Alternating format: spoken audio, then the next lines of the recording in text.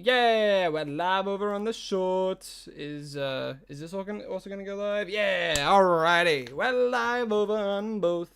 Live on the short and live on the horizontal. How are we all doing today? All doing well, I really do hope so. Just gotta do a quick little thing, a little bit more housekeeping. As there always has to be, you know. There's never no housekeeping. Mikey Kongdor, hello, hi, welcome to the stream. Hope you're having a lovely day. Also to you as well, Voidborn. I saw that you were here early. Hope you're having a lovely day. Alright, let me quickly do a bit of a post to the Discord. Because everybody loves the notifications. I need to make a role for people who want the notifications. I need to. I keep forgetting. And I really need to. I just need to make a role, call it YouTube notifications, put it in the thing and be like, hey, you want YouTube notifications? Boom, there you go. Because I've just been adding everyone, which if you're in the Discord, you're in the Discord, you're here from the streams more than likely. You're great, how am I? I am doing lovely. Let me double check chat while we're going. Who else is here? Den's World, hello, hi. Chem Disaster, love to see you back. Appleton Art, hello, hi. You're wired and iced coffee. I myself don't drink coffee, but Lycan sure does, so I'm sure they can relate.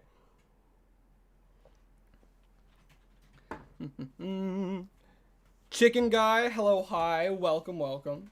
Thunderstrike as well, welcome. Man, big turnout right at the start. How we all doing? Hope we're all having a lovely day. You all know the gist. Hey, Jortakis Denma, how you doing? Welcome, how have you been? I mean, I saw you yesterday, so. Hope you're having a lovely day today. As with all of your days. Why hasn't Fish been on stream yet? Oh no, Fish is there. You can see them. They're there. They're wanting to evolve, but we're not going to be doing that. If I evolve them, I will die live on stream. Who's being hunted today? We're carrying on what we did last time on stream, which we were hunting for an Eevee to evolve into a Leafeon. Because I'm not doing the alpha method to try and get a random what? I don't want to get like a random alpha. Because I know Leafeon can spawn there, but I just want more certainty with it. We did phase on a what do we phase on? We phase on a Furfru in one of the areas where they are, but yeah. Want to hear what you, Star Chicken, Thunder Nugget, and TY have been working on? What have you guys been working on? Ty. Not TY, Ty. I trust that it's appropriate. Tegsy Demon, hello, hi, welcome to the stream. We're just waiting out a little bit, making sure the stream's all good. Everything is ready, steady to go. And then because I'm, right now, before I started streaming, I was trying to get the soft resets ready for Eevee too. Believe it or not, this is also where I made the thumbnail, because I was just on this roof, exactly where I was, and I just got the Dratini out that we got in one of the previous shorts, the Alpha Dratini, which I still think is fucking insane that we got that. Making a region based off China with a dex full of 146 Pokemon, gotten over halfway. Damn! That is a super cool project. That is awesome. Man, I'm a huge fan of projects like that. Like the, I can't remember the name right now, but the one that comes to mind immediately was the person who did like a bunch of fake mons and was like, making a custom Pokemon for you. You know, that guy. I'm sure a lot of you do, because he uses like a Clodsire as his, like a PNG tuber, very similar to what I do. I took inspiration to do that kind of stuff from his short as well as like Royal Pair. I'm like, oh shit, I can just do an animated PNG and stuff. I think that's awesome. And like, but that is an awesome project. Absolutely awesome project. I hope you guys are having fun, and I hope that you're having just a good time doing it, you know? Because fun fuels the passion. Oh, you're making a regional fly. Ooh, Bug Steel? Hell yeah. That is sick as hell. Bug Steel, super underrated typing. Only one weakness? Shit's awesome. Alrighty. I feel like we can start. We should be able to start soon. I'm just making sure that everything else is good, ready, steady to go. So if I do this, that doesn't show up.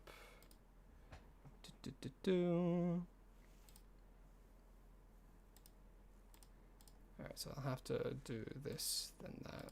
And now I should be able to...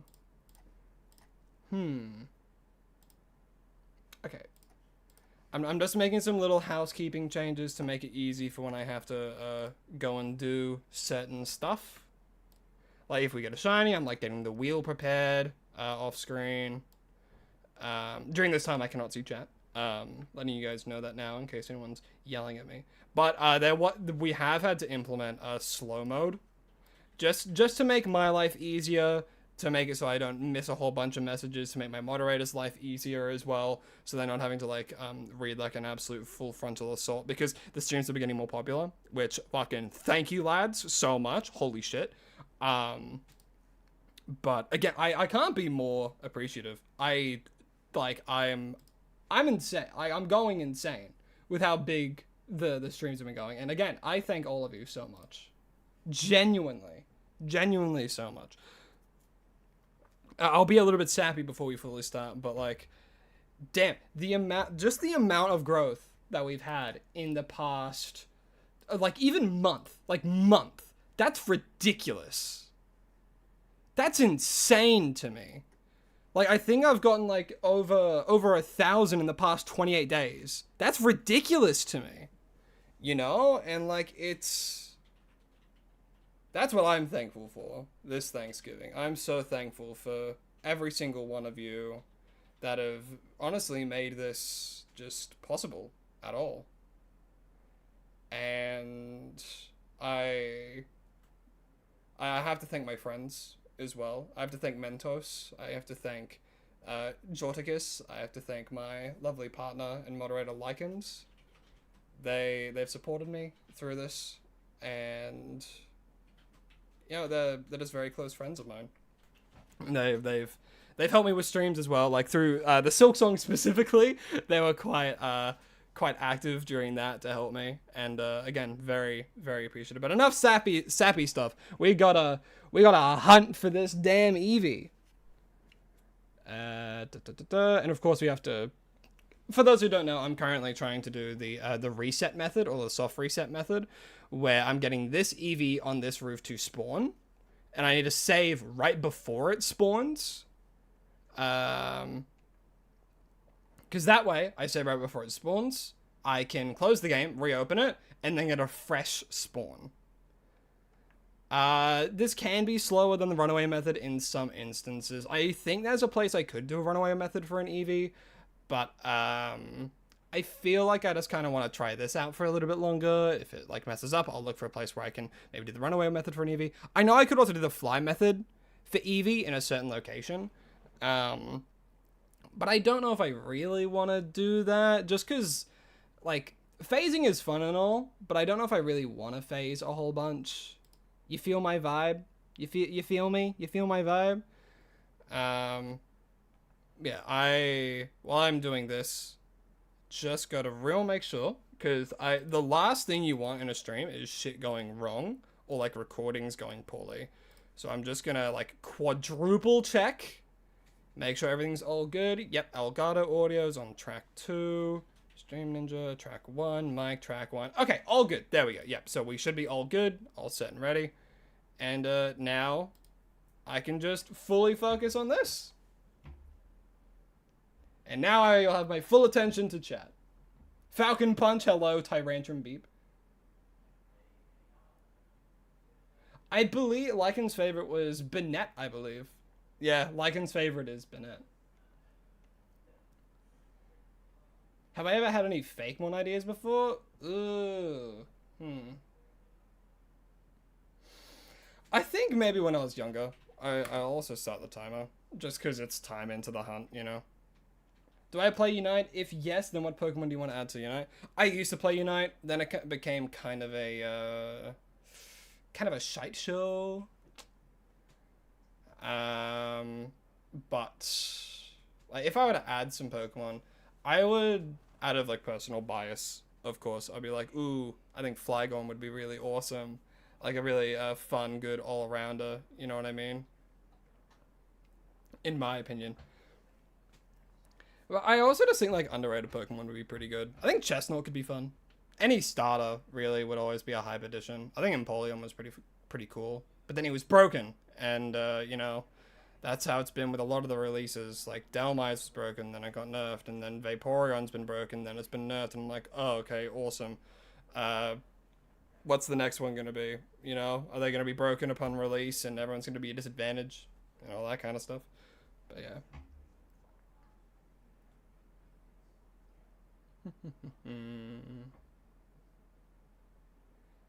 Wanted to see if I did have ideas to add to the decks. Ooh. I do think a cool one, like a lot of people do it as well, is like a an alternate form to Eevee that does the rest of the types. If you kind of know what I mean. The OP bot, howdy ho, how you doing? Welcome. What's up with me? Not a whole lot. Just trying to get this save right before this Eevee spawns, so that way we can start doing the soft reset method. Also, hello Stardust, welcome to the stream. Hope you're having a lovely day. Man, I feel like I'm struggling to catch up even with slow mode.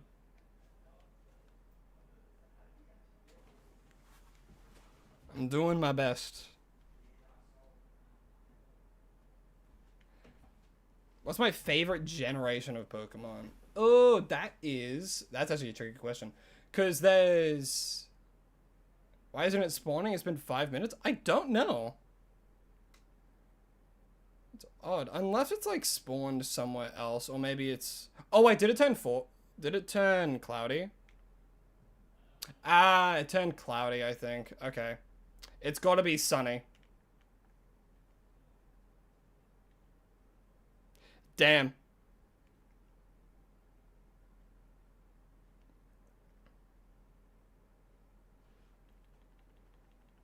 That's true. An actually good binary.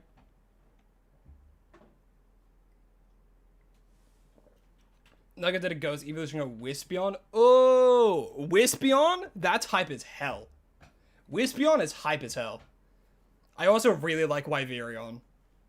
Neo, hello, hi, welcome to the stream. Hope you're having a lovely day.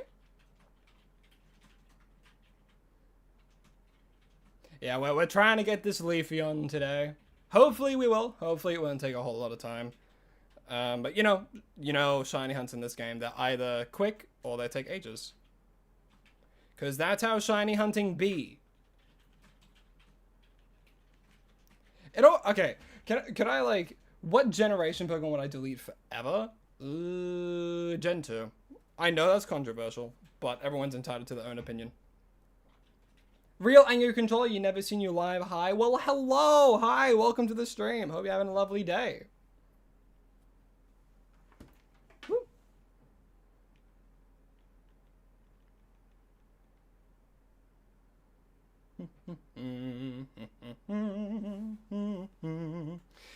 Okay, okay, the only reason but that's the thing, right? Any gen I say, there's always a really good Pokemon from it, right? Like, without Gen 2, there wouldn't be Honchkrow, you know? And it's like, but I have to think about, like, other Pokemon that are introduced in it, and, like, it has some bangers. It has some absolute bangers.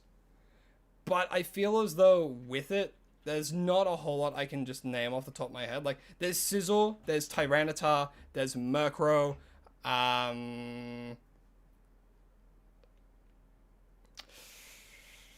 guess there's Kingdra. They added Kingdra, and that was pretty cool. Oh, okay, there's the Eevee.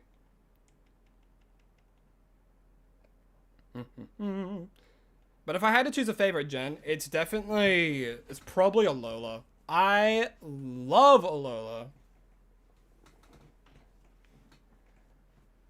Yeah, if Gen 2 didn't exist, Corviknight's right there. Corviknight is cool as hell. Big ol' steel bird. I feel like if you say something like Sinnoh, that you're just like asking for a fight, you know? Because like, yes, Sinnoh doesn't have like any fire types outside of the fire starter that was like introduced outside of what Heatran. It was the Infernape line and then Heatran, and that was it. Alola's a mid-gen in your opinion? Yeah, man. Hey, that's why it's called an opinion, you know? Everyone has their own opinion. If you don't like Alola, that's fine. I love it. It's when people start arguing, and it's like, what the fuck do you mean? What do you mean it's mid? Oh my god, it's so amazing. And it's like, Magmortar but post-game. True. Oh, did I save when it spawned? It's like, you could be passionate about it, but you can't change people's opinions, you know? Your opinion isn't, like, right. To yourself, it's right, because, you know, that's your opinion. Oh, did I fuck it up? Hold on. Level 16 female. Yeah, it's very hard to delete a gen. Because, like, there's at least one iconic Pokemon in every gen, you know? Level 16 female. Ah, I messed it up. I saved as it spawned. Alright, hold on. Alright, we go again. Kill the Eevee.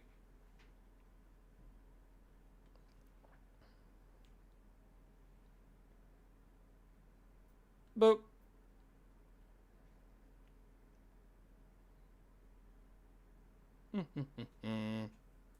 Happened to you twice with Drumper. Yeah, it's because you want to get right before they spawn. You know, right before they spawn.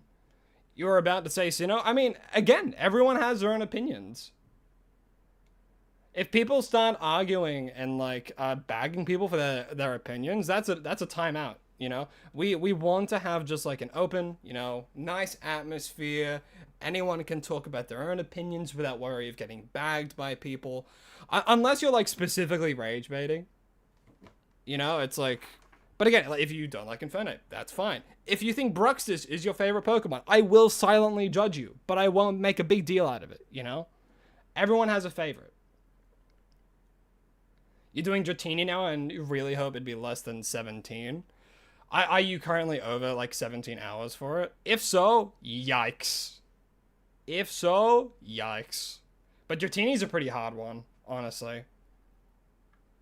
Thunderstrike, you have amazing news. Lay it on me. Again, as long as it's appropriate for a stream, lay it on me. Also, if any of you have questions, feel free to ask, as long as they're not personal or probing. Oh, 17 was for your Dratini hunt. Damn. Alright, so you've already gotten the Dratini. Hell yeah. Yeah, Dratini is one of the harder hunts. There are a few hard hunts in this game. Like, Gibble, like the first one that come to mind, of course. Oh, you're doing a Dratini hunt again and you're currently 3 hours in. I see. Nice. Kind of started to like Bruxus because of Pokemon Go. Otherwise, bad Pokemon. See? That's fair. Like, people have ties to certain Pokemon that they use in their team and stuff. You know? What's the longest shiny hunt I've ever done? If we're talking like outside of this game, it would have been 3 months looking for a shiny Cresselia in Pokemon Ultra Sun.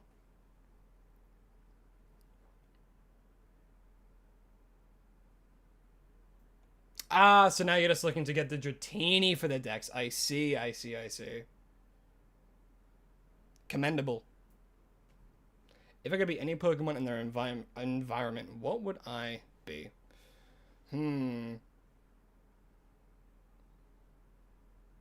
I feel like in their environment. We're talking wild, undomesticated. If we're talking wild and undomesticated, like, you got the shiny Froakie? No, I saw that actually. I saw that and I was like, hell yeah. I know that you were doing that for ages. You were doing that for ages, and hell yeah. I'm glad that you got it finally. Just be a sleeping fruit. True. Honestly, Appleton would be pretty cool. Only thing I'd be scared about is children coming up to me and eating my back.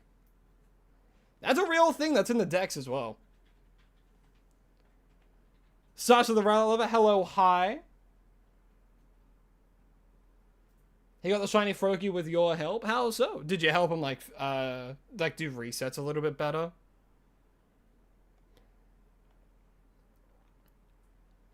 Also, my favorite Pokemon mechanic, Mega or Z move, definitely Megas. Like, Z moves would have been better if they had better animations for them. Just overall, I think. But I think the Megas are cooler. But I think they're also a little bit more broken. They helped give you a better tactic for it. Hell yeah. Love to see gamers helping gamers. Is it? It's not cloudy yet. Alright, thank goodness. Knock out the rest of the ones in the area to just reroll for Froakie. True. Fair. Yeah, then you won't phase on anything. Yeah. Very, very good idea.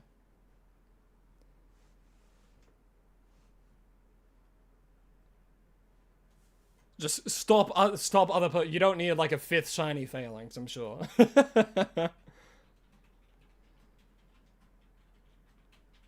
Do I have a favorite starter Pokemon? I think right now it's Turtwig, but I'm kind of leaning towards the Chespin line. I don't know, something about it.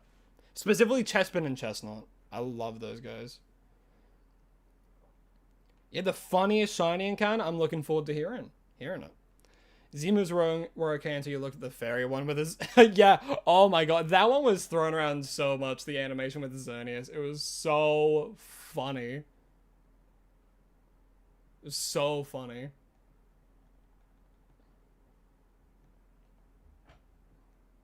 Slow mode should be affected to everyone. Yeah, the only thing bringing Chespin down is his spherical middle evolution. Very, very awkward middle stage evolution.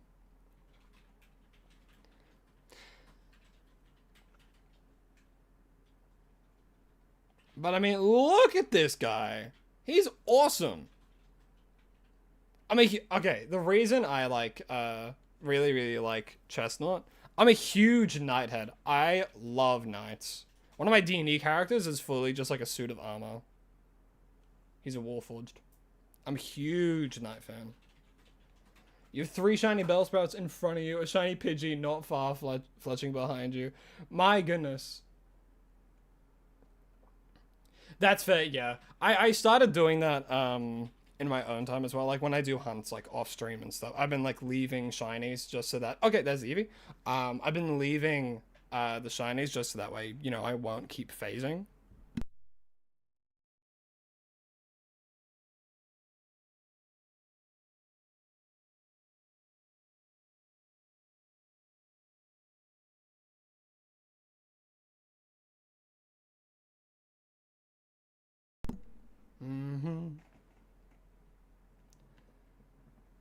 Yeah, baby ball to beast. It was his cocoon phase.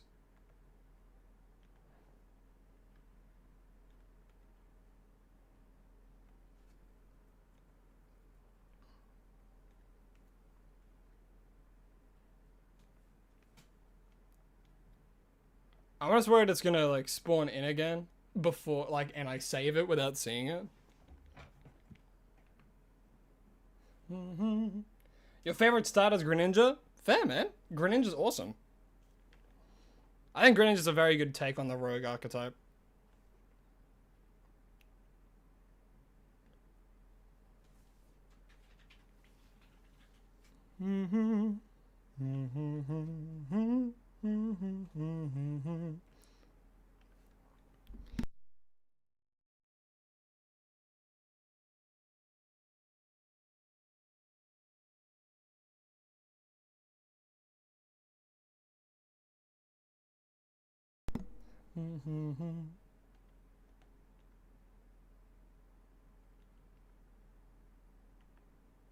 Greninja's everyone's first edgy rogue, and we love them for that. True.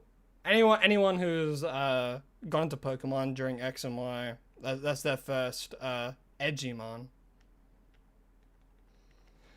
I think for me, like the first mon that I thought was edgy would have been starting with like Pokemon Black and White. With I think it was Excelgor, because his whole thing was like, oh, he's a ninja, he's a bug ninja. Another shiny Eevee? Hell yeah. You just got a shiny Tyranitar, right, guy? Hell yeah, man. Hell yeah. Hope you had fun getting it.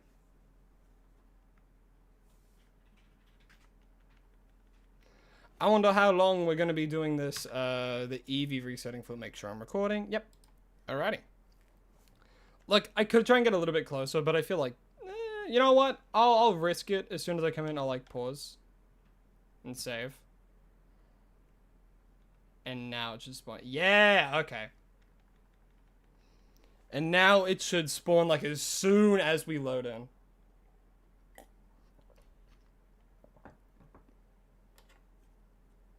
I don't think we're gonna get the shiny for a little while. Wait a minute, it's in the same spot. Don't tell me I messed it up again. It's a level 16 male. I saved before it spawned. I swear. Hunt for Dratini. Ha. I've already had to hunt for Dratini. I swear. I messed it up again? Oh my goodness. I flew too close to the sun once. Are you kidding me? My goodness. I could have sworn it was for... I need to stop being so greedy. Alrighty. I'm sorry, little one. What? Huh? Hello? What is happening? Why? Are you immortal? Is this Eevee? What? What is going on? The Eevee's not despawning. It doesn't have a health bar.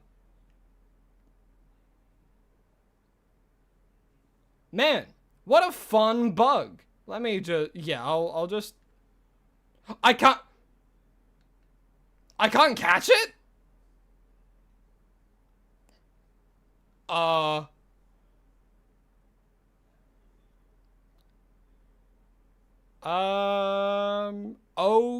Okay. I suppose, let's just do this. Could you imagine if that was the shiny? Could you imagine? So, can I... What?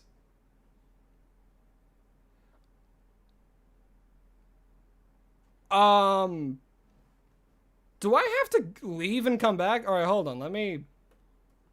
If I fly, I broke the Eevee, I guess. What? That's insane. Okay. If the Eevee's still broken, we're gonna have to find a new spot, but it shouldn't still... Okay, it's in a different spot. Yeah. Okay, yeah, it's in a different spot. Alright. Mess him up, sweetie. Flamethrower didn't kill it? You're level 28. Well, it's not stab, I suppose. This Eevee's... Goddamn. Well. And then we start the countdown again. Boop. And then I'll just save, just to be sure. And now we wait. And now we wait.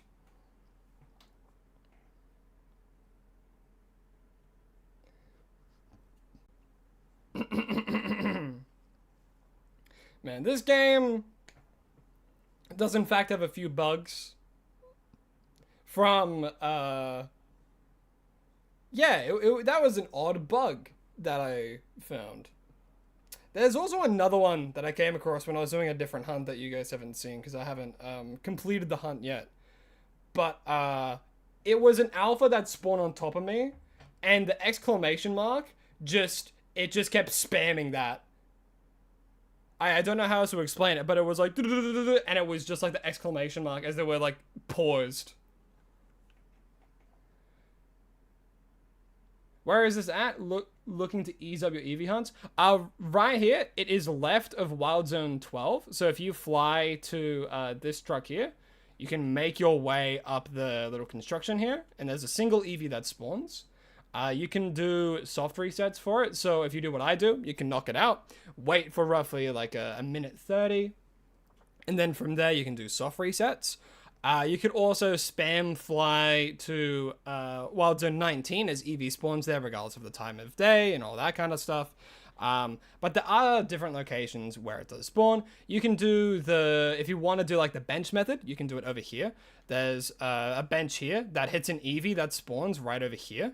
And I know it hits it because I actually got a shiny Ghastly when I was bench resetting for the Fennekin that spawns there. So the first three that come to mind, the bench method here for EVs that spawn over here during the day. There is the soft reset method that I do here because you can quickly fly there, make your way up here, and then knock it out, save, and then save right before it respawns, so do that. Or you can do the fly method and Wild Zone 19. Those are my three, but there should be a lot more. There's a bench much closer to that Eevee. Oh, is there? Oh, wait, does this bench hit that Eevee? If so, that would be better. I just wouldn't know if that bench would hit the ones on the roof. Because if that's the same, wouldn't the fly method also work for that Eevee? And the fly method would probably be better. On the same route. Real? I didn't know that. Well, there you go. You can look around here and there'd probably be a bench around here somewhere. If they're telling the truth, that is. Which, who would lie about that?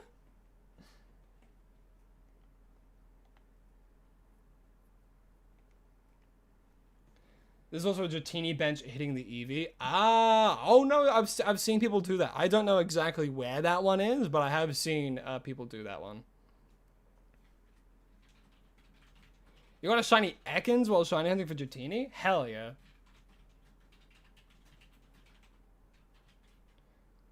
I think the reason Star doesn't have slow mode is because they're a member. I think that's the thing.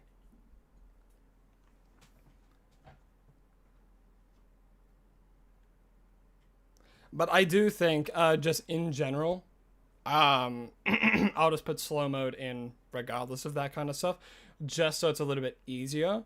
But of course, if you're a member, I will try to get to your messages priority, of course. What slow mode does with YouTube, it makes it so everyone has to wait, like, I've put it as everyone has to wait 60 messages before putting in another message. So if you put in one message, yeah, then have to wait 60 seconds and then put in another message. It just prevents things like constant spam, as well as makes it easier for both myself and the moderators to make sure that we can get to as many messages as we can. It can be a bit annoying for some people, but that's just the best way for me, my moderators, and also just makes the chat a little bit more not as chaotic, which helps a lot of us.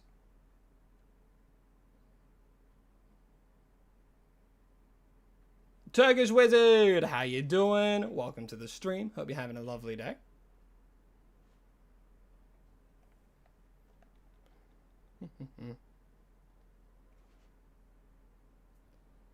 That's right, Star. Thank you. I appreciate that. Hunting this static shell for Arbok. Oh, yeah, I know exactly where that is. Hell yeah. There's a crap ton of Arbok on that roof, actually. I wouldn't be surprised if you phase on an Arbok trying to get the alpha one.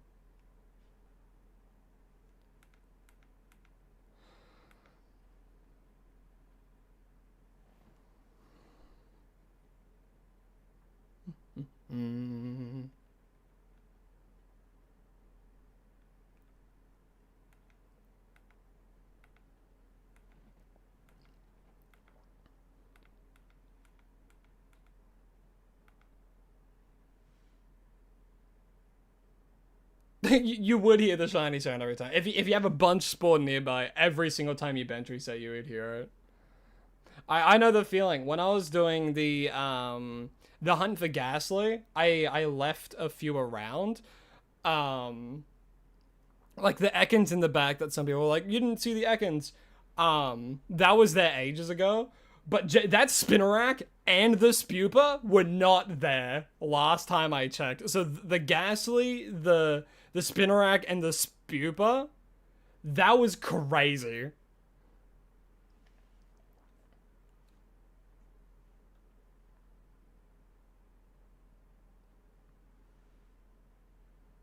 Yeah, that was a weird bug to come across. I think it's because I saved right as it spawned that bugged it out. It put it in a state where it could be targeted, but it couldn't move, it couldn't fight you, couldn't do anything like that.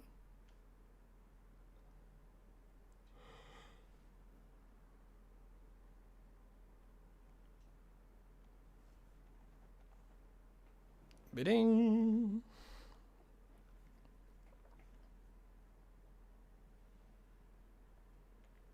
Still sunny.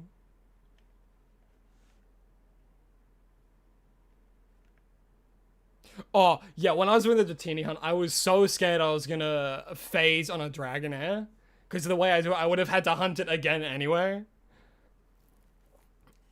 But man, at the very least, you can add it to your living decks.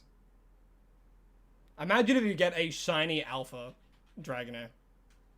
Dragon Sun's Pokemon, hello, hi, how you doing? Welcome to the stream, hope you're having a lovely day. Do I have a shiny Honchkrow and Arceus? Feels like it might be my favorite Pokemon. Believe it or not, Honchkrow is not my favorite Pokemon. Flygon is. I don't have a shiny Honchkrow in Legends Arceus, but I do have one in Pokemon Scarlet and Violet. With nothing but the odds of the shiny charm, because I got it randomly when I was hunting for something.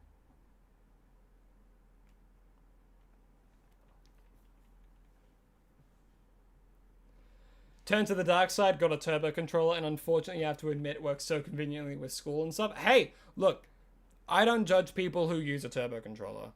I do not judge people who use a turbo controller. The people I judge are people who use a turbo controller and complain about it. Those are the people I judge. But again, like, people who have to, like, go to school, you know, and, like, have a job, like, every single, like, a 9 to 5 every single day, but they want, like, shinies and stuff. That's fine to do that. I don't judge you. But the people who are saying, oh, it's too easy to get shinies. Oh, you can just AFK and it's so easy. I'm like, okay, first off, shut up. Secondly, if it's so easy, go to a different game, hunt in that. If this game is too easy for you because it's been streamlined to a more casual audience, then go back to, like, Gold and Silver, where the odds were 1 in 8,000, and enjoy spending a month trying to get one. You know? If it's that easy, go to a harder game. That's just my opinion. Yes, believe it or not, Flygon is actually my favorite Pokemon.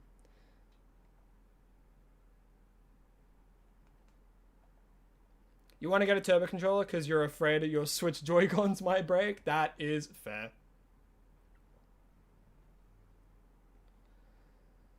You've mentioned that you have 22 OCs, but you want to make a web comic focusing on at least a set of few of them, but you can't choose. Well, Any thoughts about Zygo being legal in season 3?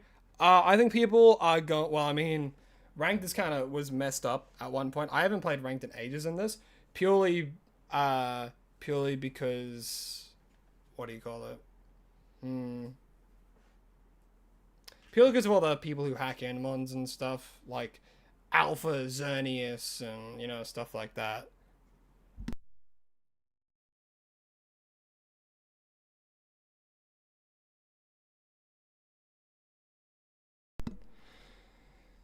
What was the other question? There was another question someone asked me. Let me think. Was it about Pokemon? Well, I'm assuming it would be.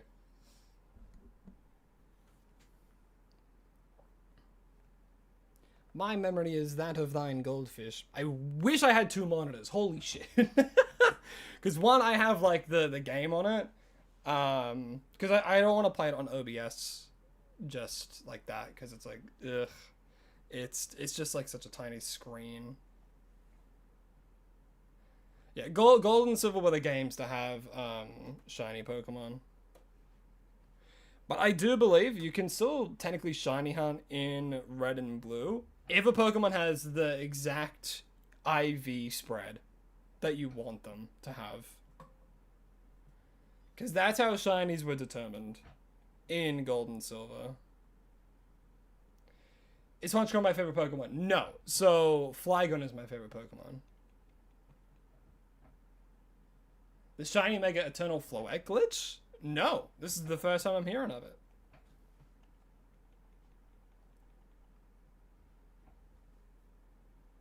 You can view it as a shiny in the Pokedex if you have a shiny Floette. Oh, real? I didn't know that. I straight up did not know that. That's Well, I guess it is Floette. But, huh. The more you know.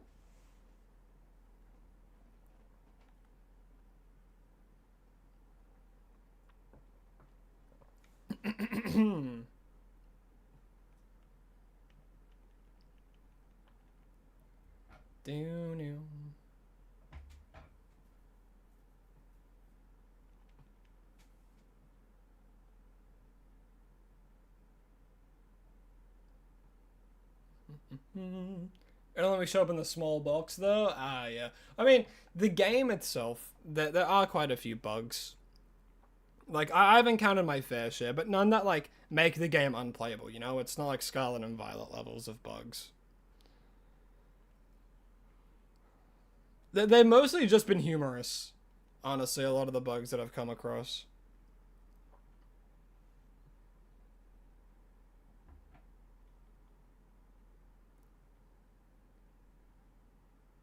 Finally got Froakie after over a month. Absolutely amazing. I salute you. A month waiting for a shiny Froakie? Yikes. That's crazy.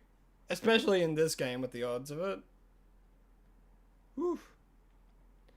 Another shiny Bellsprout? God damn. That is true. That just means it narrows it down to less Pokemon that will appear as a shiny.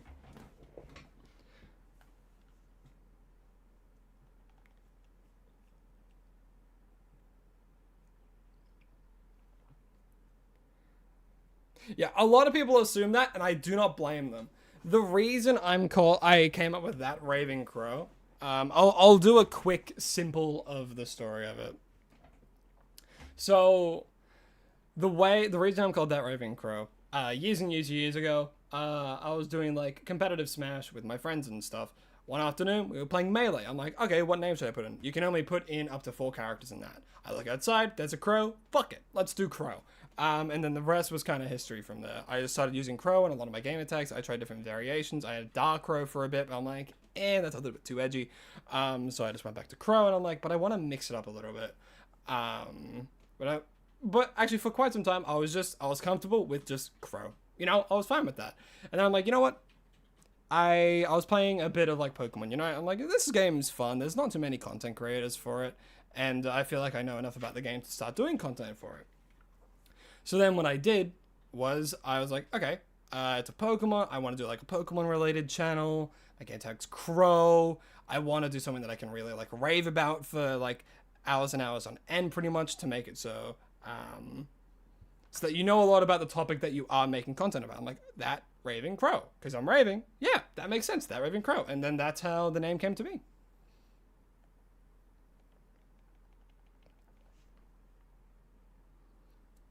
But my favorite Pokemon is Flygon.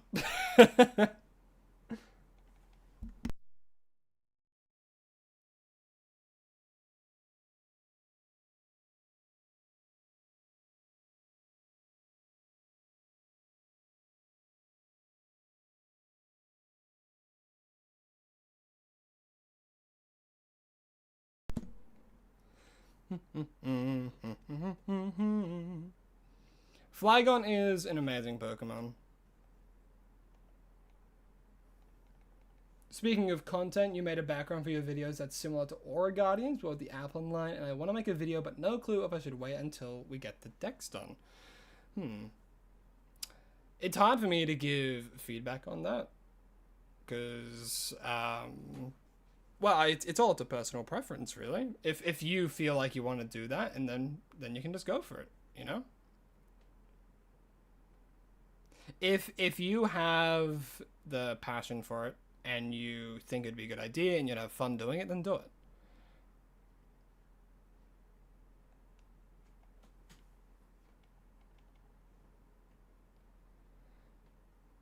That's true. We might get shiny Eternal Floette. I personally think we'll probably just get like a shiny Zygarde event. Like Zygarde, Yveltal, and Xerneas. Maybe Hoopa. Maybe Hoopa. Or actually, we could probably not Zeraora.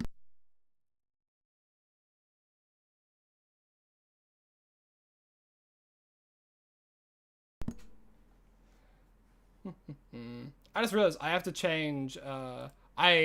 I've been alerted that the description of the video is still for when we did something before. So I'm gonna quickly pause the recording. Pause that. Oh, I reset it. I reset the timer.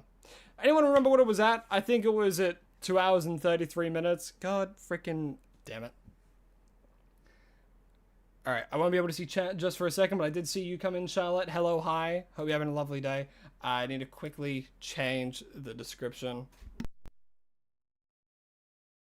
All right, it was at 2:39, 2:39:21. All right, awesome. Okay, let me just quickly grab an older description from this.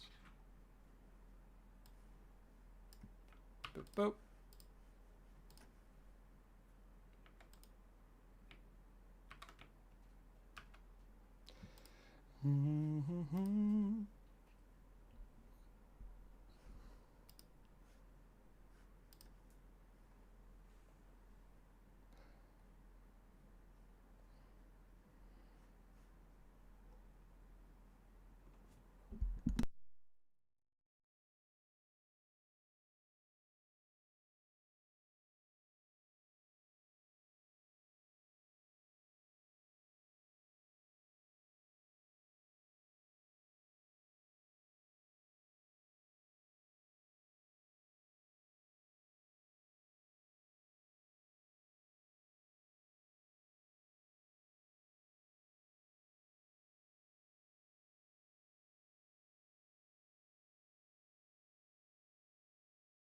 Okay, everything should be all well, good, and done and already do. So now I just got to very quickly change the time to what it actually has been. And it was 2 hours, 39 minutes is what we were at. 2 hours, 39 minutes, and 21 seconds. Bada bing, bada boom. Okay. Set the recording up again, start the timer, and we keep going. Okie dokie.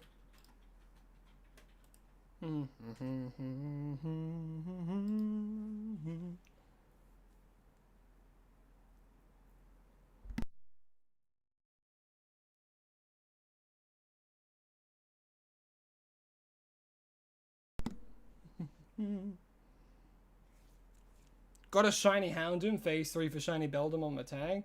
God damn. Phase 3 in the labs. To be fair, those are one of the fastest hunts in theory.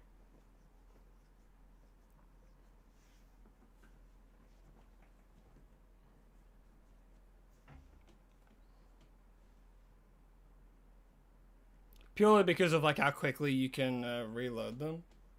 I think it's faster than the fly method. It's probably the fastest hunt in the game. Again, not saying you'll get it in under an hour, because we all know how shiny hunting is, although some people like to say otherwise. You know, that's a pet peeve I have, genuinely. I don't like when I come across, like, shorts that,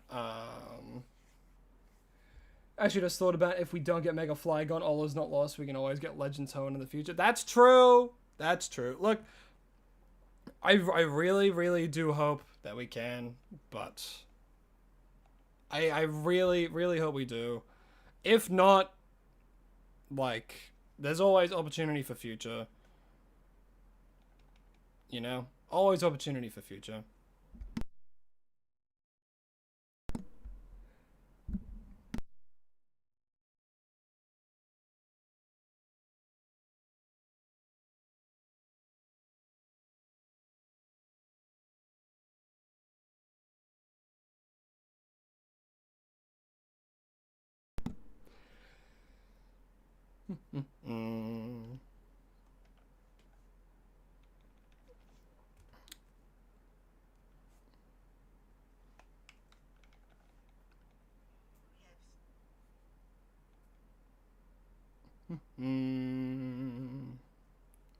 Hold on. I think there's still some...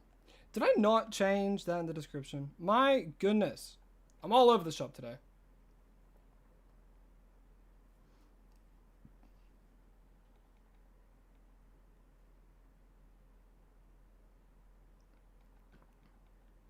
Alright, so that one is fine. What gen's Flygon from? I think Flygon's from Gen 3. Ruby and Sapphire.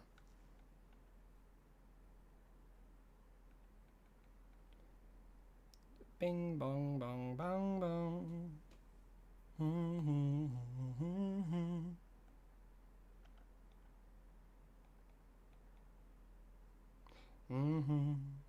Boom, boom, boom, boom, boom, boom, boom.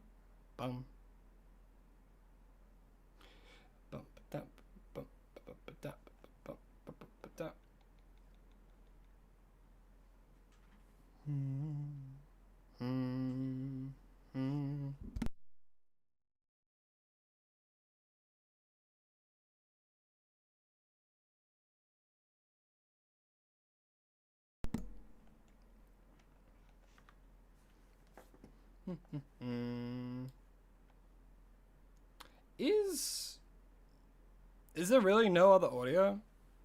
So you can hear me. Can you hear the music or the game? Maybe I should turn it up a bit.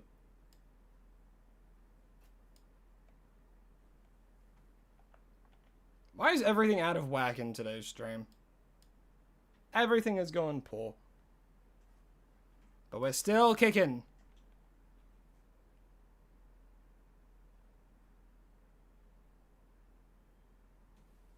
Only me? You can hear it? Okay.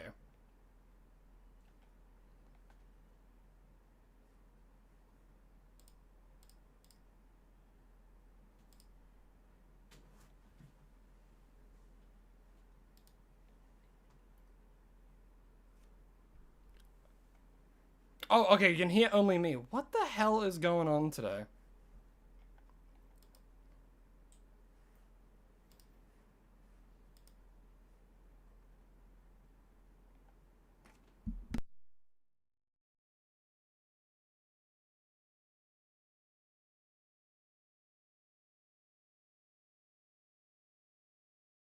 I do not understand why it's being this way today.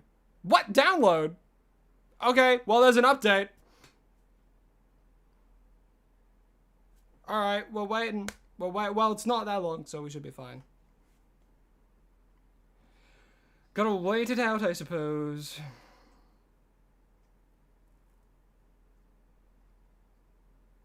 And there we go. What the heck was that update for?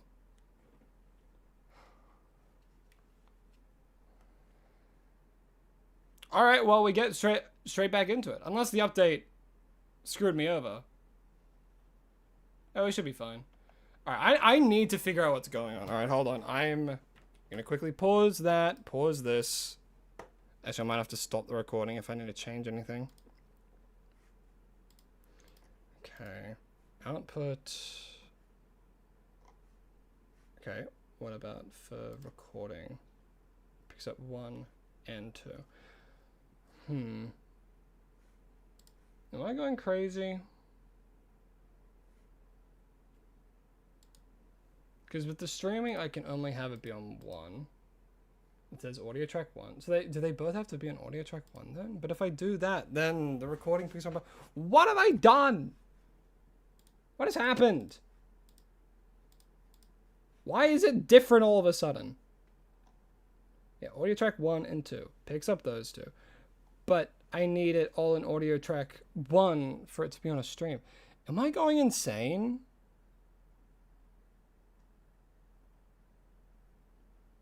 What the heck has happened?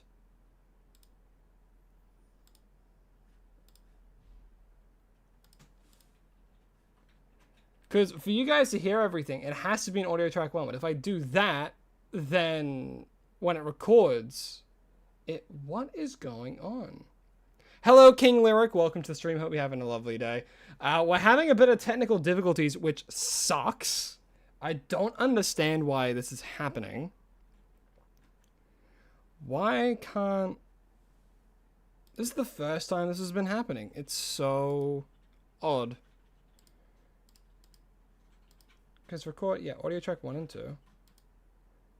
But with the streaming, it's only allowing me to do one audio track. Because I have music going, and I also have the game audio. But it's not going to pick up on that. The recording will, but the stream isn't for some reason.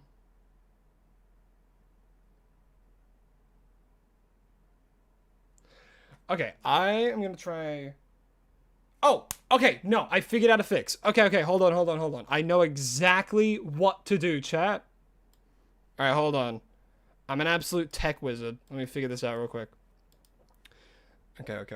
So if that's on audio track 1, that's on audio track 1 and 2, then what I have to do, I will do... Can I not change this right now?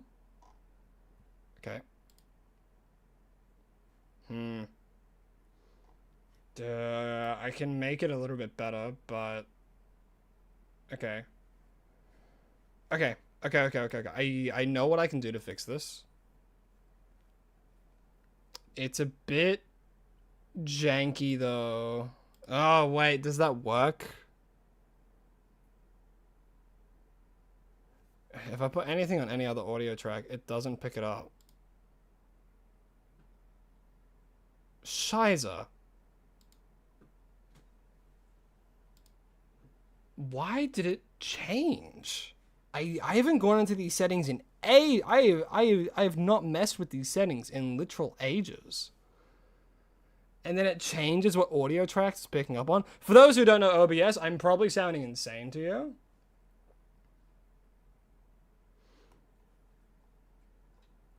This is definitely going to be... oh my goodness. Yeah, because the streaming is picking up on one audio track. And I have to have all of them in that one audio track. So I can't just do...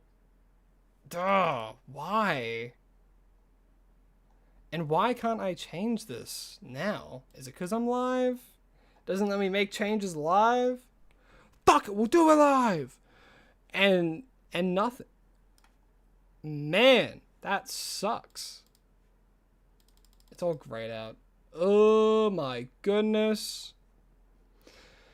Okay, well, on the bright side, I think I have a fix for something at least. But to make... Okay, you know what?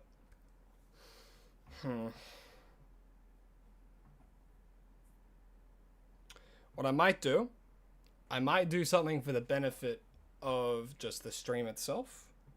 And my past self is gonna hate me for this, but I'm just gonna put it all on the one audio track for now. My past self is absolutely gonna smash my face in for doing this. But at the very least now, you guys can hear the audio, you can hear everything, you can hear the music, you can hear absolutely everything. Only issue is, when it comes to later down the line, when I record this, it's gonna pick up 2 audio tracks, one with nothing, and one with everything. But you should be able to hear everything now, and it should all be as normal, right as rain.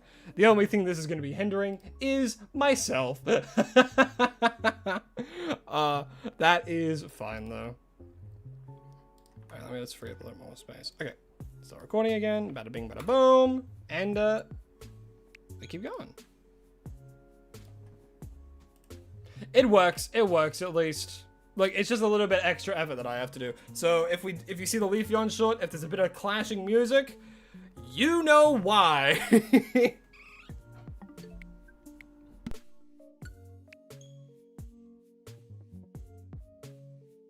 I'll probably now I can troubleshoot the music a little, so I'll turn it down just a smidge.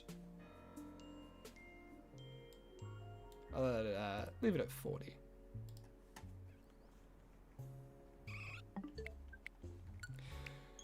Doobie-doo-doo. Alright, well, with that done, we can move on to other topics.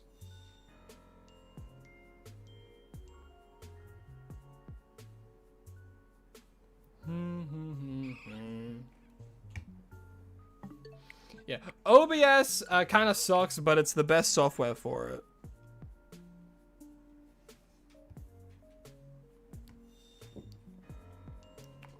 Holy shit. Nearby, a place nearby to me is fucking restocking with cards. Oh, mackerel. My mother just sent me an image of like a full like container just filled with surging sparks. A huge container just to the brim with like ETBs and stuff. That is insane. That's gonna go in like 20 minutes as soon as that's on the shelves.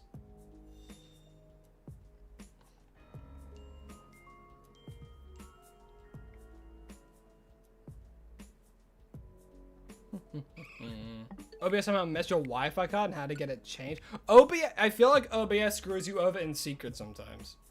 Do I have any pets? I myself don't have any pets of my own, but I of course do have family pets. From my family, we have a big dog, and then from my partner's family, there is a small dog. And occasionally on stream, you will hear one or the other, because every week we change location. Luke Lloyd Duncan, hello, hi, welcome to the stream. Hope you're having a lovely day.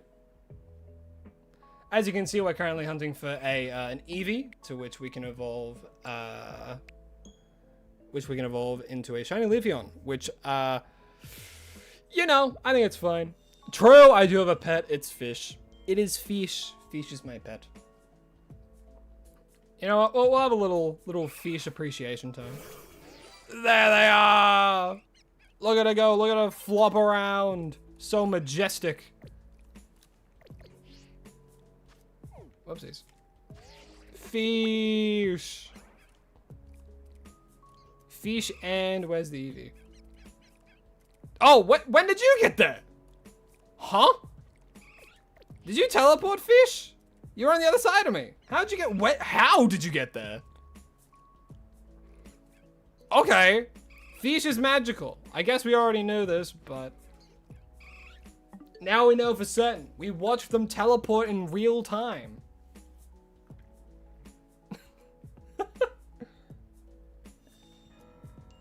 Magic Fish.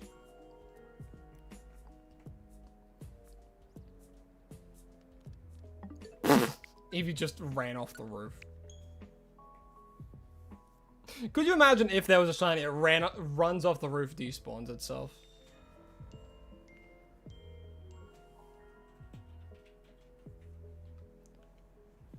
Two cats and 3 dogs? Gosh damn. Raining cats and dogs.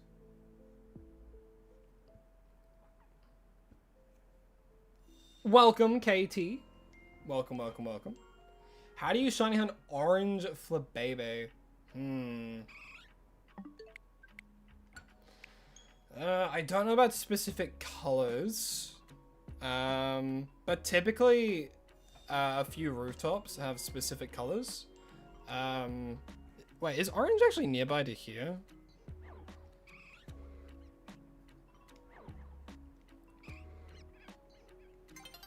Is there a chance for this Eevee to be an alpha? I actually don't know that. I don't think I've ever seen this Eevee here be an alpha. But I don't know where to hunt specifically orange shiny Flabébé. I know where you can just hunt for Flabébé, which of course that's area 3. Shocker, right?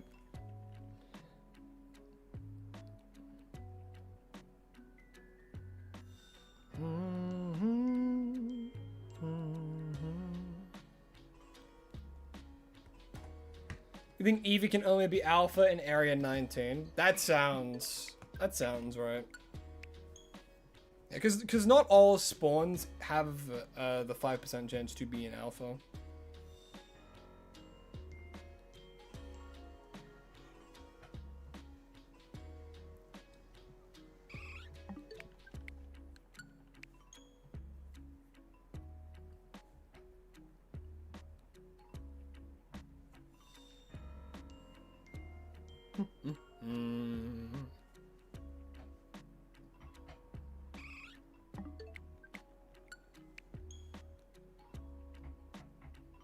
Pretty sure for baby is pretty hard to shiny hunt. I mean, in previous games where they could despawn, definitely. But in this game, considering shinies don't despawn, I don't think it's too hard. Especially because it has like the shiny effect and the shiny sound too. Hey, Necreon, welcome back. As you can see, we're still hunting for Eevee. We did have some technical difficulties, but it has been solved, at least for the time being. What are my thoughts on Mega Zeraora? I think it's fine. It's Zeraora with different colors. Very minimal changes. You know, like, it would have been cool if they added a secondary typing, like electric fighting, but it's still just a pure electric type as well. You know? But that's just my opinion, you know? Everyone has different opinions. Yeah, see, exactly my point. Like, Star loves the Mega, and that's fine. You know, that's great, even. It's good that you can say that about a Mega, you know? So that you can have a favorite. It's a good feeling. Me, personally, I just don't really see too much of a change.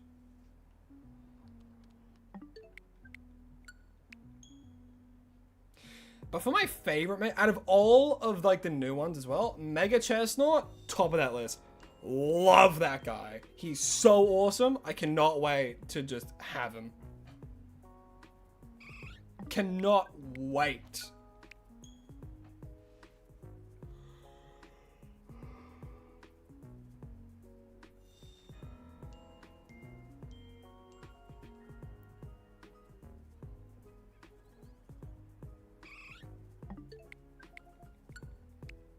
Does it get a second tail?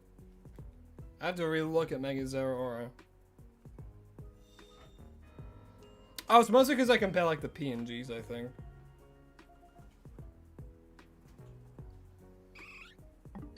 Let me have a look, see.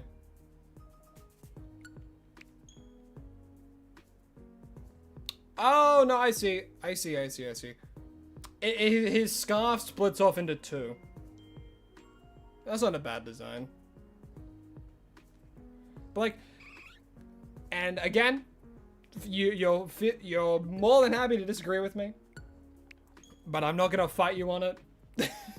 But like, if we look at Zeraora, the little blue thing on his head turns into a horn. His face stays pretty much the exact same. There's different colors. He's got the whiskers that are the exact same. The little blue marks on his stomach become a little bit more prominent. You know, it's a Mega. You know, it's just the same Pokemon, but a little bit more amplified. You know, it's a Mega done well, because I feel like if they did anything else, it would have been too much. But I feel like they made too minor of changes. You kind of know what I mean? I don't get me wrong. I love the fucking color palette. Black and blue go like hand in hand for me. Black and blue, I love, especially that shade of blue. I love it. Absolutely love it. But I don't know, the Mega just seems, I don't know, just a little bit underwhelming to me. You know? It feels like a shiny variant of Zeraora almost.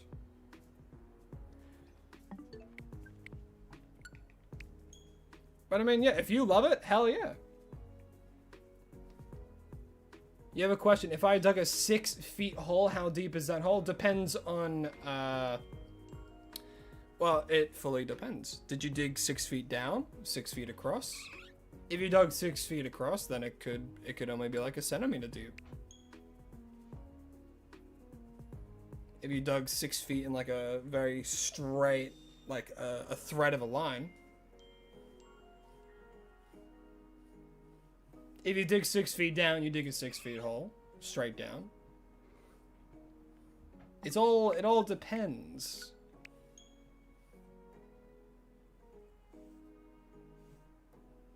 I know things. Yeah, it's a shocker, isn't it? My brain has this amazing ability to retain information. If you dig 6 feet up, you're levitating. How can you dig 6 feet? If you're in a cave, you could. You can dig straight up. If you're Link from Tears of the Kingdom, you could ascend.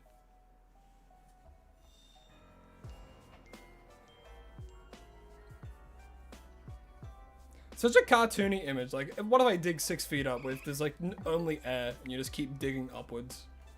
What are you digging? The air?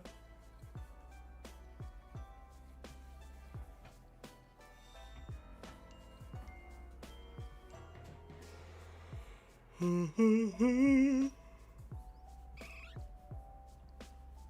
got a better question? How do you walk uphill both ways? How do you walk uphill and downhill? In your backyard got bored, so you dug up. The air was hard to dig up. Honestly, it would have been. It would have been. It would kind of like slip out of the shovel, so you have to be really quick and firm with it. Do you think we'll get... I think we'll get like a Mewtwo thing as well. Like, if we don't get them in base game, Mewtwo and Volcanion will definitely be in the DLC, I feel. Got your shiny Alpha Raichu ready for the DLC? Hell yeah. Maybe you're 6 feet under when you dig up. How? You would be 6 feet above the ground. Would you not be?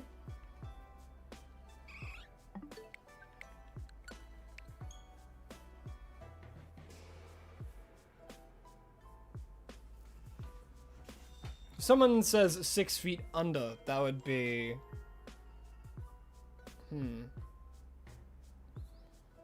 You walked uphill both ways 20 miles a day with 1 foot. My other foot was starting a business. If anyone gets the reference, say the iconic catchphrase.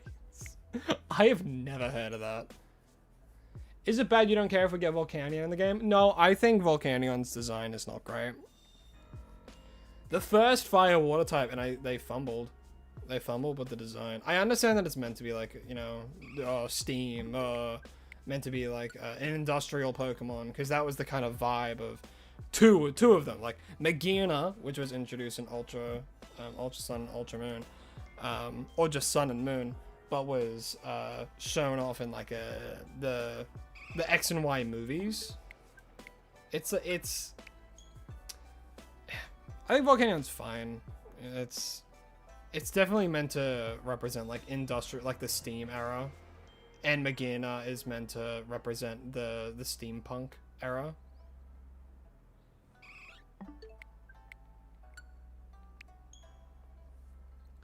Which Pokemon do you think deserves a Mega but wasn't confirmed, not given one? Before we say anything else, leaks of the DLC strictly forbidden in chat. If anyone spoils anything or leaks anything, immediately, like, that's a ban. Where we're not tolerating any leaks of that kind of stuff, because everyone wants to experience it blind. That's the best way to experience it, in my opinion, because then you actually get the joy of seeing it. So, I myself, I do not know what new Megas will be added, except for one, because someone spoiled it. And I'm really bummed that someone spoiled one of them for me. But if there was a Mega that I really, really want, the Mega that I want the most is Mega Flygon. One, of course, I have bias, because it's my favorite Pokemon. But two, Flygon is so heavily overshadowed by Garchomp by an insane margin.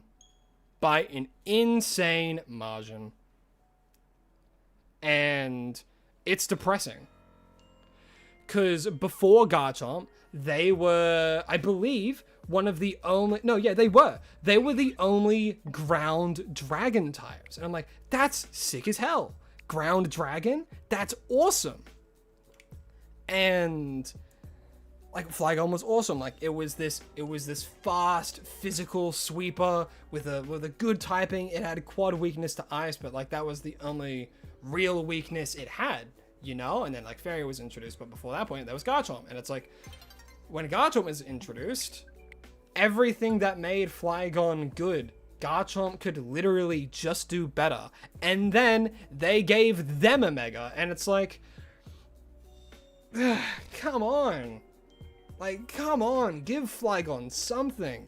Like, Flygon's a good Pokemon, don't get me wrong. Like, it has good base stats, it has a pretty good move pool, and, like, its abilities like Luster. I think Levitate's a bad ability for it. If it had, like, Sandstorm or something, I think that would have been freaking sick. I think Sandstorm is, like, the perfect ability for it, because its whole thing is that it whips up sandstorms. That's its whole thing. So I feel like it would have made sense if it had the ability Sandstorm, but it doesn't. It has the ability Levitate because they wanted to implement the, oh, but it flies, so how do we do that? Levitate. And it doesn't have a hidden ability or anything. And it's so overshadowed by Garchomp. I swear, I was saying this to my partner yesterday.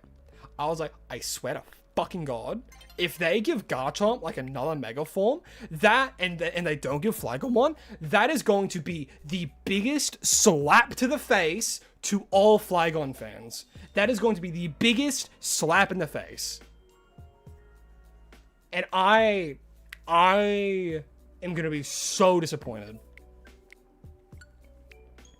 What's my thoughts on Mega Baxcalibur? Interesting choice. But I'm sure they're going to introduce a lot of new Megas. It's weird that they chose one of the weirdest designed pseudo-legendaries, especially because, like, Gudra's right there. Like, I know, like, I know a lot of people will say, oh, but Gudra had the Hisuian form, and it's like, yes, but it's also the pseudo-legendary of the Kalos region. Oh, the boy who loves to craft. Thank you so much for subscribing. I really do appreciate it. I hope you're enjoying the stream, and I hope you're enjoying this current rant about Mega Pokemon and Pokemon that I think deserve to be Megas and stuff, and all that kind of good stuff. But thank you. I really do appreciate it. I hope you're enjoying the stream. It's so... It's odd. Like, I know a lot of people will say that, like, Gudra has the Hisuian form, so it had that love then, and, like, to an extent, I do agree. And I feel like a Mega Gudra could be cool, but then I don't know. Honestly, the more I think about it, I think it's fine if we don't get a Mega Gudra. If anything, we should get like a Mega Noivern. I think Mega Noivern would be so awesome. Mega Gudra would be dope, but you don't know what it would even be. I feel like it would just kind of honestly, kind of what Chimecho did, where it kind of looks like Gumi, and it's like this big kind of like, I saw like a fan art of it recently, and it looked really cool. It was like a snail kind of thing, kind of similar to the Hisuian variant,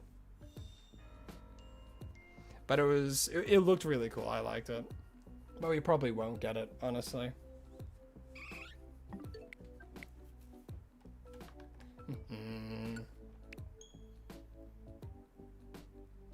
What's my thoughts on Mega Chimecho? Honestly, Mega Chimecho is really fun. I think it's a really fun design. Dragon Spiral Tower, hello, hi, good morning to you. Hope you're enjoying the stream. Oh, well, welcome to the stream, more like it. Hisuian form don't change too much. Yeah, it doesn't. Mega Flygon, Mega Noivern, I think would be great. If they gave Flapple and Appleton a Mega, that would be insane. I mean, they have Gigantamax forms, and, like, it's all but confirmed that the next Legends game is going to be Galar. So, you know, we might get something. We might get something in relation to Appleton there. Appleton and Flapple. Jotty Blanco, hello, hi. Hopefully I said your name correctly. But welcome, your show is live. It sure is. Welcome to the live show.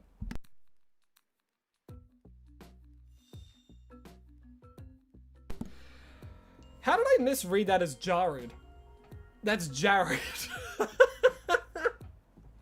My goodness. You feel Mega Hydrappa would have more potential than the other Applins, plus they have G-Max? Honestly, yeah, actually. No, I see that. I see that. It is a 3-stage evolution. It could get a Gigantamax. You don't want Legends Gala in full honesty? Neither do I. I feel like it would be weird. But Legends Unova is the main one I want. That would be so good. That would be so much fun. Like, seeing the original dragon, that's what a lot of people want. But I feel like we're not going to get that till, like, ages. Years and years and years from now. I do kind of wish we get a Legends game for each gen. I feel like that would be a really it would just be a good idea, honestly. Delving into like the past or the future. I feel like if we got a Legends Unova, it would act as like a third game, like after the events of Black and White 2.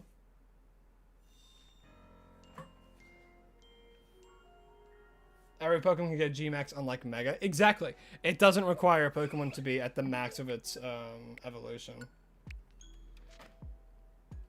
It'd be better than remakes after BDSP messed everything up. Yeah, it's... Look, BDSP, it's not that it was... It's not that it was bad. It was just way too similar to the original. And, like, it was a remake. You know, it was a remake. A lot of people didn't like the chibi style. I think they just tried to stay too true to it. You kind of know what I mean? What Pokemon do I think is way too overhyped? Garchomp. Garchomp is way too overhyped. Oh my god. That'd be so good. Oh, G-Max Flygon, and it would have like a sandstorm surrounding it the whole time. Ugh, like Sandaconda. How awesome would that be?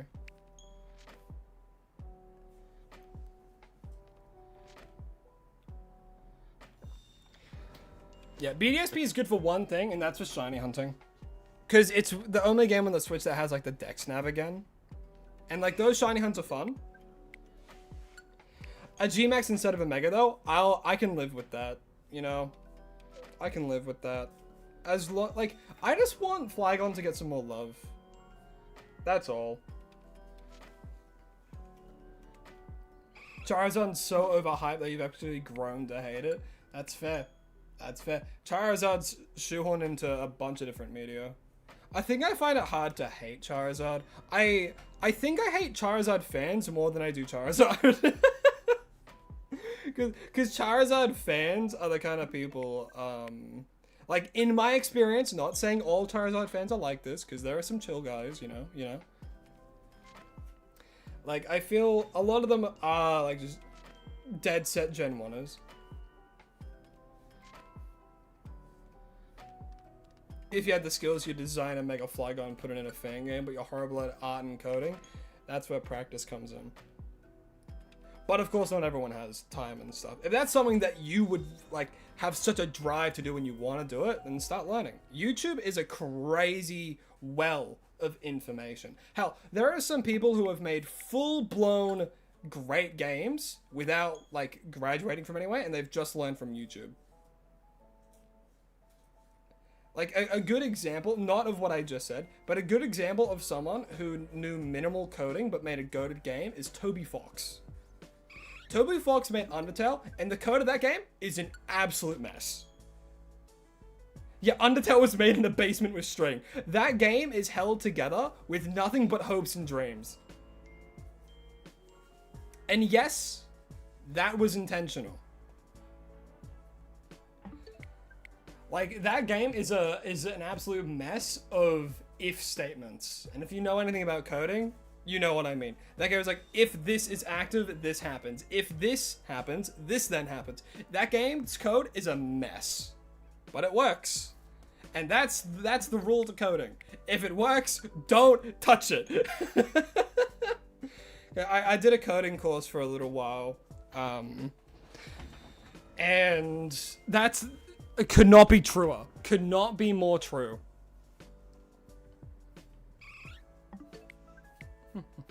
The next Legends games should be Legends Celebi. Honestly, that would be pretty fun. Honestly, I just want another Legends game. Because the Legends games are always they're just experimental. They're different from the main line. It's still Pokemon, but it's different from like the turn-based stuff, and they add a little thing on it, you know? Yeah, don't poke the sleeping code. If the code is sleeping and it's doing right, do not mess with it. Because the second you change one thing, it'll all just fall to shit.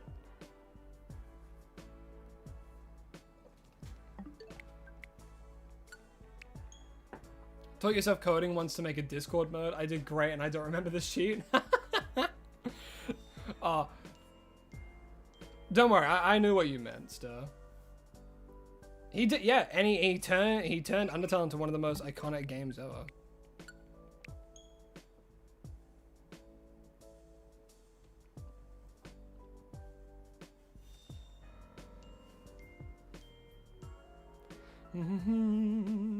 Shiny. Dang. Imagine. I'll only get one of those in my entire life, and that was the Noivern. Robert I don't know how to say your last name. Groton. I'm gonna say Groton. Groton? Groton. Thank you so much for subscribing. I really do appreciate it. Hope you're having a lovely day, and thank you for joining the stream. I really do appreciate it. I just realized how quickly I talk. My lord. Gotta go see ya. Alrighty, demon. Hope you had a lovely time on stream, and I hope you have an even lovelier day. If you could bring one thing to the medieval ages, what would you bring? I would bring strobe lights. I'd blow their fucking minds.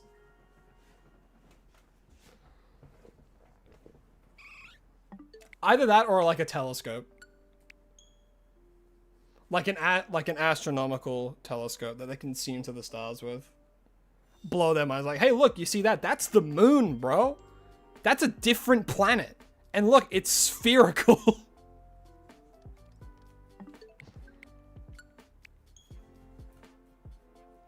Either that or like just a really good burger and give it to one of them. And I was like, yeah, man, that's a burger. Yeah, I only brought one, sorry. And then they'll ask me to make more, and then I'll run a food enterprise. Oh, like, you got salt? You have like paprika? You got garlic? Garlic's a huge thing.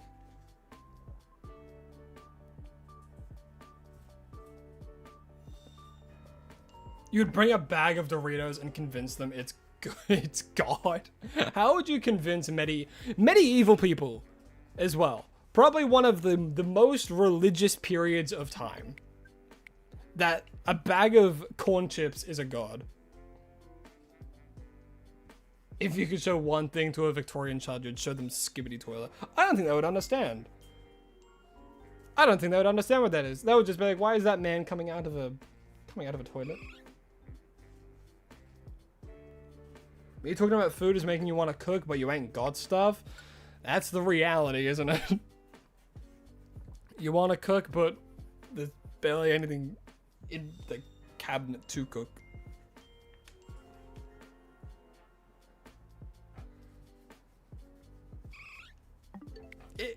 I feel like if you ever went back in time, I would not bring religion into whatever I bring. Purely because religion back then was such a touchy subject, I feel.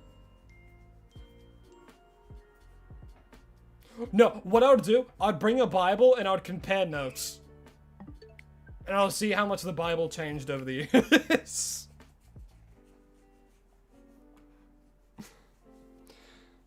I'll put a Bible in my back pocket. I'll go back to the medieval era. I'm like, hey, do you have a Bible on you? And then I'll bring up my modern one. I'll be like, yeah, I just want to compare, like, see how accurate these stories are and if they've been altered over time. Yeah, go back to biblical times and see if anything's true. Who knows?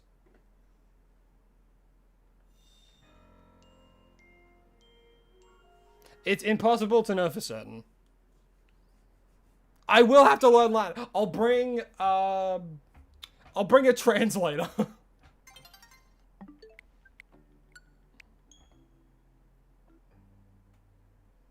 Bro, cheesecake? Oh my goodness.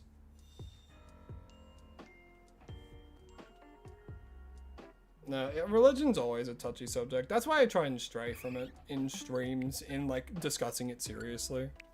Of course, if we're talking about like the past and medieval, religion's just something that's brought up, you know, because, you know, medieval times, all that kind of stuff, they were very, very religious. I mean, hell, priests had more power than like mayors back then, you know what I mean? I mean, they still kind of do.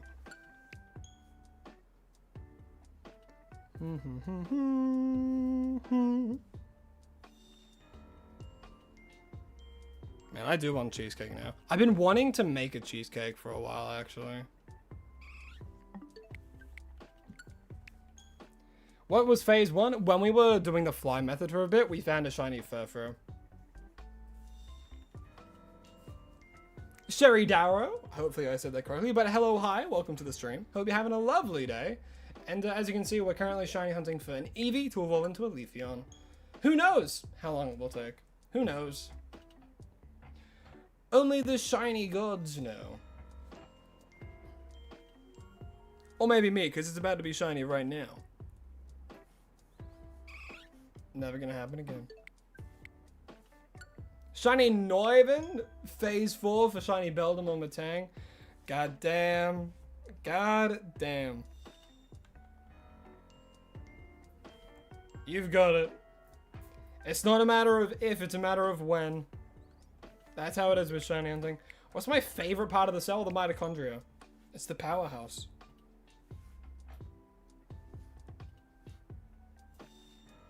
A Biscoff cheesecake? Okay, I'll be so real right now. My partner's mother, they made the most banging fucking Biscoff ice cream I've ever had. I devoured it. I think I'm the only one who had majority of it. But it was so good.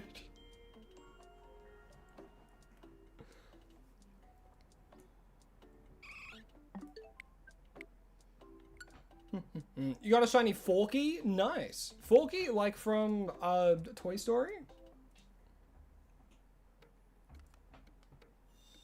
You're in Texas for Thanksgiving? Nice.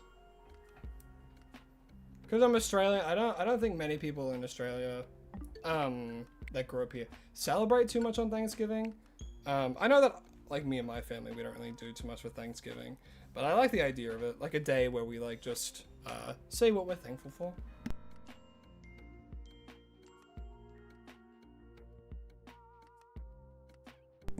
But yeah, in Australia, I don't think many people do Thanksgiving unless they're like from America. Because it's a very, very, like, a US tradition, Thanksgiving.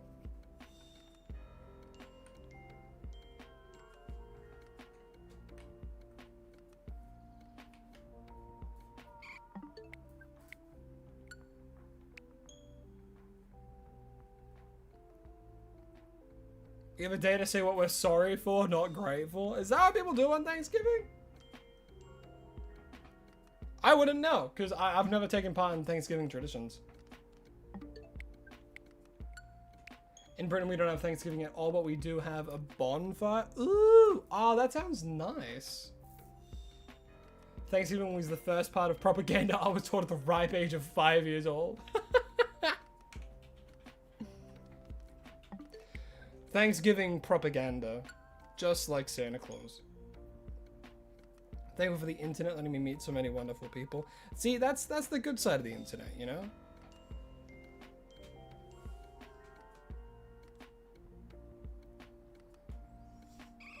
What starter did I pick? I chose Tepig. Because I felt like Embo had the most potential for Omega, and I was right. This is before I knew what they looked like as well.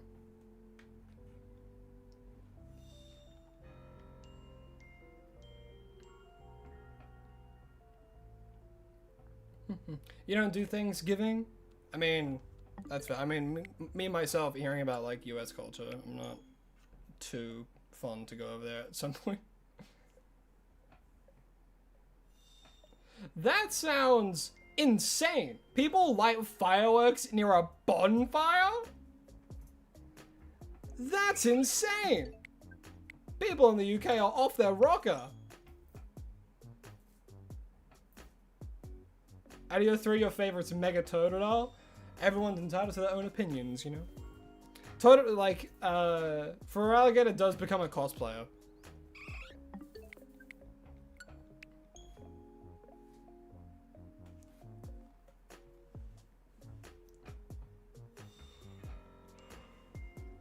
Yeah, the general consensus of Freya, not many people like it, but if you do, good for you.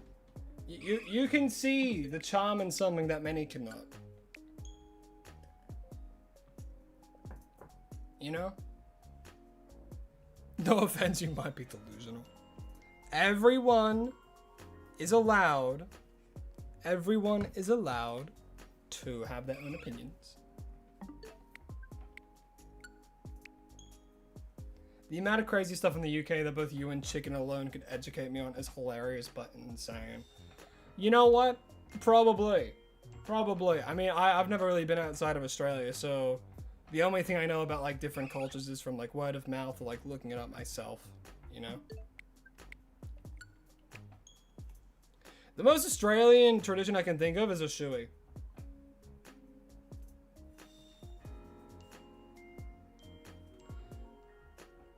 What's my opinion on anime? Some is good. Like, I like Mob Psycho. I like Free Reign. Pokemon anime, of course, I'm a fan of that. I've actually been watching Pokemon Horizons recently, just for something on in the background. And, you know, I'm a Pokemon fan, so why not? But a lot of anime I don't really like, purely because it's like a lot of it's like heavily over-sexualized, and that just makes me uncomfortable. One of the main reasons I like stopped playing like Marvel Rivals and stuff. At first I'm like, okay, this seems alright, and then like Skins came out. I'm like, oh, that's disgusting, and then I stopped playing it.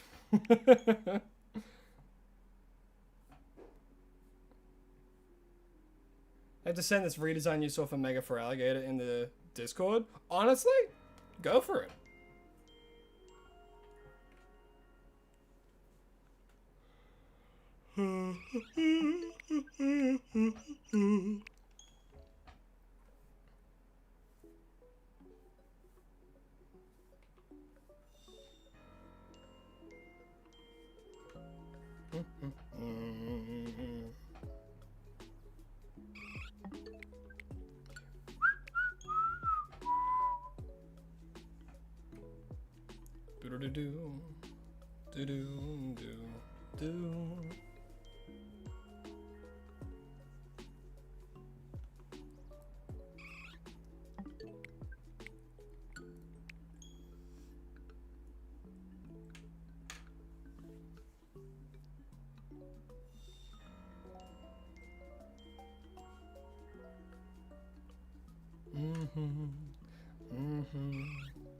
I just remembered a rant I was about to go on a while ago, but then I fully forgot. What I was gonna say a while ago was a pet peeve that I have about some of the shorts that I see regarding this game in shiny hunting. And I look into the comments of the ones that I see, and I see a lot of people have the same problem. There are people that make shorts saying, like, I guarantee that you will get this shiny quick. And I'm like, you can't guarantee that. You are delusional if you think you can guarantee someone can get a shiny in under 5 minutes. Absolutely delusional. And you're like, in their experience, sure, maybe they did get the shiny in 5 minutes and like, oh, everyone can do this in 5 minutes. That is a delusional, the most delusional thing that anyone can have the mindset of when shiny hunting, that it will be a quick hunt. That is a ridiculous mindset to have, because you're setting yourself up for disappointment. You are setting yourself up for disappointment. And I hate it when I come across these shorts and they say, oh, you do this method and you're guaranteed to get this shiny quick. And I'm like, you cannot guarantee. AIA, thank you so much for subscribing. I really do appreciate it. And thank you again. I really do appreciate it. But seriously, it's one of my pet peeves when it comes to seeing other content creators who are doing this. And it's not that they're doing bad content. And I'm not trying to bag on anyone specifically. All you gotta do is say it's the best way to get it. Because that's true. You know? Some people find methods, and it is the fastest way to get it. But you cannot guarantee that they will get it quickly. I mean, look at this right now. People have said that doing this hunt for Eevee, you will guarantee to get it quickly. It's currently been 3 hours and 25 minutes. You know? So a lot of people don't call that quick. Heck, I've had people in my comments complaining that they did it for half an hour and they still didn't get it. I'm like, dude, your concept of time when it comes into shiny hunting is so incredibly warped. Shiny hunting is still, even with the shiny charm, a flat 1 in 1,024 chance. A 1,024 chance. That is still ridiculous odds. That is still a ridiculous odds, is it not? Hi, do I trade? My moderator will answer that for you because I'm in the middle of a rant. It's so delusional, and I keep saying it because it's true. It is delusional to think that you can go into any of these and you can get your target shiny in under 5 minutes. Or under half an hour, to be honest.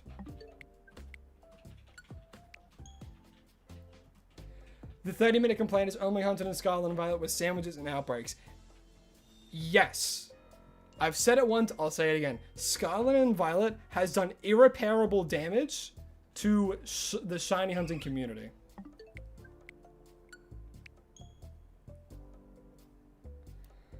The reason I say that is because, like, it made the odds so unbelievably quick, and like mass outbreaks, you get so many resets, right? And a lot of people played those games. It's like the third most selling, it's the second highest selling Pokemon game of all time. The second most highest selling Pokemon game of all time. A lot of people have played it, you know? The new gen on the Switch, a lot of people are going to want to play that. Kind of the same with Sword and Shield, but Sword and Shield didn't get as good as a reception because, you know, it wasn't open world and kind of stuff like that, you know? It's so pressing how... Not pressing. And this is why I get annoyed when people complain. If people complain that shiny hunting is too quick, play an older game. Play Sword and Shield even. Sword and Shield has some hard hunts. Well, not even hard hunts. It just, you know, it will just take time, you know? If you want to play a game that it feels like shinies have more value in, go back to playing a different game. And if this game's too easy for you, then, again, like... But to have the gall to say, oh, I guarantee that you'll get it quickly. That is a bunch of hippy-dippy baloney. Yes, I'm quoting a Lego movie, and I think it is a good time to do it. It's ridiculous. It really, truly is. To say you can guarantee it. It's just a lie. It's just a straight up, blatant, in your face lie. And that's why I never say guarantee in my shorts. I cannot guarantee things, you know? I can never guarantee you can get a shiny quick. Because it's luck. It's like saying, hey, yo, I can guarantee you can win the lottery in like 2 minutes. Like, yeah, man, just because you won the lottery in 2 minutes doesn't mean everyone else is going to. How much is Legends ZA for cartridge? It depends on your region. For me, digitally, it was 110. And I think for cartridge, it was 120. But again, it varies based on region. Region and currency.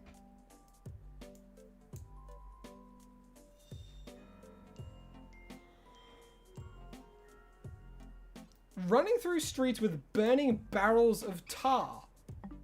That sounds like a crime.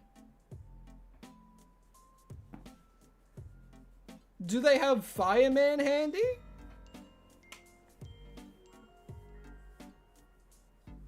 Do they have the fire department on standby in case it crashes into a nearby building?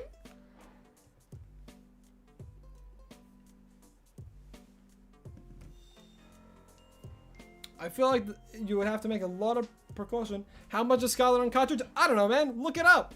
You have the internet. You're here. Go look it up, man. I'm not Google. Type that into Google. You'll get an answer.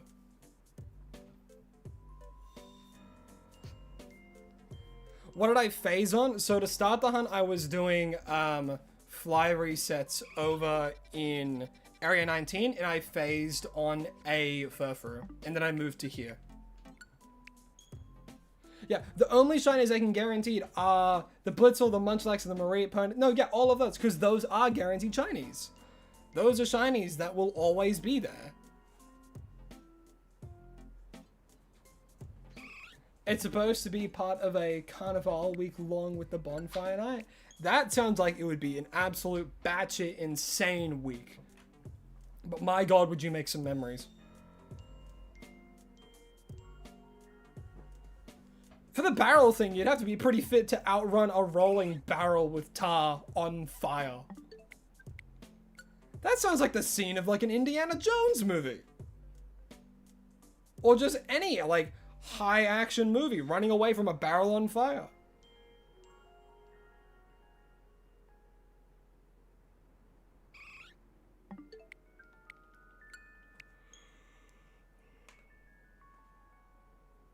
You also have a bonfire holiday, but it's not until like April or May. Not a bad time. I mean, Australia, we don't really have anything crazy. Like, we have Australia Day, but that's usually just like a barbecue and Anzac biscuits.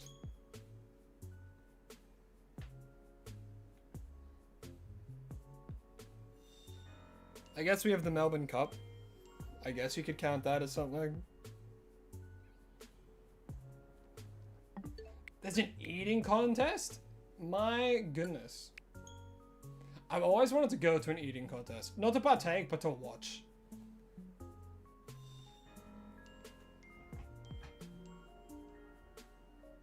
Australia Day sounds scary. Everything's upside down, probably spiders everywhere. Not far off. Yeah, Australia Day, we try and be upright for a day.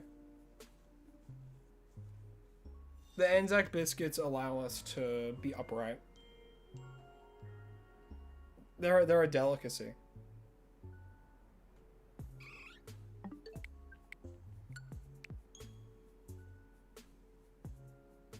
You can do that, yeah, but only with the help of Anzac biscuits. And they have to be able to chip your tooth.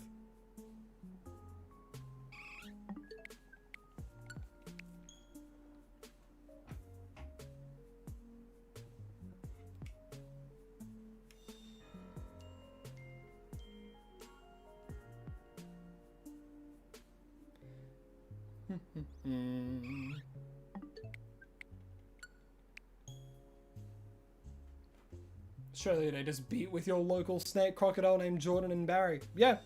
Yeah, they live down the street, actually. There's like a creek that's infested. They're chill, though. It reminds me of a video of a man with a frying pan. As a crocodile's coming out of the water, he just hits it on the head with a frying pan. And then it goes back. I'm like, is that in Florida? It probably is. Florida's just as crazy.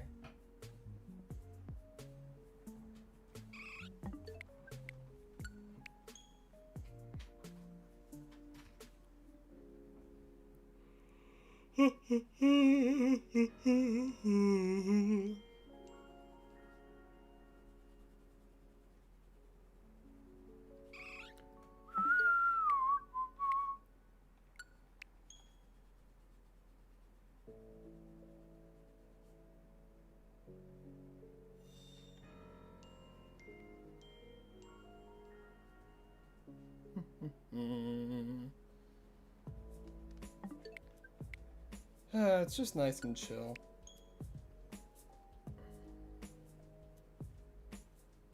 Have you ever seen Hyrax? They make a sound of screaming go, but pitch down to sound like an angry teenager. What is a Hyrax? Is that an animal?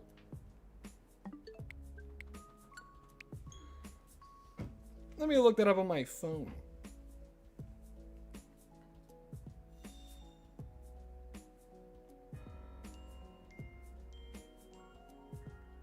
Oh, that's a real animal.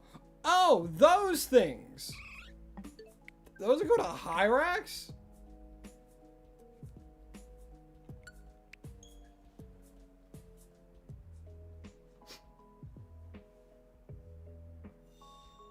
I did not know that's what they were called.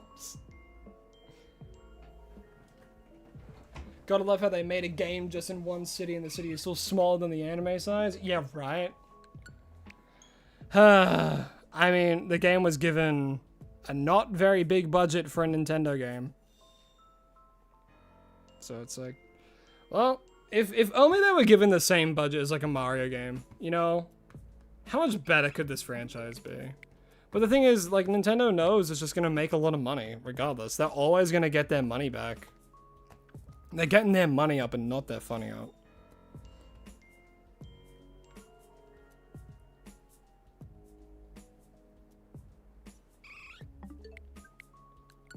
It's ridiculous. Yeah, $1 billion company doesn't want to make one of them do this.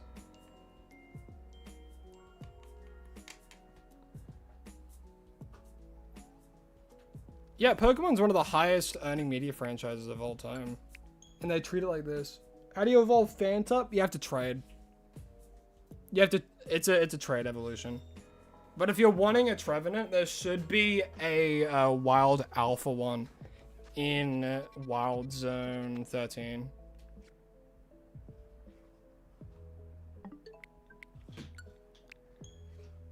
Yeah, the Pokemon Company. Yeah, that's very true. I don't know if Game Freak has much of a say in the budget. I mean, there's a lot to, because there's a lot of stuff that Game Freak's also working on. Like, they've worked on previous games as well that, like, there was, like, Little Town Hero or something that they worked on that I remembered recently, because one of my friends reminded me of it. It didn't perform well at all, but if a Pokemon game looked like that, I think it would be great. They could ask for more. Maybe they do. Maybe they do and it gets declined. It's impossible to know.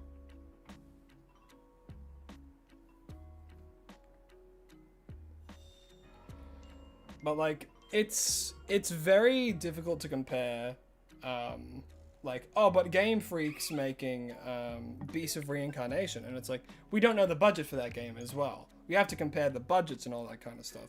If Game Freak was given, like, a $100 million budget for that, that would go crazy. Of course it would, because, you know, like, duh. But this game has, like, 1/10 of a $100 million budget. It's, like, it's $14 million budget for a game this big. It's like, Nintendo blinks and they make that much money, you know? Like, the amount of sales that are constantly going all around the world buying these games and playing them, and it's crazy.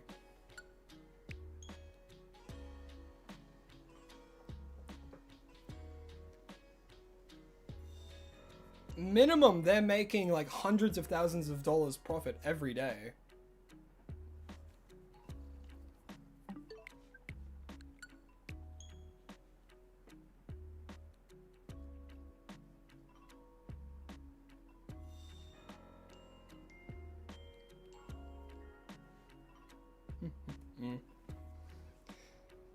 Yeah, like, the games are a huge sell point, but it is true that merch and collectibles and like TCG, oh my gosh, that is where so much of their profit margin comes from.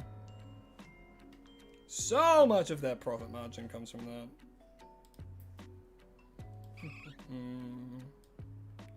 Last question before you continue with the decks and hop off. Which game do you think will win Game of the Year? Although you haven't played it, you think it's Expedition 33. Silksong Glazers are gonna win. Don't get me wrong, I think Silksong's a phenomenal game. I think Expedition 33 is fucking phenomenal, but I feel like it's gonna be, like, Game of the Year will go to Silksong, but I think Expedition 33 is gonna win so many awards. It's not gonna win Game of the Year, but it's gonna win so many awards. Because it was nominated for, like, every award imaginable. It was, like, for soundtrack, art direction, even the actors were, like, nominated for, like, best on-screen performance, best voice acting performance, all that kind of stuff.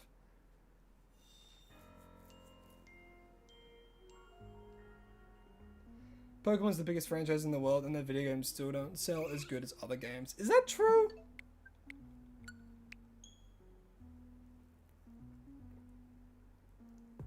Is that true? I don't know. In comparison to other Nintendo games, I feel like it sells very well. Might be a little bit of a low blow here, but in comparison to, like, Metroid, I think Pokemon's a bit higher. In comparison to, like, Mario, though, I don't know. I feel like they're pretty tied. I haven't really looked at Mario sales figures, but I'll have a look.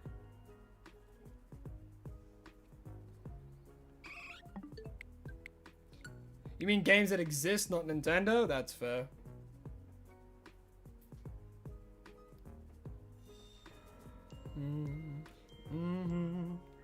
Alright. What's the list of the best-selling media franchises. Alrighty, here we go. So number 1 is Mario, Nintendo. That's number 1. Number 2 is Tetris, which also crazy jump. Because Mario overall throughout the whole series, I think, has 893 million sales over the whole franchise. Gonna continue the deck, see you another time. Alrighty, Appleton. Well, I hope you have a lovely rest of your day, and I hope you have fun making that dex. But yeah, if we look at top franchises of all time in terms of video games and their sales, number 1 is Mario, number 2 is Tetris, number 3 is Call of Duty, and then number 4 is Pokemon. Those are the game sales, specifically. Number 4 in the world for total amount of game sales, with 489 million individual sales.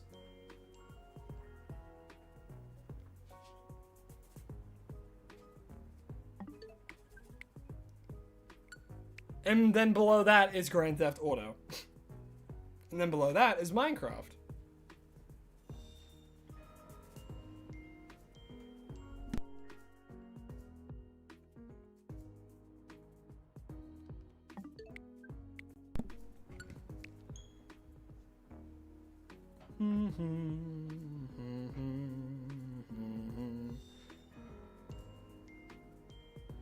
Like, if overall Pokemon has made 489 million sales, just in the games alone, you can imagine how much they're making just on like merchandise alone and cards. Bit crazy. Well over $1 billion. Well over. Tetris being so high is mind-blowing. Well, Tetris was like the first kind of like video game that was like super popular. So it kind of makes sense, honestly. Like 1988 was it was one of the first like really casual games that you can just pick up and do. You know? It was ping pong, but different. No, what am I? I'm thinking of Pong. What the hell am I? Oh my god, I got my old games mixed up. I was saying Tetris, I was thinking Pong. Honestly, I'm not too baffled that Tetris is that big. Blocks fall, it's satisfying. One of the first games ever like that. A lot of people like it. It's a good casual game, it's a puzzle game. I mean, Tetris hasn't exactly decreased in popularity. A lot of old heads still love Tetris. But these are the amount of sales of all time as well. Still, is dwarfed by Mario. Dwarfed by Mario sales.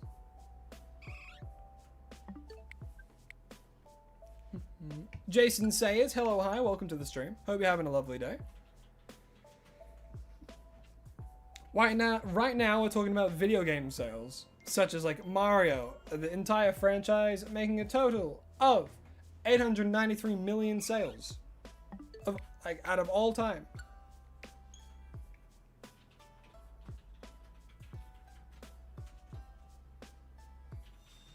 Where you live in Puerto Rico, don't celebrate many holidays other than Christmas. When it's Christmas, we party. Yeah, you save all your energy for one big holiday.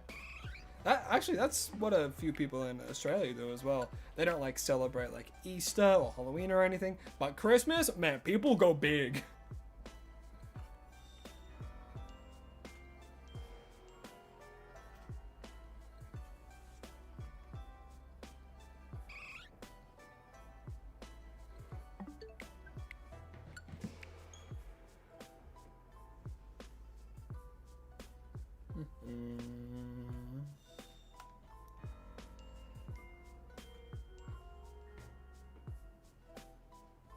It doesn't want to turn sunny? That is unfortunate. Are you doing the bench method? Or are you doing the runaway method? The bench method, right, because anytime you would reset it, you would hear the sound.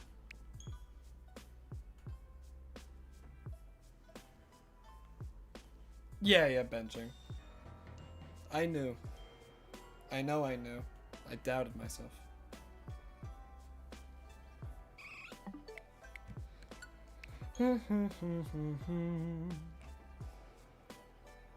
What's my favorite Pokemon to shiny hunt? I don't have a favorite Pokemon to shiny hunt. Like, there's Pokemon that I think are cool. That, like... That wasn't... No, it wasn't. Like, I could have a favorite shiny hunting method. And I think out of all the methods, I think Radar is pretty fun.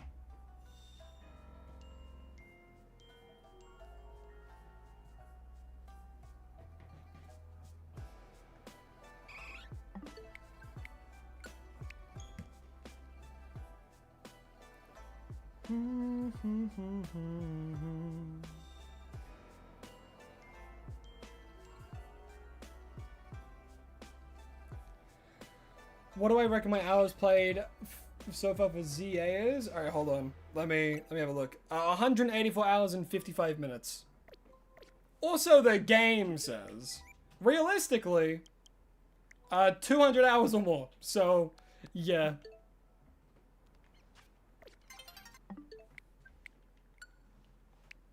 This point where the Trinity is only 2 Pokemon that aren't shinies. 4 out of 5 of Bellsprout are shiny. That's crazy. But hey, you're funneling it. You're funneling it down so that only Dratini will be shiny soon. Maki Nana, hello, hi, welcome to the stream.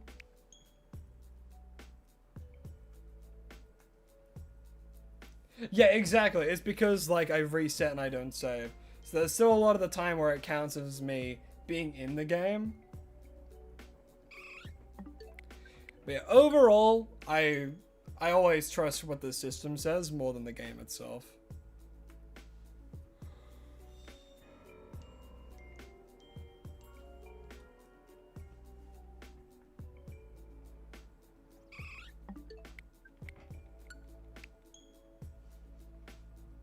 You just wanted to pop in and let me know that you've been watching the shorts since episode 3 of Shiny a Day before Legends EA. God damn, you're an OG.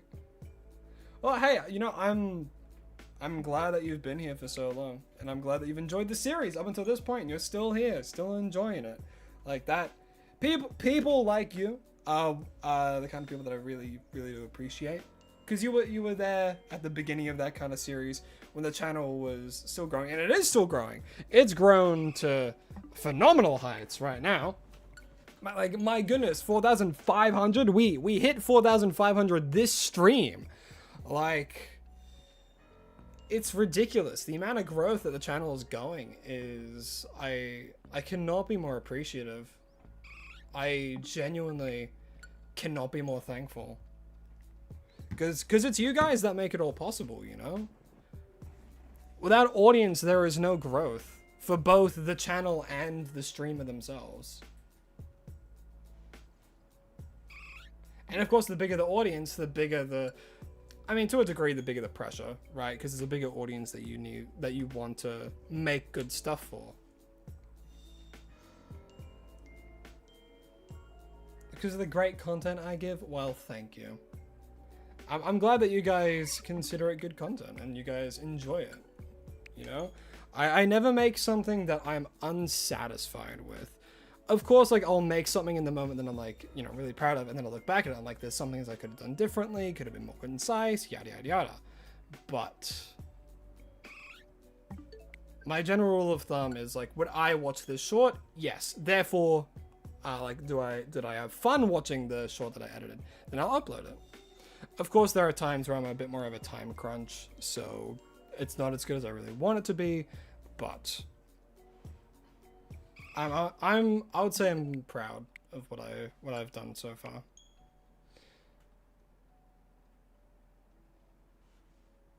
What's my favorite evolution? Bit of a cop-out answer, but I like Umbreon the most. Love the animations that you've incorporated into the explanation of the Pokemon. It's gotten so much cleaner since the beginning. I've been doing my best with that kind of stuff.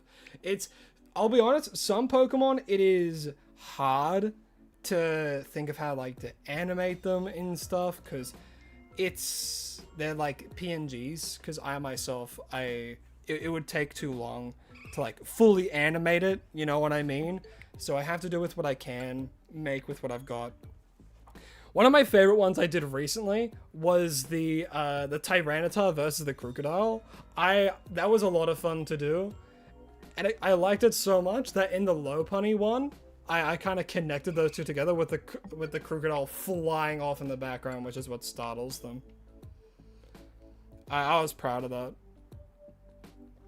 that. The biggest one that I put the most amount of effort into, that had like one of the worst receptions out of one of the sorts, because it did not see much, was my Brion one. I made that, I found the 3D model and I made it default dance. I did that. Me. I went and learned how to freaking use Blender and shit and Maya in order to do that. For a stupid like 2-second bit. And I was stupidly proud of it. And it underperformed. I'm like, you know what? That's fine. I thought it was funny. I still have the file of just Brion doing a default dance on my computer.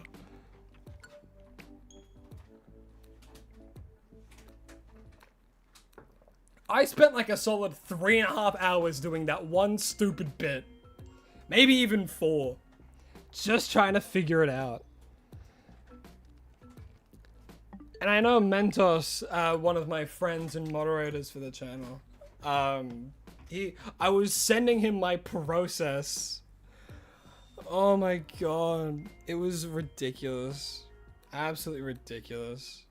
Of course, I found like a, the main thing was I had to remake the bones fully myself. If you guys know Blender or anything like that, I had to add bones to the Brion, which I had to designate. This is the leg, this is the leg, this is the right knee, this is the left knee, that's the right arm, you know, all that kind of stuff.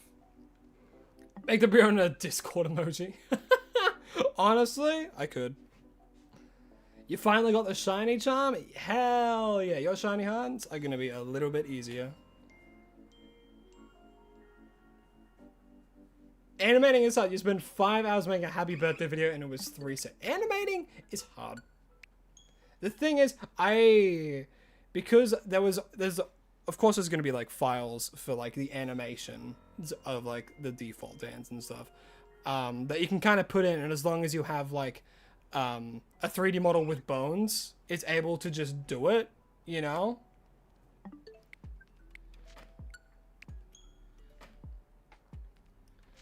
Your recent favorite vid was the Malama. I haven't seen Shiny Mega, and the lights animation was cool. I'll be honest, the Brion one didn't get to my For You page, but now you have a new skill. I do have a new skill. I haven't used it in ages, so I'd have to relearn, but yeah. Doki, howdy ho, how have you been? It's been a while. How have you been? You been good?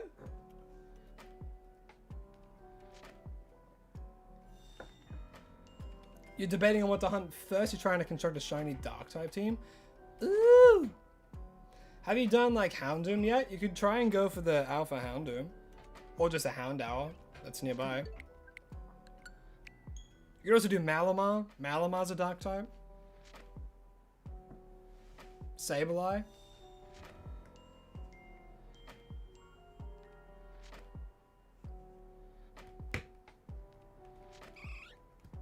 Yeah, Mega Mind.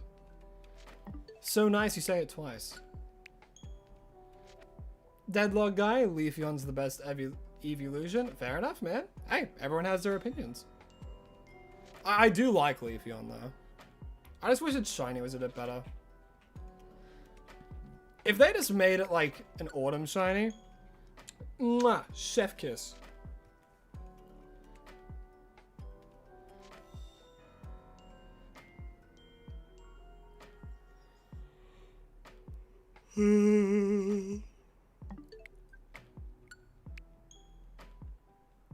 Oh my goodness. Oh, what? Marky. What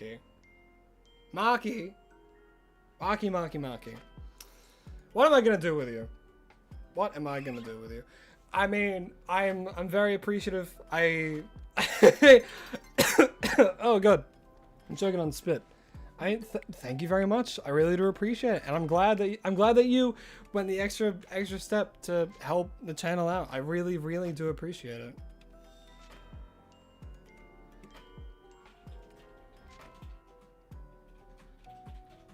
More than you can know. I really do appreciate it. And hey, again, I'm glad that you feel the need to do that. You know, but again, if you're not in a financial situation in like where you also need money, because money is very important. And okay, and Yuki, subscribe. Thank you so much, Yuki. I really do appreciate it, and I hope that you're enjoying the stream. I mean, if you subscribe, you must be. But yeah, I'm always at a loss for words when that happens, because I'm like, oh yeah, that's right. People could give me money and do shit. Oh god. But again, I really do appreciate it. You really don't have to, but I really do appreciate the support. But remember, if you're in a financial situation where like you need money, do not give it to streamers. You need it for yourself as well. You're just as important as I am, you know? Everyone's equally as important, especially in like financial situations and stuff. This year's been hard financially. That's just a fact. That is just a fact. You've been watching for long enough, so you gotta support. Marky. I appreciate that, man. I really do.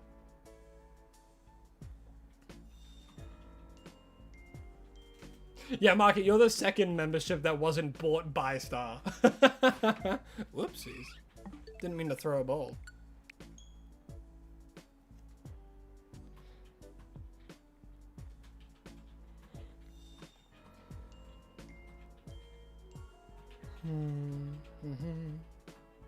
Second? Who's the first? You were.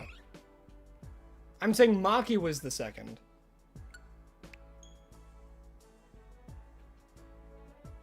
Marky was the second. You were the first, Star.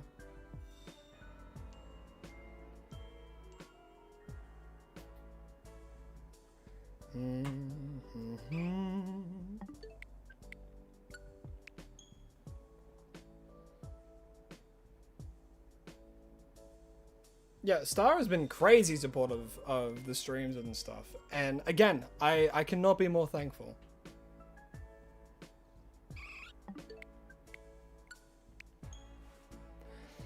Alright, 1 minute and we will have hit the 4-hour mark. Let's see if we can get it. Can we get it before we hit 4 hours? Who knows?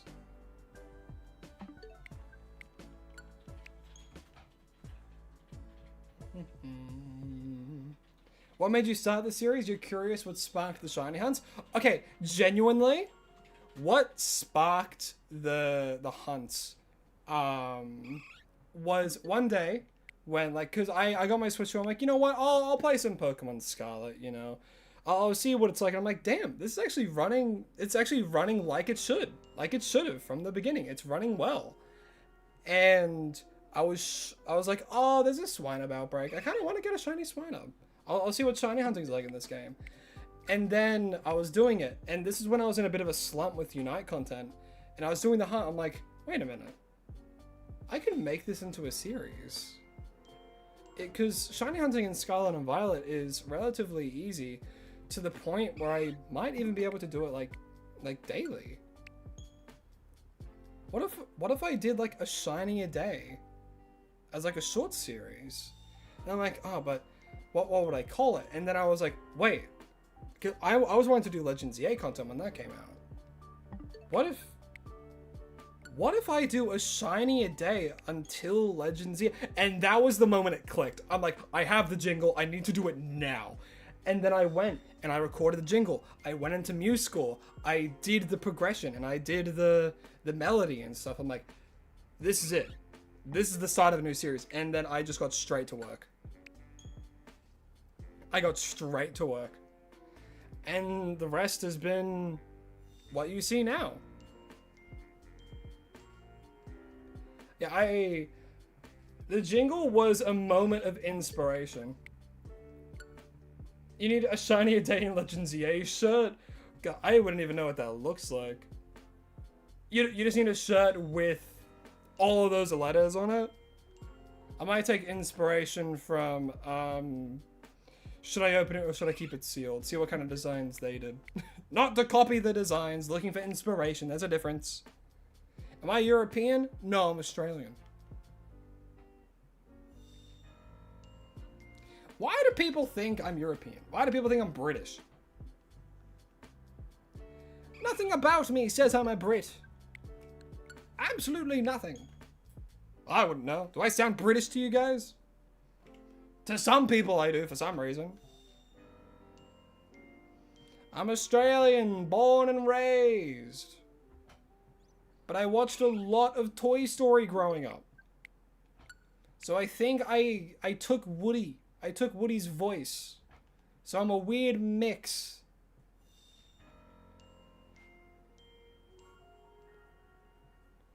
I sound Aussie? Thank you. I'm Aussie born and raised. I can sound more Aussie. It's very easy to sound more Aussie, mate. You just gotta be a bit more relaxed with what you say. Draw out a little bit more things. Don't pronounce certain things. Bottle of water. Thank you very much. Bottle of water. Fellow Aussie. Oh, Marky, you're Australian too? Hell yeah. That is so rare, actually. Very little amount of my audience is actually, like, that joining on the streams and stuff, are Australian. It's crazy. How's it going?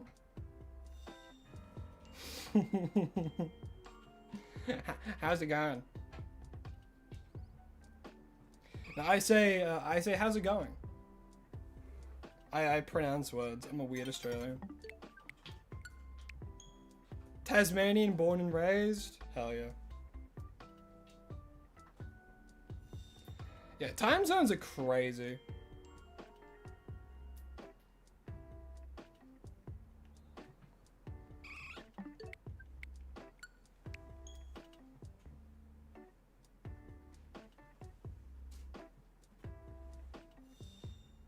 Isn't most of my audience from America? Yes.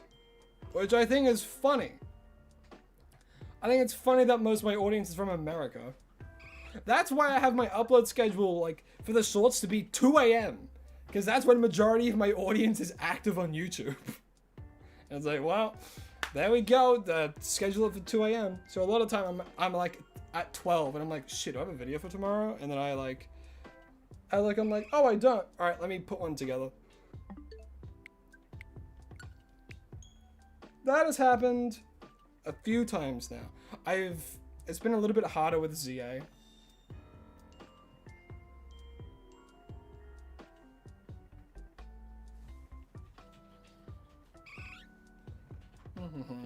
Howdy ho, composer. Welcome. How can a place be controversial?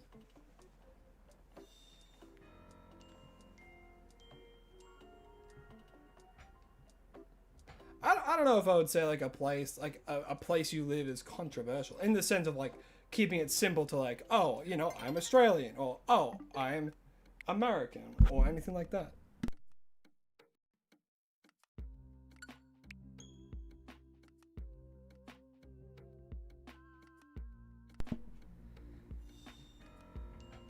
You're up way too late nights, especially when you wake up very early. Yeah, fair.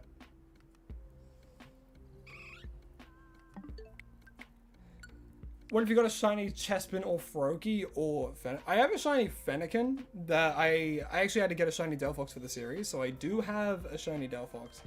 But what if the wheel decides, oh, shiny's gonna happen? Could you imagine? Could you imagine if Marky called that? You like my accent, if that's okay to say? I don't understand. There are people who go into like the comments and stuff, and like more often than I would think, people always say, oh, I love your voice. I'm like, okay. I'm glad you enjoy listening to my voice. You can say you like my voice. That's fine. If you say anything more than that, that's when it becomes weird. And we've had someone do that. And I was uncomfortable. Shiny at 4 hours, 7 minutes, 37 seconds, and 51 milliseconds. You have a good voice, I have a good singing voice. Why, thank you. I did do singing lessons and stuff for a few years, and I was in my school's man choir as a tenor. So, I do have singing experience at least. Yeah, parasocial behavior in streams can get crazy. Yeah, yeah, some people don't know how to talk to people, and it's a bit apparent. I mean, hey, I don't know how to talk to people sometimes, you know? Like, I'm socially awkward. Autistic. I can sometimes not pick up on social cues. The main thing that I find hard is, like, knowing if people are joking or not. But, yeah.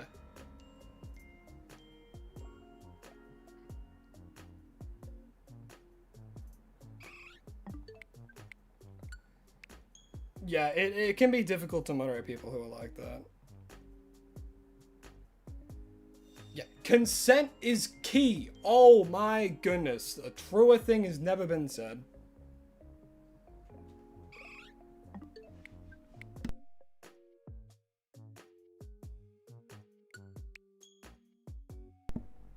Autism, one of us. My goodness. My goodness.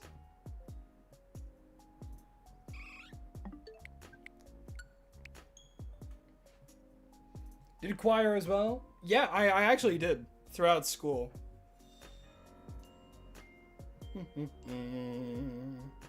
Early days you were a soprano and grew to be a bass singer. That's such a crazy, like, that would have been such a crazy voice change. To go from a soprano to a bass. The whiplash from that is crazy. I started when my voice dropped. So I think I used to be a baritone. But, like, I used to be a baritone, but I was always, like, able to do tenor stuff. But it was the first time, like, singing in front of, like, a large group of, like, guys. So I'm like, I'm just gonna, like, be here. And I'm like, I can hit those notes. When we went to do, like, this, segment training, it's like, all right, the tenors come on in, we'll do this, baritones come on in. And then one of the times where I was like, there's just the baritones, I went an octave too high, and they kind of looked at me. I'm like, dude, what the fuck? You're a tenor. What are you doing here? Do I know if ADHD is common because you never meet people who have it other than me? I know quite a few people with ADHD, so I don't know. Well, it's hard to say if it's common or not. Like, I know a lot of people do have it, obviously, but it's hard to say if it's common or not. Neurodivergencies all over the place. It's honestly just dependent on the kind of people you meet, right? You could say it's common to me because I can name quite a few friends who, like, have ADHD.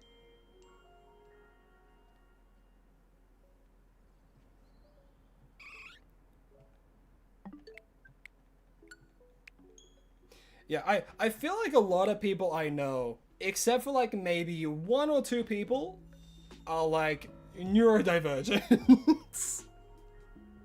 Like, I think I have one person that I know that is fully just neurotypical.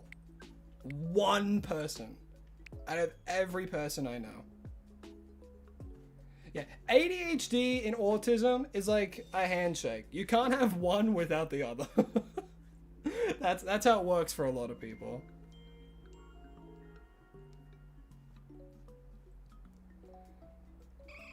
But yeah, the thing with, like, ADHD and autism, though, it's such a wide spectrum, right? Like, one person can be, like, autistic to a degree, and it just means, like, they have a lot more trouble picking up on certain social cues, as well as like picking up on jokes and sarcasm, taking things too literally. But there's also the other side where it's like people can go non-verbal or, you know, in that kind of like realm of it. It's such a huge spectrum, which is why it is the autism spectrum.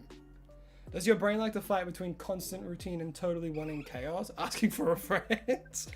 I know my partner is a bit like here and there when it comes to like routine, but you're a huge fan of routine, right?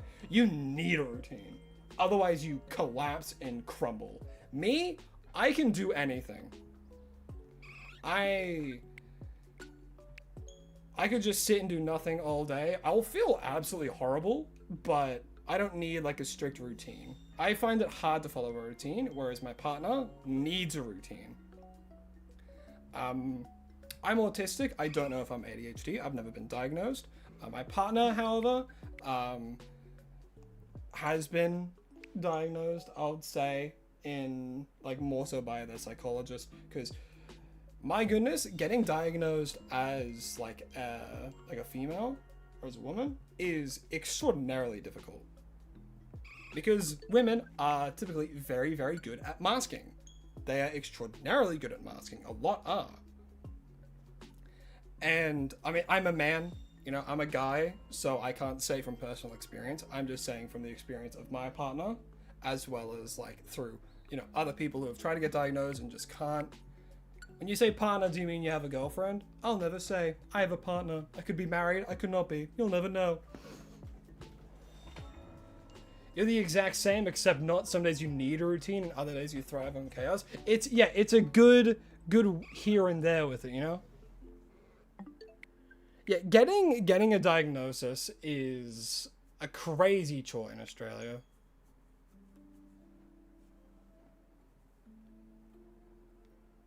That you need to go see a psychologist, and then with your psychologist you have to like try and find a psychiatrist, and then through the psychiatrist you have to like do tests and be in a room with them and ask questions. But the thing is, during those kind of things, it's like your parent isn't there with you, and if you,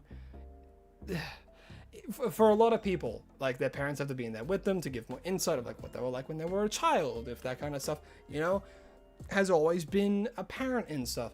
But a lot of people also mask in front of their parents, you know? So it can make it very difficult to get that kind of stuff. When you got diagnosed, it was embarrassing as fuck. How okay, I understand that. Because some people before they get diagnosed, they see it as like, oh, I can't be, I shouldn't be, I want to be normal. And that's a very normal thing to think, that you want to be normal, and you see neurodivergencies as not being normal. And sure, you can argue that, because like neurotypical, neurodivergent. People see neurotypicals, they're normal. Neurodivergents, they're weird. But it's a lot more to that than people lead on, you know? There's a lot more to it. And it's not so much as a here or there thing, because again, it's a spectrum. People are very different. People are very different, you know? Normal does not exist. I have been a full believer of this ever since high school. Normal does not exist. Whoever made the word normal should be burned at the stake. There is no one person is the same. Everyone's minds work differently. What is the standard of normal? You know, some people show their heart on their sleeves. Some people don't. Some people are a lot more emotional than others, which is kind of what I just said already. But it's just being normal is a very peculiar thing to say. Honestly, it's kind of a hurtful thing to say to some people. Ask the normal types what it means. True. Normal just means that, like, in Pokemon, it just means that, like, that's a dog. That's a fox dog, you know? That's like a bird. I think normal in Pokemon just means, hey, this is like what a real life animal. This is a real life animal that we've based it off of, and there's no gimmick. They're just strong. Yeah, normal is... Ugh. Calling someone normal, or like asking, hey, can you be normal for a second? Like, it can hurt people. It genuinely can, especially those who are, you know, what do you call it? Man, I wouldn't know. You like to subscribe to the thought pattern of the 3 masks. 1, you show strangers. 2, your close family, only you and no one else sees. That's very true. That is very, very true for a lot of people. And that's why knowing when to unmask and just be vulnerable is good. You know? Like, and if you're like neurodivergent, that's how you like find a partner, right? You find someone that you can unmask around, boom, they're stuck with you. You know? If you ever have to mask around someone like your significant other, and if you do unmask and they don't like it, that's a tricky situation, you know?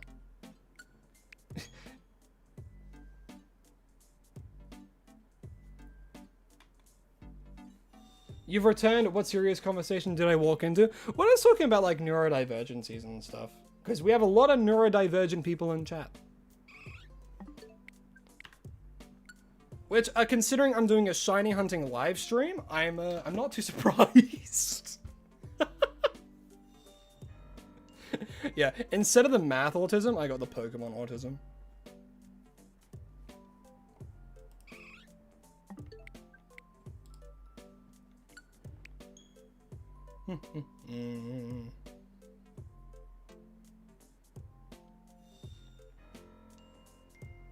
Yeah, the word normal is not. It's just used weirdly, you know? Which is funny because the word is normal, but it's used weirdly.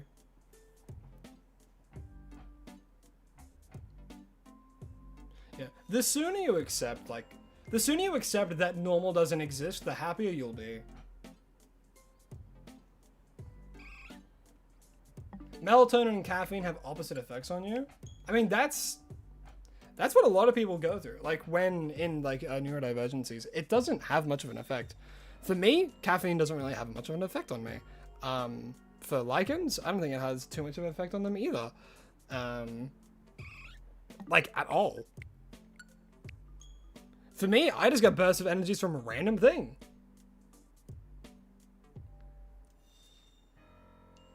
Does make me think, how are you subconsciously trying to behave normal to fit in with groups when you feel like the odd one out? Yeah, that is real shit.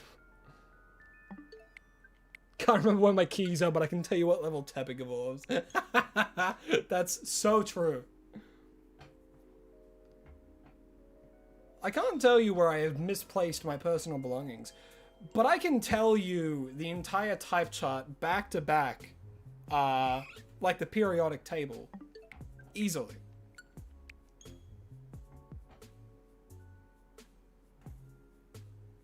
Last time you drank coffee, you spat it out, so you don't know how caffeine works?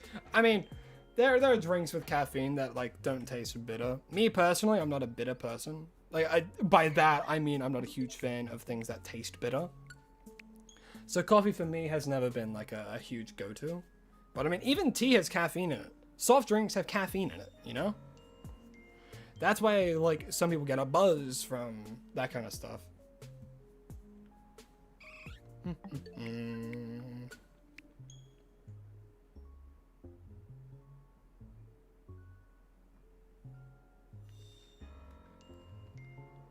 You go 50-50 sugar to coffee ratio? Damn. You gotta balance out the bitterness. In true American fashion, you drink artificially flavored energy drinks. In true American fashion.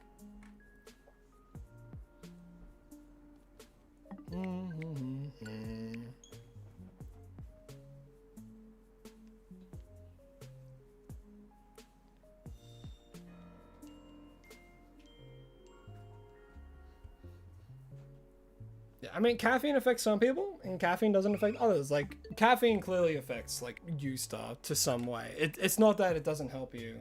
It doesn't keep you up, but it keeps you focused. Tea is 2 spoons of sugar, so you're not sure what percentage or ratio that is. I wouldn't know either. I haven't had like a tea in ages, but I usually do like, I usually do 2 teaspoons of sugar. Well, I guess it could be percent if you do like 2 teaspoons of like instant coffee and then 2 teaspoons of sugar, then it's like, well, that's a 50-50 ratio, right?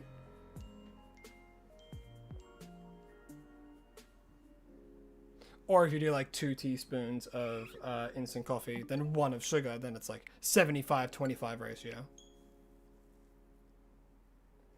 You're gonna do chores around the house, or you're gonna be AFK but still rooting to get the sparkle? Hell yeah. Hey, I hope you get those chores done and you have energy afterwards, you know? But good luck. I struggle with chores sometimes. So, you should be proud of yourself.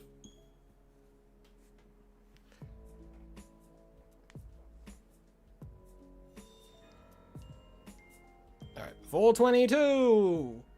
Let's get that shine, baby! Nope. You don't have much time, but you wanted to pop in one last time. Peace. Oh, well, thanks for popping in one last time, Turkish Wizard. I hope you enjoyed the stream, and hope you have a lovely rest of your day, evening, or afternoon, wherever you may be. Algebra sucks. I've never been a big math guy. Like, throughout school, I did, like, general math. You know, the one that you have to... The one that you have to do. The one above essential, but... Man, never a fan of math. It's a necessity, especially when you grow up, though, like taxes and budgets and making a budget.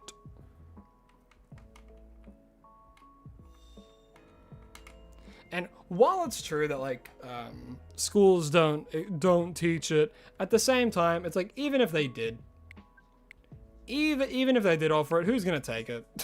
Everyone's just gonna like, oh, I feel like a lot of people would actually.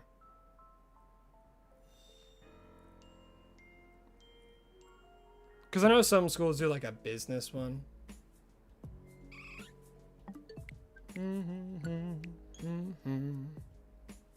Gonna go post on your channel, you're kind of ghosting it? Yeah, do it.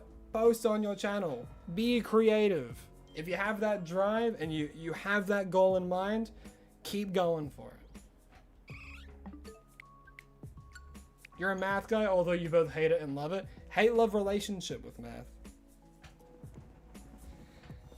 I mean, I play D&D, so like I know math to a, you know, a very simple degree. I can do addition and subtraction. I can roll dice and know it's a 17 plus a 14.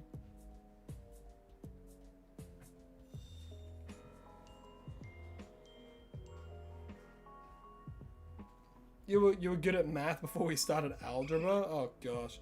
Yeah, a squared plus b squared equals c squared.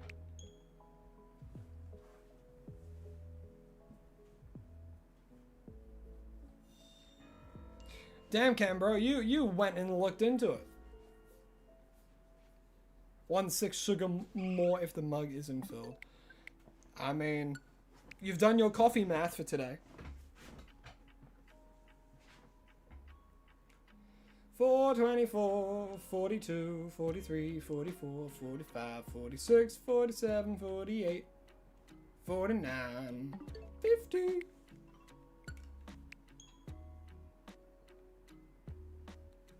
I know a lot of people hated long division as well.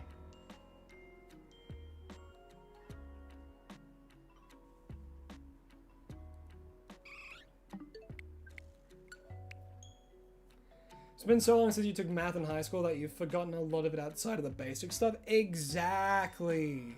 Exactly. Like, it's good, like you learn essential things in it. You know, like you have to be able to do math. It's training your brain to like learn and stuff. That's the whole point of it. Like going to the gym to train your muscles, you go to school to train your brain. In the sense that it helps with your understanding and stuff.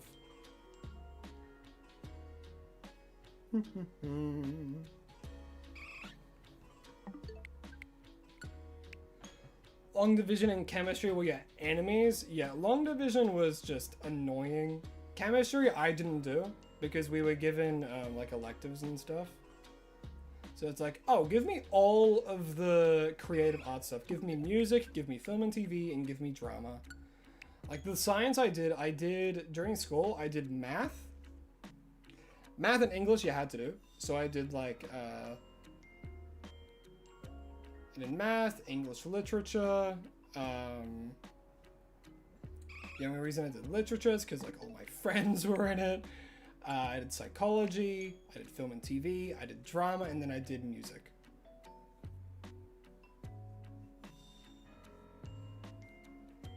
Oh, damn.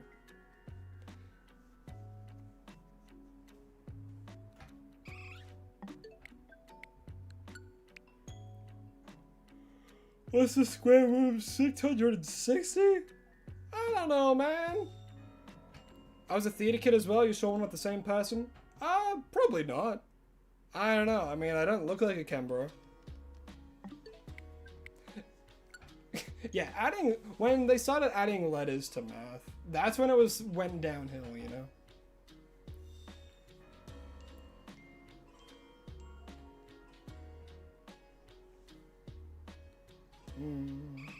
Doo-doo.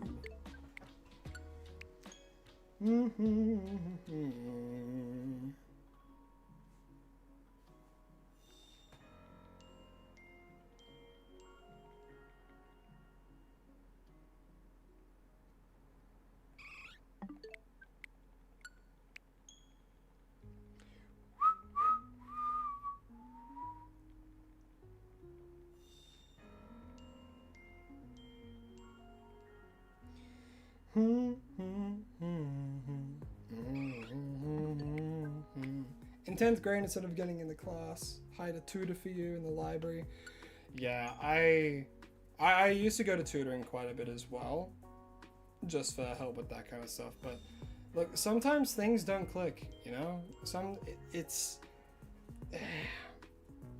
Sometimes certain things are harder to comprehend than others.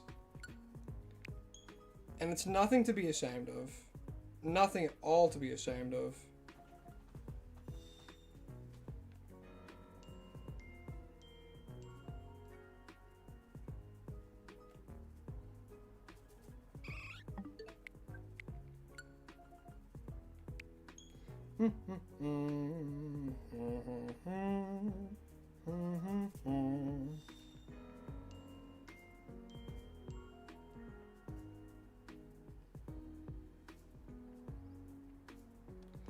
In your class, you're learning about the midpoint formula? Oh gosh. What's the midpoint formula? I might know this.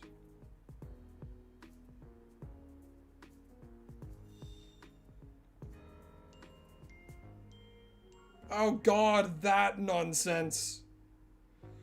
Not the midpoint formula.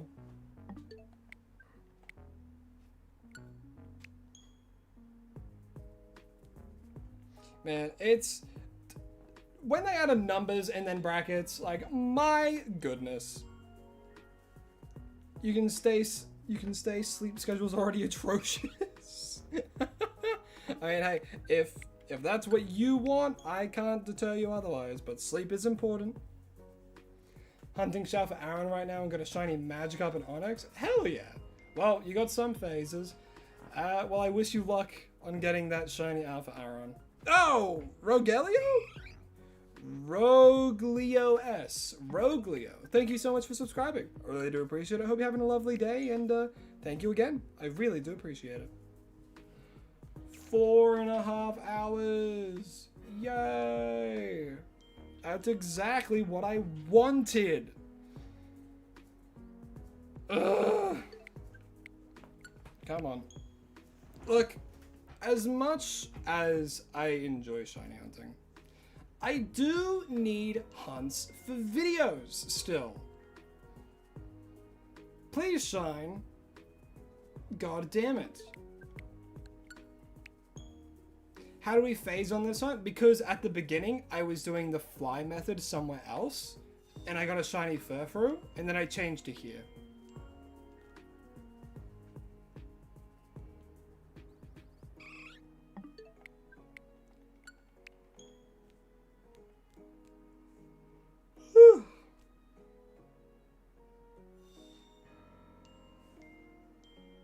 You got puns for days? Hit me with your dad jokes. I'm a fan of dad jokes. Add them to my repertoire.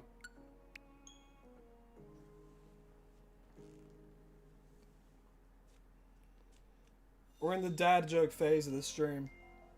Hit me with your best dad jokes.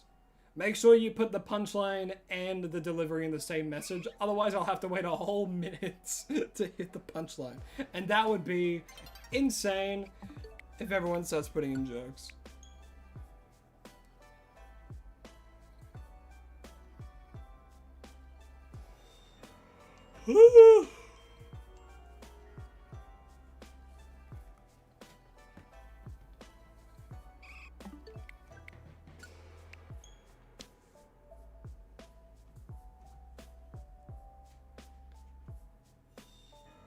You tried it at Zone 19? I sure did. Did you hear about the sale at the Lego store? No. No, I didn't. Now I have to wait roughly a minute to hear the punchline. Whenever your kids say they're hungry, you hit them with the classic. Yes, hit them with the classic. Hi, hungry, I'm dad. And they never get tired of it. They love it every time. When does the joke become a dad joke? When the punchline becomes apparent. That's a good one. I like that.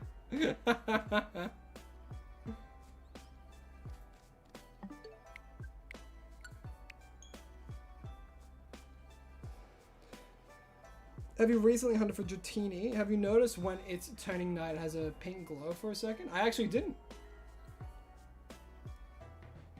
I just had such a huge craving for a Ninish tart. Oh my god. Ugh. I want a Ninish tart so bad. It's 12:30 for you? Alright, well hey, you're the master of your own destiny, so if you want to stay up, go for it. I'm not your dad, I'm not going to tell you what to do.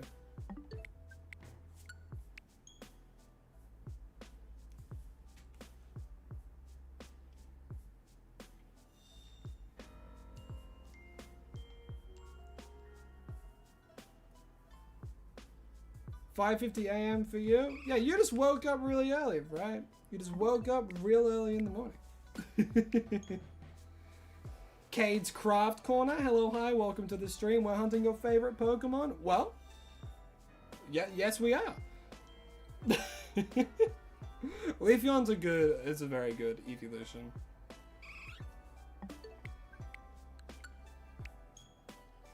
The sale at the Lego store, people were lined up for blocks. Oh my goodness. For they were lined up for blocks. My goodness. You woke up real early, 11 a.m. of yesterday? Nice. Hey, look, some people's sleep schedules are their own. As long as it's consistent, I guess. If it works for you, what's there to judge? Some people are night owls, you know? Some people train themselves to be nocturnal.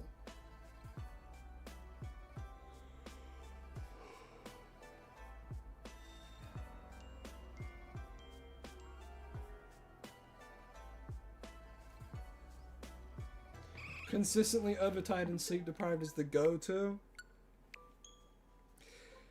Yeah. Yeah, that's a go-to, alright. Terrified of calendars, their days are numbered. Oh my goodness. Their days are numbered. Because it's a calendar. Ha ha ha ha ha.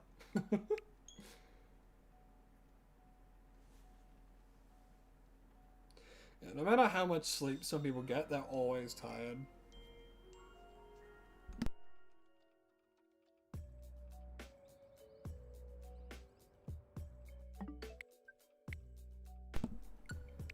Peter. You want to try something? Who's Peter? Who's this Peter you talk to?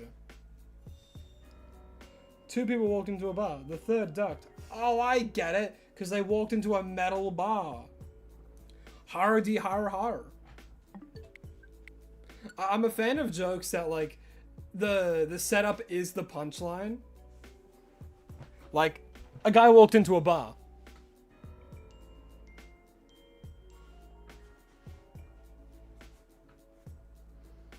That's the setup and the punchline. I'm a fan of jokes like that.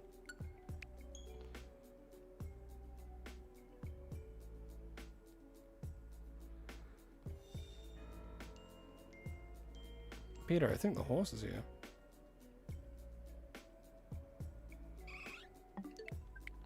I wonder if this Eevee will shine soon. I hope it does. How long have I been streaming? Roughly 3 hours. If it does shine, I'll probably have to end stream. Honestly, because I always want to try and get multiple hunts in during a stream, but if it takes this long, it's like, it's hard to fit in a second one, especially when I have stuff I need to do. But I need to get like a hunt done today. Because I'll be transparent, I don't have any for tomorrow. Swirlix was the last one that I had in the bank.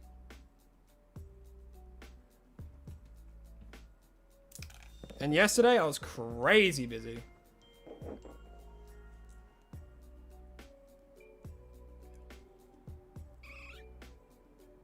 How'd the barber win a race? He knew a shortcut. Man, you're just filled with these jokes, aren't you?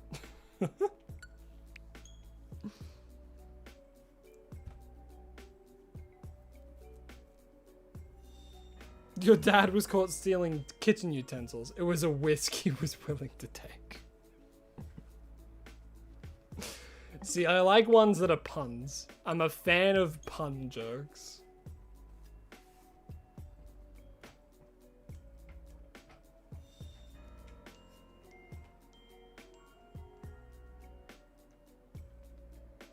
A 30 cent discount or a 3 cent discount?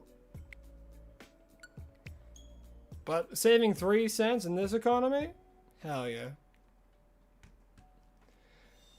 If you ever don't get a shiny for the day, you could always do a montage video and just bunch together your best performing videos. Yeah, I guess I could do that.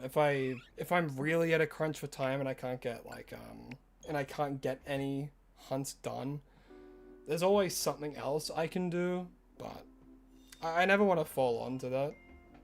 Because I like saving montages for milestones.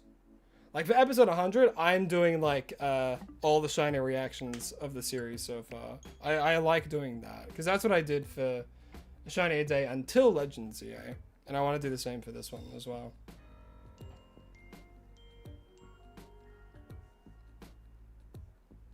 Wooper! Wooper subscribed to the channel. Oh my goodness, we're in the presence of a goated Pokemon. Why did the whale blush? He saw the ocean's bottom. My goodness.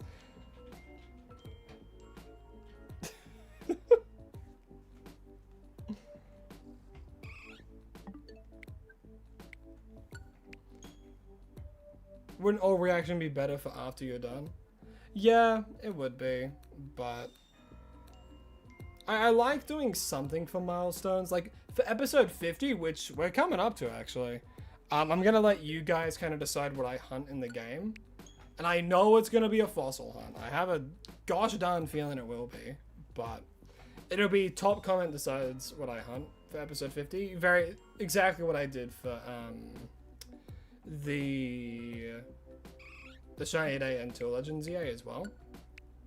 It'll be that, but again. But yeah, I'm thinking of doing a fossil for a milestone at the very least if I don't get it on the wheel.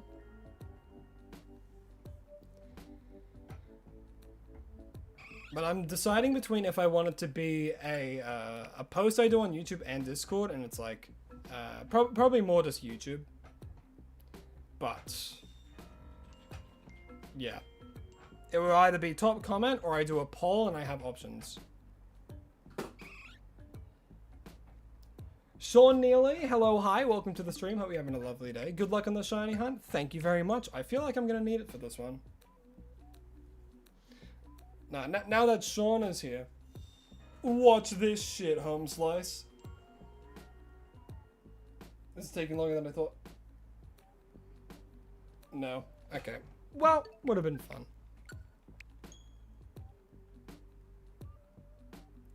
Yeah, the fossils are a flat 1 in 4,000 something chance. I forgot the odds in my head. How could I forget that? But yeah, those ones are not affected by the shiny charm. Rowlet guy, hello, hi, welcome to the stream. Hope you're having a lovely day. As you can see, we are still hunting for a shiny Eevee to evolve into a Leafeon. Yeah, that would have been insane. No, I keep saying it, that we've gotten our one, and that was the Noivern, and we'll never get it again.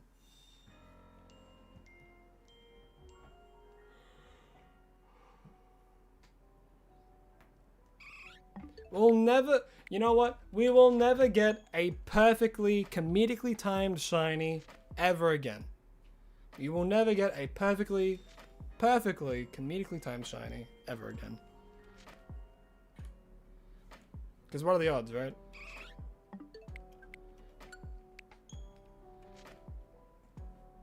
Phase on an Eevee for your Dratini hunt, so high finally get the best shiny evolution Espeon? Hell yeah. Oh, you got a shell for Dratini? Hell yeah. I was so excited when I found mine. So hell yeah. 5 hours, 30 minutes, and 45 seconds. I'll hold you to that. Have I caught any shiny alphas? I've actually caught a few now. The most recent one was guaranteed alpha Swirlix that I hunted, which I got the shiny. I got a alpha Flabebe. I got a alpha Patrat. I have an alpha Dratini. I have an alpha Pumpkaboo. I have quite a few actually. Got 8 shinies in about 20 minutes. My gosh. See, that's the thing with the game, right? It's all luck. It is all luck.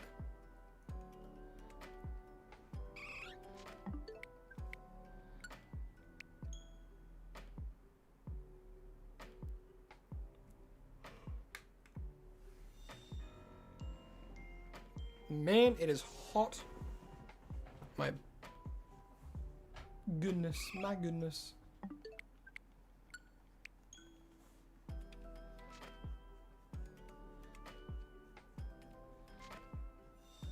One was also the beloved Larvitar?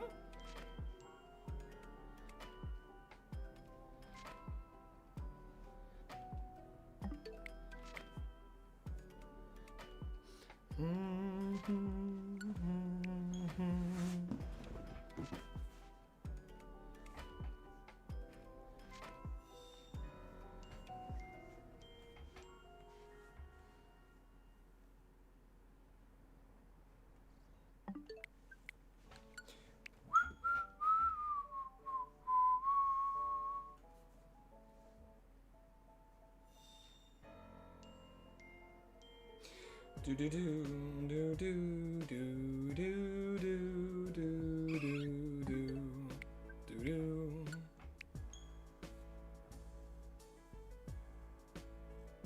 Seeing if you can transfer your shiny luck to Litwick. Well, I hope you get the shiny Litwick. Shiny Litwick's a good shiny, I think. Well, shiny Litwick has a good shiny. Litwick has a good shiny. Geez, I keep saying shiny. Is my favorite shiny Flygon? My favorite shiny, I think, is probably Fracture. I love that shiny.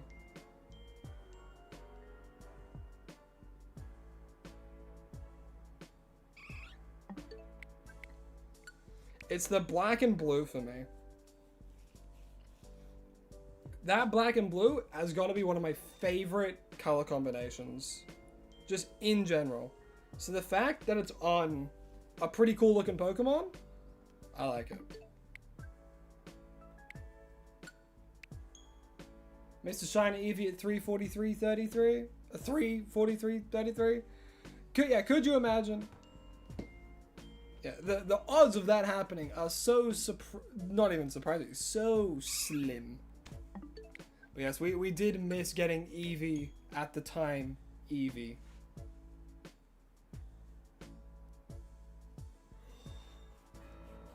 Guess you got a shout for Fennekin. Oh!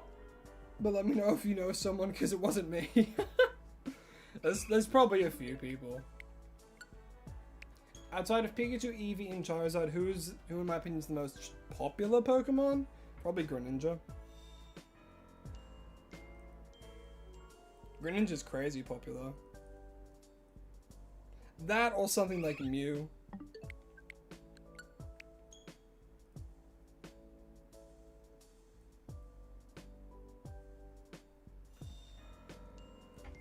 Really? You could probably say any Gen 1 Pokemon and I'd believe you. For the most part, at least. Like Dragonite? Yeah, maybe. Eevee? I mean, yeah, Eevee was one of the options. What's this about Mew? Oh, if choosing like a popular Pokemon that isn't Pikachu, Eevee, or Charizard. My brain immediately went, oh, well, Greninja, right? Greninja's one of the most popular ones.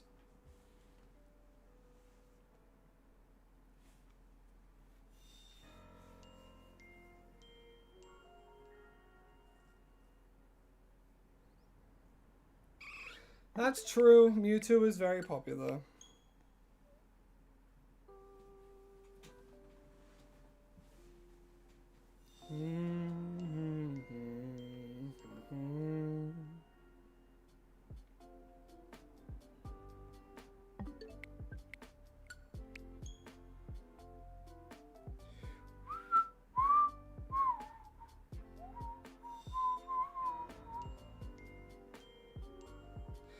Bum bum bum bum bum. Which Pokemon would I want to own in real life? I feel like something like an Eevee would be cute. It's like a dog. I'll probably be allergic to it though. I wouldn't know. Maybe like I'd probably be like a water type trainer, honestly. Big Goosey, howdy ho! Welcome to the stream. Hope you're having a lovely day. Yeah, I think I'd be a water type trainer.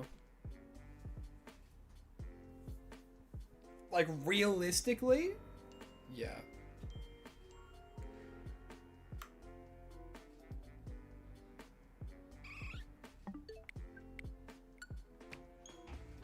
Either that or like, maybe ground.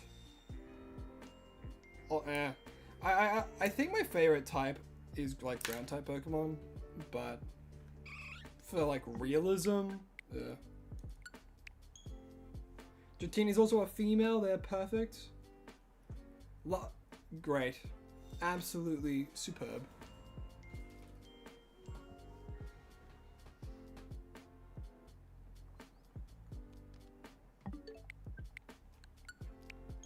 Eevee hunting, you see? You were seeing correctly. Your eyes are not fooling you.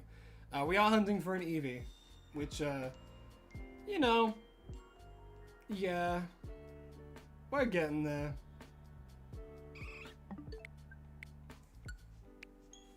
We've been at it for almost 4 hours and 50 minutes now, so yeah.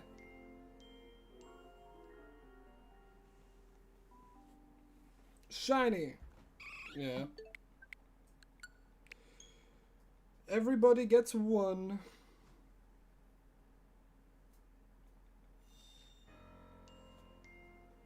Look, if I say it every time, I can clip farm. Shiny.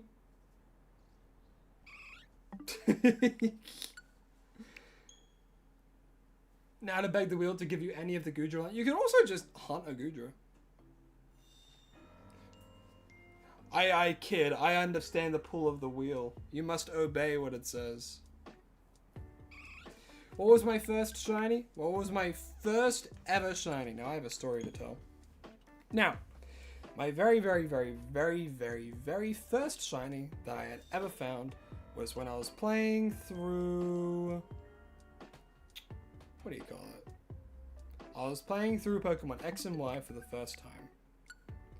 I think I chose Froakie as my starter. I was making my way to... no, I arrived at the bug gym. Went to the right, that little patch of grass, ran around there for a little bit. I'm like, oh, what else can I find? What else can I find? And I found an Azurill. But there was a weird sound effect and a weird like glitter that happened when I encountered it.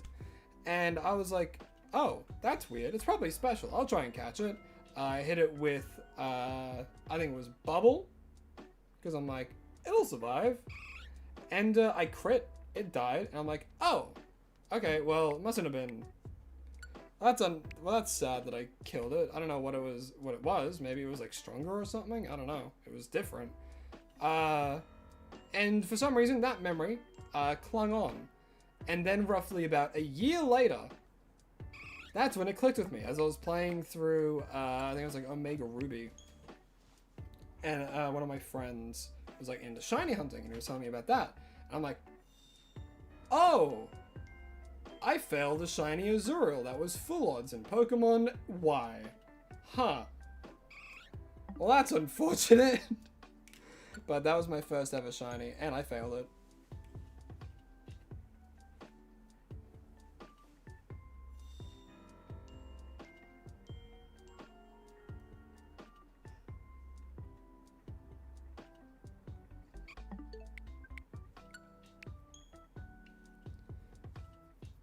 Currently shiny hunting Goku?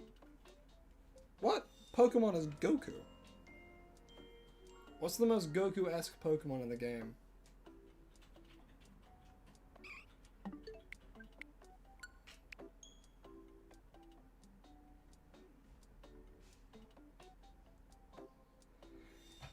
Your first shiny was Esper and X, and you screamed you just learned about them? That is crazy timing. Someone's like explaining shiny Pokemon to you, and you're like, oh, that's really cool. And then like you do an encounter, and immediately you get a shiny Esper. That shit was written in the stars.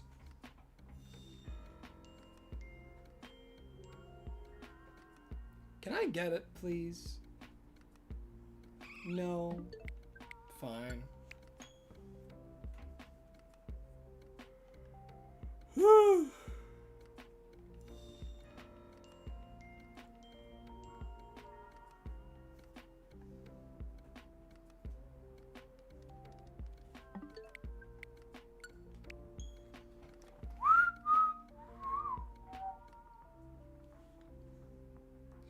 Do do do do do do do do.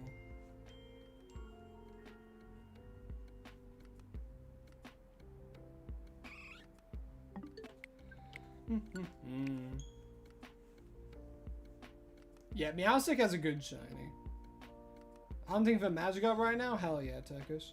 First shiny was a Galarian Mr. Mime, which you didn't know was shiny until my friend noticed and explained what it was, while being shocked at you getting it full odds. That's crazy. What a weird Pokemon to get as your first shiny as well.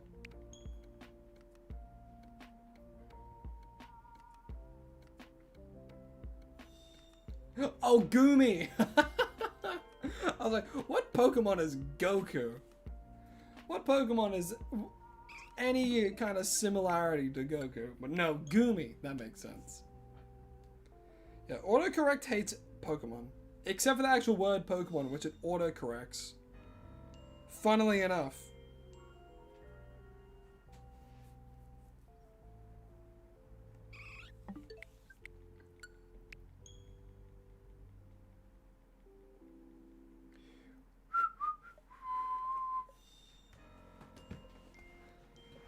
Your first shiny was Ghastly in Pokemon Go. You were in school in the morning and before we had to turn on our phones. Yes, in school we do that and found it with your friend. That is awesome.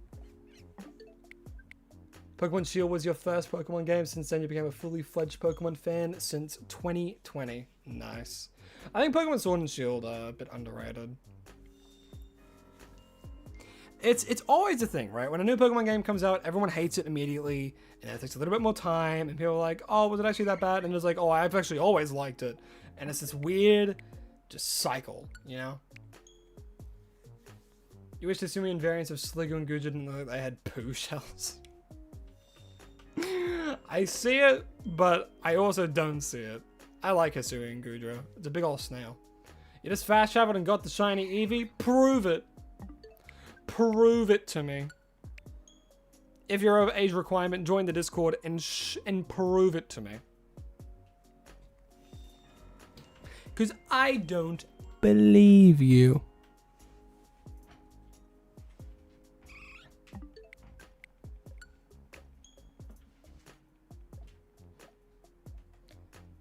Did you notice that? It was a subtle way to plug the Discord.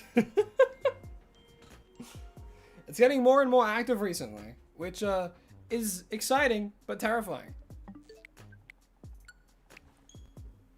And if you do, please obey the rules. Please go by the rules.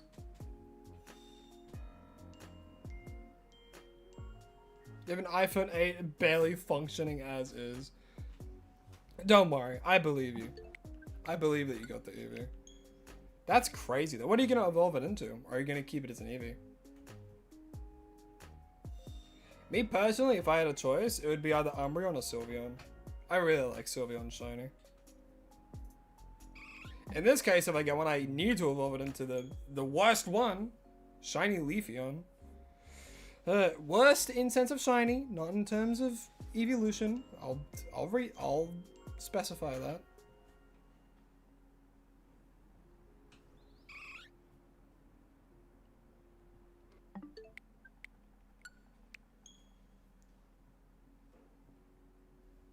Yeah, it's like kind of a sudden pressure, you know?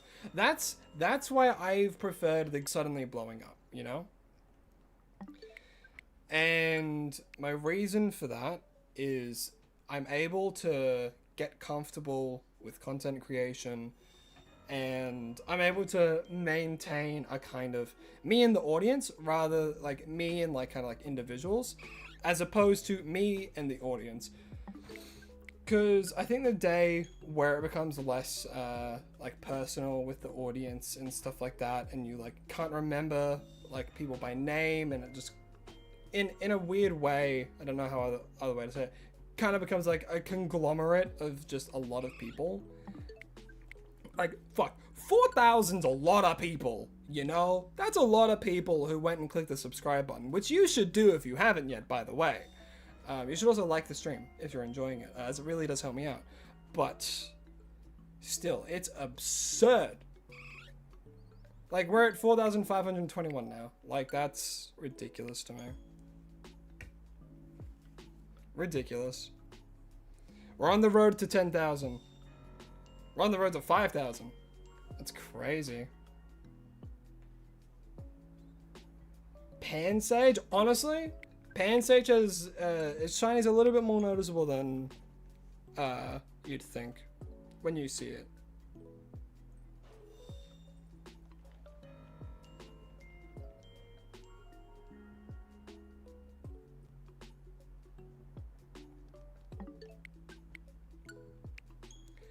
Because instead of like a dark green, it's a much lighter green. You're a leatherworker and told people you wanted to see their cats to make them into coasters and just got bombarded with cats. Not that I complain, of course. That's awesome! Oh, I love that. I absolutely love that. Full support from me. Doing anything like handmade from your own place is amazing. Especially in a day and age where it's just constant use of AI. Like, hell, even like local art festivals, they're just filled to the brim with AI, and it's like, wow. Wow. Where they get like a t-shirt and they slap AI print on it. Or they get like a coaster and slap an AI print on it, you know? And it's like, this is horrible. It's so bad. It's so unbelievably bad.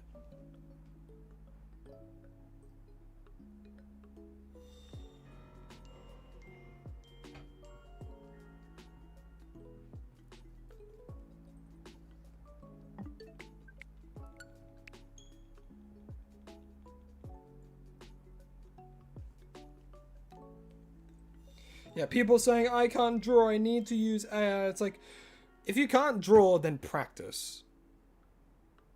Hone your skills as a person, rather than relying on a machine to do a full job for you that's just pulling from other artists. It's not creating something original. It's making an amalgamation of art that it's been fed that matches your description.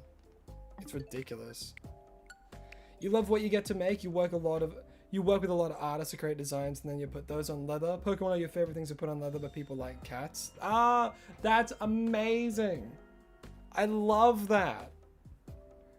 I absolutely love that. My goodness. Guys, guys go support them. That's awesome. If that's true and there's like no use of AI and it's all like with genuine artists and stuff, go support that. People like you need support from others to keep the art and creative industries alive, you know? Support indie artists. Indie artists, small businesses, support them. Cade's Craft Corner. Look that up. Go watch their stuff. Support. Because if that's what they do, they deserve it. Any small business that hires genuine artists and makes things of like good quality deserve recognition. And I'm not kidding either. I'm being genuine here. You can relate to this because you're a dungeon master. Biggest pet peeve is when your players use AI. How do they use AI? For their characters? For their backstories? Are you kidding? If you're about to tell me that your players use AI to create their PCs for them, I swear, that's ridiculous. That removes such a core element of D&D, which is like a personal connection to them. How can you have a character that is meant like, because a huge part of D&D is role playing, right? How do you role play something that isn't made by a human, that doesn't have human experiences? It's like, what do you mean? What do you mean you use AI as a PC? What? Good. No, you banned it? Good. Fucking based. As you should. As you should. Oh my god. If I ever heard that one of my players was using AI to make their characters, I would pull them to the side. I'd pull them to the side and talk to them. I'd be like, what are you doing? Like, hey, look, if you're having trouble with coming up with ideas, talk to me. I'm your DM. We can think of ideas together for a character that you make and that you want to play as, you know? Oh my god. Your brother's high school teacher made her lesson plans with AI and literally does not know the curriculum. Bro. Man, people out here being artificially intelligent, you know? Like, come on. Not a D&D player, nor played it, but you want to, and if you're ever gonna do it, be a drunk clown as a wizard. Boom! See? Human creativity. Drunk clown as a wizard that their fireballs look like cream pies. You know? That shit's great. Like a magic missile, which is just a bunch of pies. And every time it hits, there's like, it does like force damage, so it makes sense. You know, little bits of creativity. I remember I did a Christmas one-shot. I was a sorcerer. I can't fully remember the backstory of that because it was like a one-shot from ages ago, but like, man.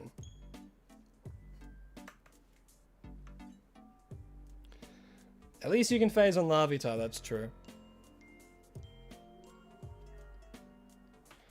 There is one place where you can hunt all of the monkeys at once. By doing the fly method or the bench resets. Let me know if you want to see where that is. I can quickly show it on the map. I believe I remember. No, yeah, I remember exactly where it is. The character you play as is your absolute favorite creation. Made it with your mom and it's been based off of Greek mythology and it's so much fun to play. See, that's awesome, right? Human creativity, collaborative efforts to make something that's fun and cool, you know? Like that's... there's no... It's ridiculous. Bench on rooftops next to 13. Next to 13. Oh, you're over here for the monkeys? There is right over... Where? Here. 3 monkeys spawn. 1, 2, and 3. If you fly there, you respawn all of the monkeys there. You can also phase on a... I think it's a Spupa as well as a Bunnelby. But yeah, you can get 3 monkeys spawn here every single time. And if you fly, you respawn all of them. There's a roof with 4 monkeys. Oh no, true. Yes, there is. You're so right.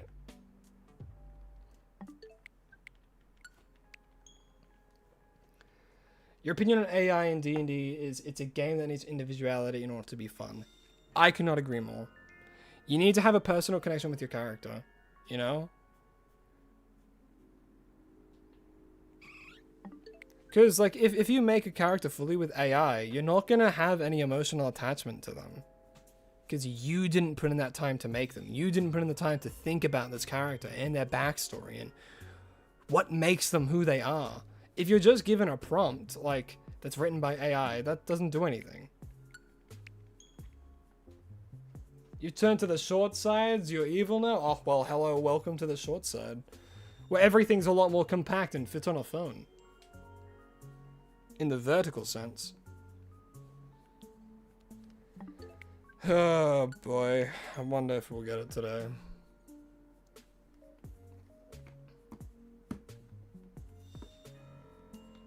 You think AI can be useful under very, very, very specific circumstances? Okay. Honestly, I do agree with that to a sense. AI should be used as a tool, not as a substitute for creativity. I'll say it again. AI should be used as a tool to inspire creativity in the sense, not in the sense of like, oh, give me a prompt or do that. Like, if you're really stuck, you got to try and figure stuff out for yourself. Also had a first-time Dungeon Master make a full AI campaign. Oh my god. Oh my god, dude. You're done hunting after 40 seconds? Ridiculous. That's insane. Can mine be done? Please, can I have this Eevee? Pretty please. I have to do this shit daily. I need to get something like now.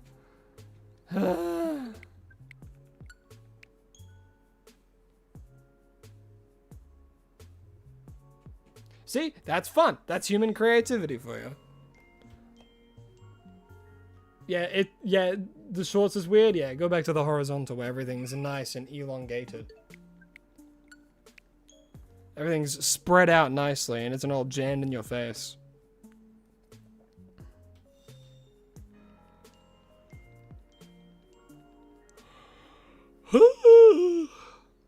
Yeah, we'll get the Eevee. Look, it's always a matter of when, not if.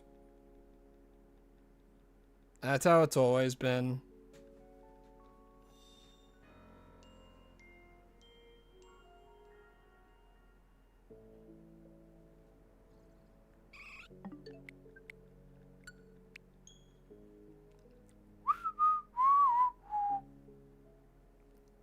Yeah, that's a crazy fast tone. That's insane. Well, hell yeah, good for you.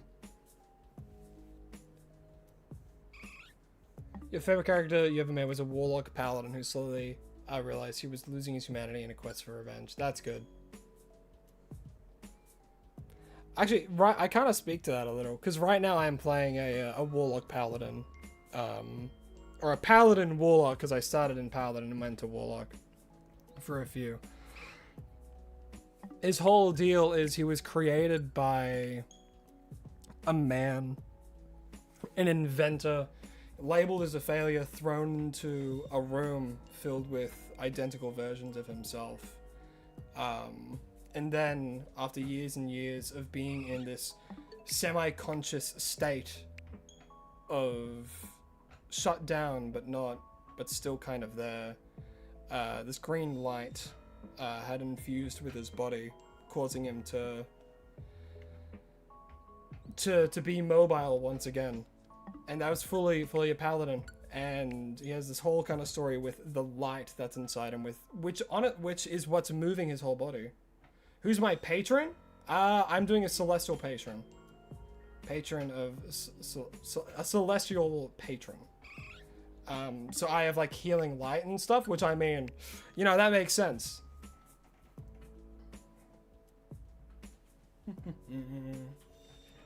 Yeah, that's putting it very simply. his journey is one of like, who am I? What do I need to be? This thing that gives me life, I need to do what I can to like satisfy it, as it has given me this life, and I'm in servitude to it.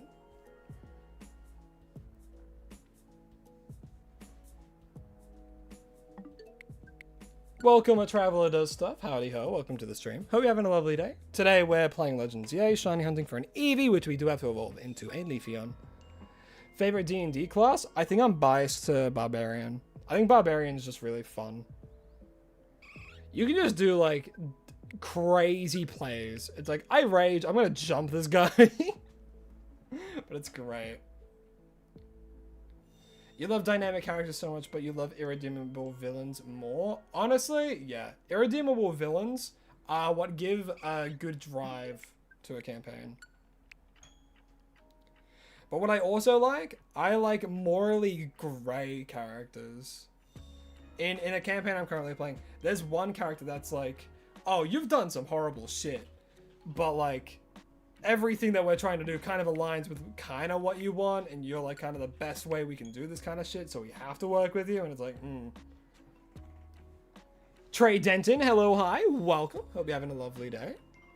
I had a one-shot where everyone's name ended in Bert, and it evolved super quickly. Went from Herbert to Cucumber in less than 2 hours. My God. Yeah, you cannot substitute human creativity and human comedy with AI. Hello, Dad of Two. Welcome. Hope you're having a lovely day.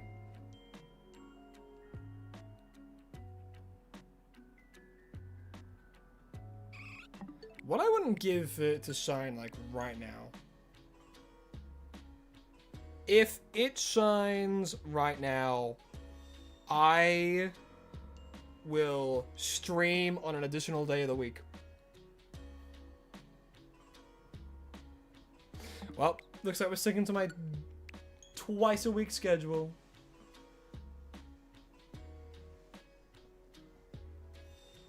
Oh, Pangoro. Yeah, I actually like Pangoro.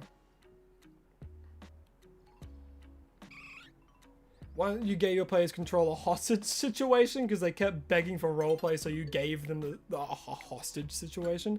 That is funny. You want to roleplay so bad? Alrighty, here you go. I did something similar in my, Oof, pardon me. How many encounters have you had so far? I don't count encounters. I count the amount of time I've been doing it, and I've been doing it for roughly 5 hours now. Well, yeah, I've been doing it for 5 hours and 14 minutes. Currently making a dice bag. Ooh, oh, and it looks like a D20. That's sick. That is sick. I gotta look you up. Hold on. Let me look at your channel. I want to support it myself.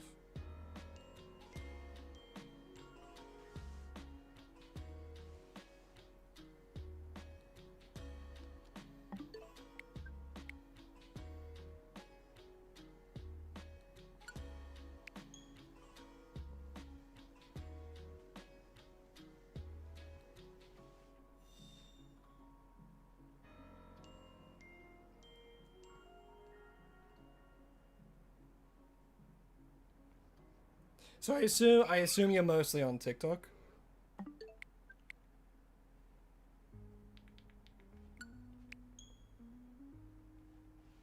They killed an NPC on accident? Hold on, I missed that message. I want to read that. Hold on.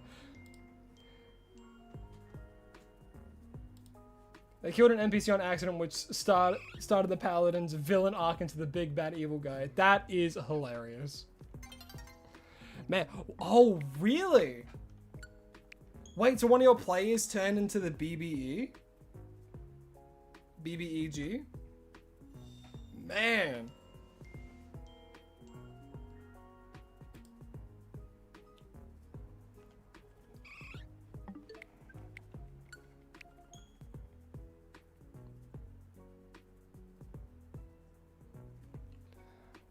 Oh, that's awesome. That is great. I'm having a look at the Charmander wallet you made. I love that. That's so cute.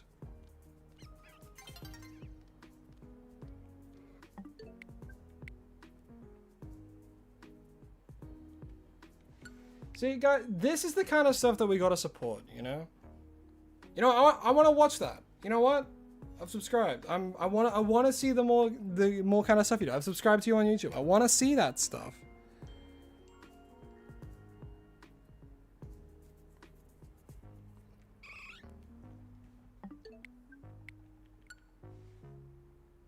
Oh, and Abigail from Stardew.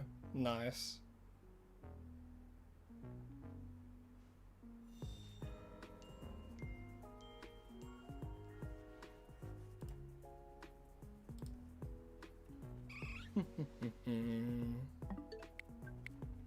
Just phased on a Skrelp. Well, hey, Skrelp has a pretty good shiny, so.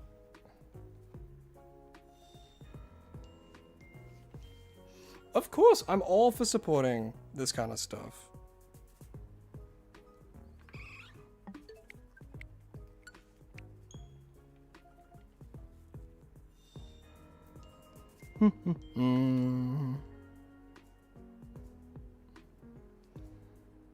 Yeah, keep honing that skill, Cade. Keep honing it. Keep it up. If you love doing it and you have a passion for it, keep going.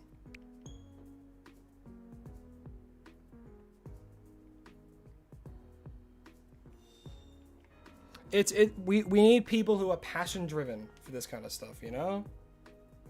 Who have fun doing it. You've been wanting to do content, but you're too scared of judgment.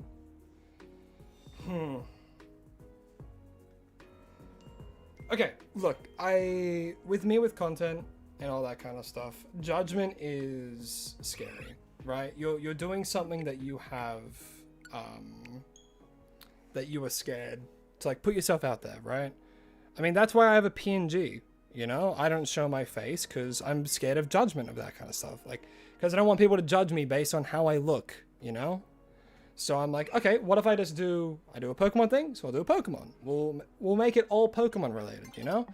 So a way to tackle that fear of judgment is to figure out a way that you can make content that makes you feel comfortable, but you still have fun doing it. And it's the internet. There's always going to be some form of judgment. There's always going to be people that dislike your stuff. There's always going to be people that complain, don't like it, all that kind of stuff. But if you have fun doing it, you gotta block that stuff out. You gotta block it out, you know? The first step is always the hardest, you know?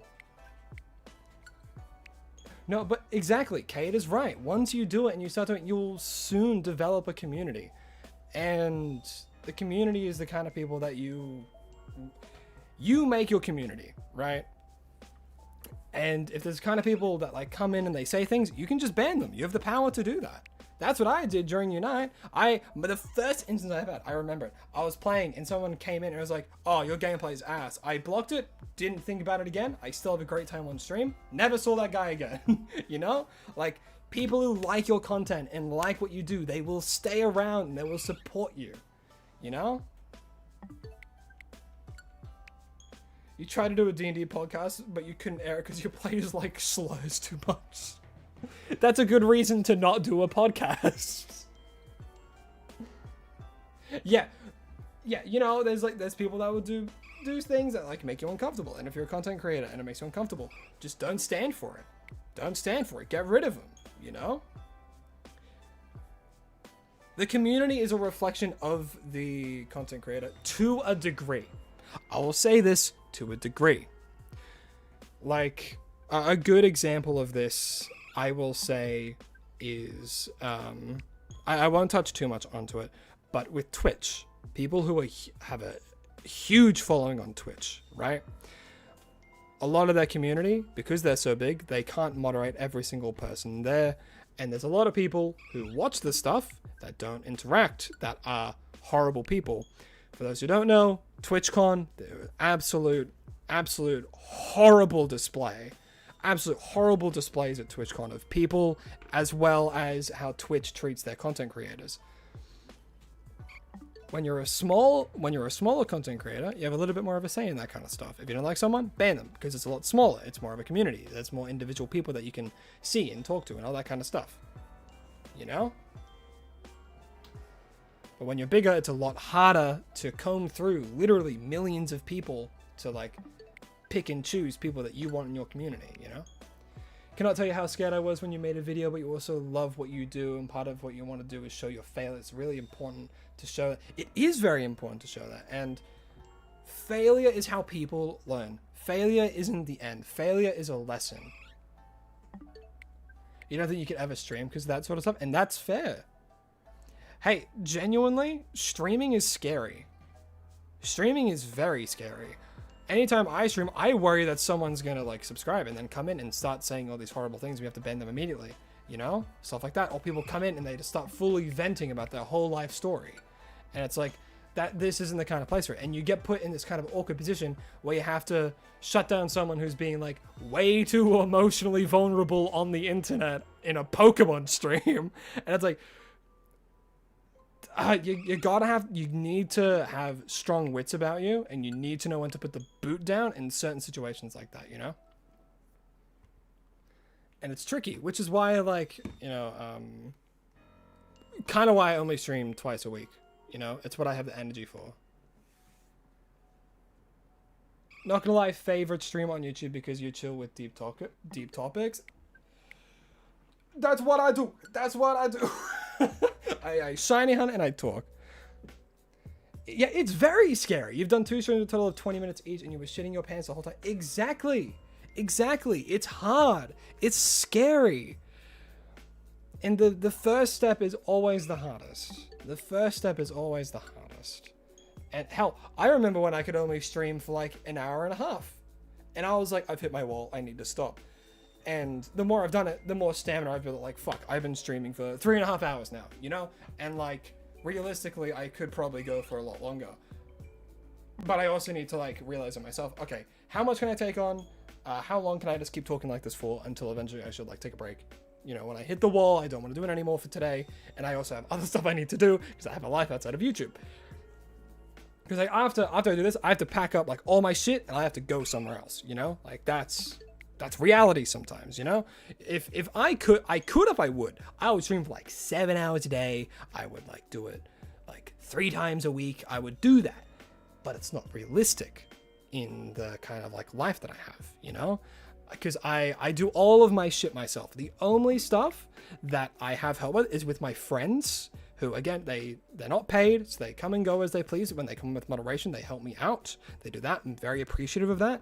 I have my partner who helps me with all the art for the channel, such as the banner, such as the PNG that's talking to all of you right now, as well as like the emojis and kind of stuff like that. You have no idea how to talk to people. All social skills got thrown out the window. Super social, but man, it's an instant panic. It is. It really, really is. And it took me a while to get to this level of comfort where I can just talk randomly about whatever the fuck. It's... Alright. Something that I do that helps me move away from thinking... It sounds bad, but you gotta stop thinking as, try and not think of people watching as people judging. If people watch and they stay, they like your stuff. So then just keep being more of yourself. Always wanted to do a Dungeons and Dragons stream, but unfortunately one of my players has extreme social anxiety, so we couldn't, but I'm glad I didn't stream anyway, because he's now your closest friend. That's amazing. That's good. But that's also good on you. That's very good on you to respect your friends' boundaries. You've been helping Appleton Arts with the project and going to put it on here on YouTube. That's awesome. See? And it's scary. I know it's scary. I know it's so scary. But if you're passionate about it and you love it and you want to show it off to people, do it. Okay, actually, huge thing. Also, thank you. I'm glad that you enjoy my voice. Such a random compliment that people give me on YouTube and stuff. That people like my voice. But shoot, what was I gonna say? Fuck. Oh, sorry. All right, hold on. Let me read chat again. Oh, what was I in the middle of saying? I can't remember. God damn it. What was I saying? I had such like a point that I wanted to get to, and I was wanting to talk about something, but it fully just left my brain. Oh well. Not oh well. I'm annoyed. Evie, run off the edge, eh? Evie on the edge of life. Oh, that's fine. That's fine. Don't you apologize at all. I'm the one that I need to remember, like, oh yeah, I don't always have to say to chat if I'm in a stream of consciousness. I can just... I can just talk. Just stay on topic of what I'm saying.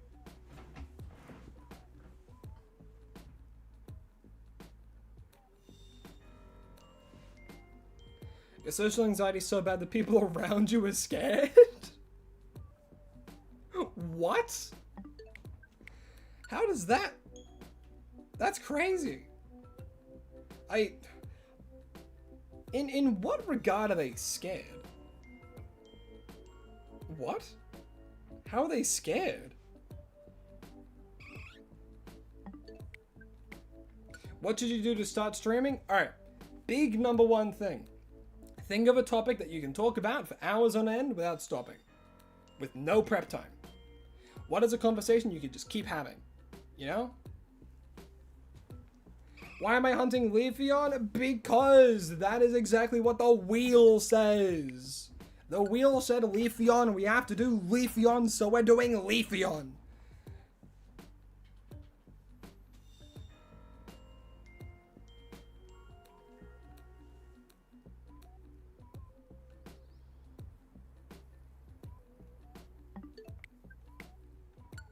Got the attention of Vintendo? Who's Vintendo? That sounds familiar.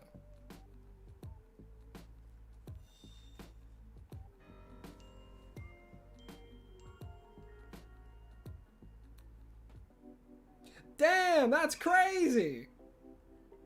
Oh, that would have been such an amazing feeling.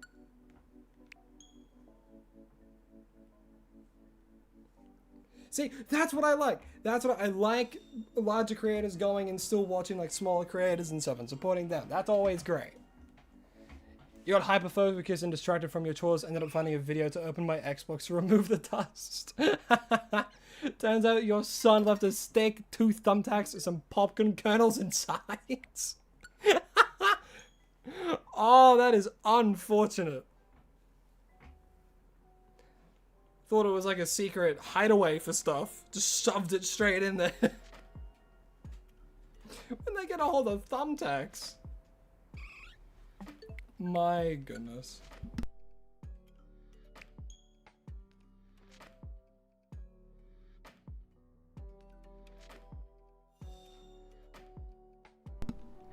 You were wondering why it was running poorly. Yeah, the stick and the 2 thumbtacks would have done it.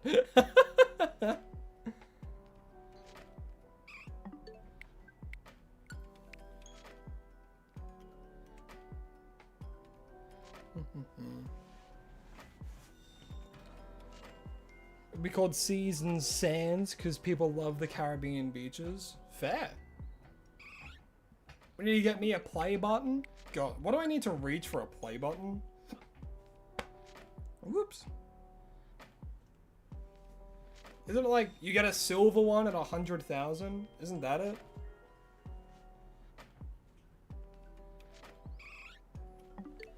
Yeah, 100k. So, oh, that would be an absolute dream. Yeah, anyone who's watching, if you're enjoying this, hey, come on, help me reach.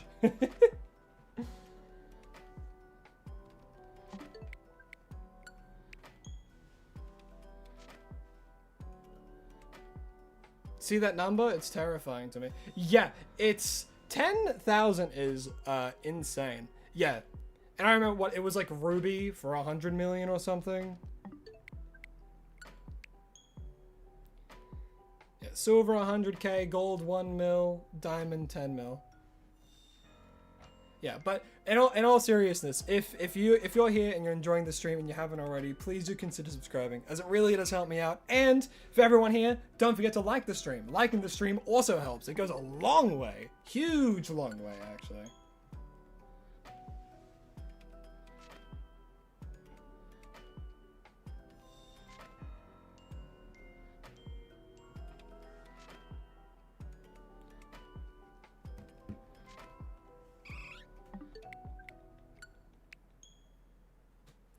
How do you stay focused for that long? I don't. I space out and I start ranting.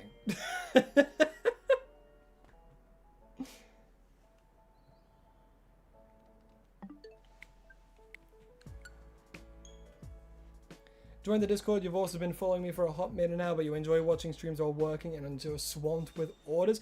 That's a good thing though. It's so good that so many people are supporting the art and stuff. But also, I fully understand getting swamped with work. So if don't chat, just head to work, have me on in the background if you so desire. Don't feel pressured into chatting at all. I know you're here and know that it's appreciated, and I want you to keep doing what you're doing, because what you're doing is awesome. So keep it up.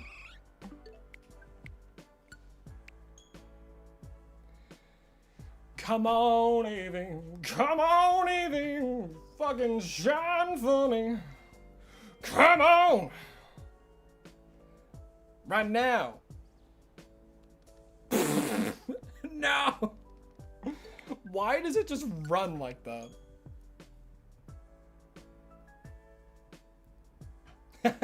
Yeah, everyone start chatting and don't work. Yeah, everyone get distracted.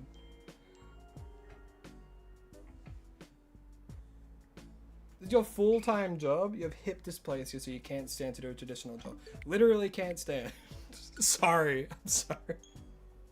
But yeah, no. Just getting work with those kind of disabilities are so difficult. So unbelievably difficult. So it's good that you found something that you're passionate about that you can do. And I know my partner likens as well. They're in the art industry and they're currently studying to be like a concept artist, and they have stuff out there, and I'm wanting them to push themselves as much as they can, because they have a talent and I want them to really just reach for it, you know? Day God and I, hello, hi, welcome to the stream. How have you been? Hope you've been well.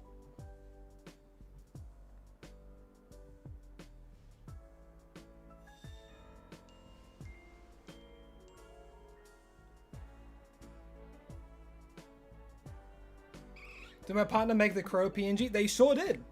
I made the original one, which was with like the headphones and stuff. So it was my original like sketch that I was using for ages. If you go back to like really old shorts or even old videos, you'll see it there. I made that one, but then recently, this year, my partner helped me make a brand new one, which is this one, which is a lot more refined. The line works a lot better and all that kind of stuff.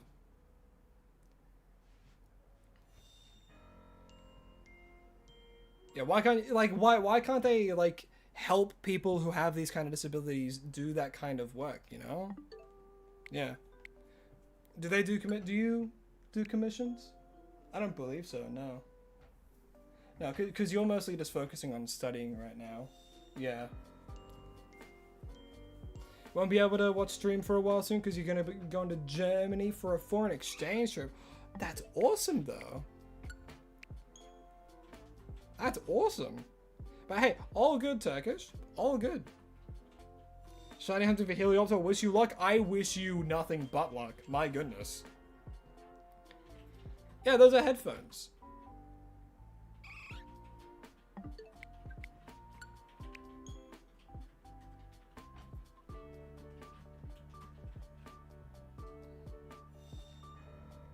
You have a Leafeon keychain that you got from Pokemon. Oh, that's awesome. Man, getting something like unique from an event is always a good feeling.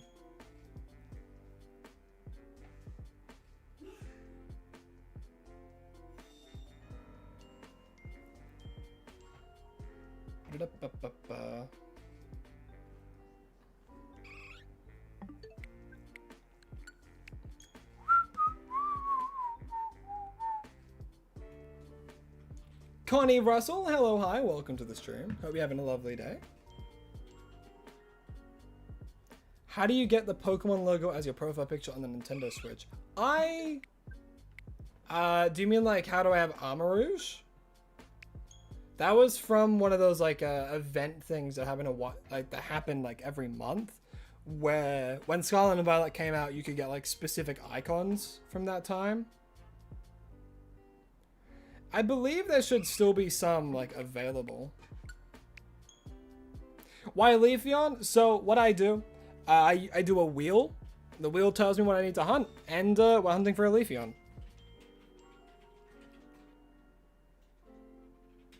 Your goal would be to have a design for each Pokemon. That's a huge goal. But if that's your goal, aim for it. Start with little steps. Like aim to have 100 Pokemon designs, then 200, then 300, then 500, you know? Yeah, the wheel chooses all.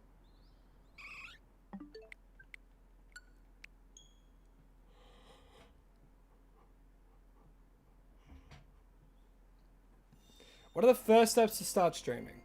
Okay. Let me think. First steps to start streaming. 1, find confidence. 2, genuinely be yourself. Be as yourself as you can be.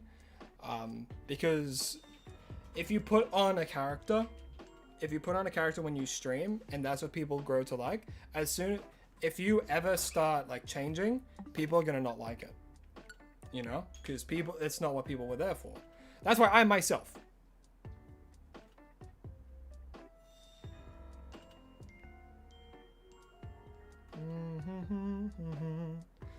But find confidence in yourself. Okay. Let me think. All right, rule number 1, consistency. If you're gonna start streaming, you need a consistent schedule that you can follow. If you ever are inconsistent, your viewership will not maintain much presence, because people won't know when you're streaming, how you're streaming, etc. So let it be known where you stream as well as when you stream, and stick to that schedule. Number 2, stream something that you know a lot about, and also find yourself a niche. So think about stuff that you know and know a lot about. You can just rant on about, rave. You can just talk about it for ages. Have a look at the competition, see what other people like kind of do on it, all that kind of stuff. Also, hello Bryce. And from that, figure out what kind of content you can do from it. Number 3, put your own personal twist on it. Try and figure out something that would set you apart from other people, right? People want to watch your stuff for a certain reason. I'm like, okay, what kind of stuff do I really like? I like Pokemon, I like shiny hunting. All right, a lot of people do shiny hunting. All right, Legends EA is coming out. All right, I'll do like a shiny add into a Legends EA. D&D it is. Boom! People love D&D content creators. Absolutely love them. And if you're very knowledgeable about D&D, streaming stuff for D&D can be a little bit harder. Unless, of course, you're doing like a campaign, right? If you believe you and your friend group are like, or you and your D&D group have like really good chemistry and like very funny, entertaining, all that kind of stuff, then you can do like live streams of that. Or you could do other things for live streams, such as doing live workshops, stuff like that, where you go over your creative process and how to do that, help other DMs try and figure out their kind of stuff. Like, hell, you can maybe do a live stream where you just write a one-shot. People would eat that shit up. People would love that. People love seeing creative processes, you know? There's an audience for everything. And by everything, I mean everything. You've seen the internet, you're on it, there's an audience for everything. You just have to find what you are passionate about and how to make it into your own niche. So if you just do live streams where you talk about your creative process and how you make one-shots and stuff like that, or how you make campaigns, how to make a character, how to give characters more depth, how to be a DM even. There's plenty of people learning to be DMs that need resources like that, and you can add to it, you know?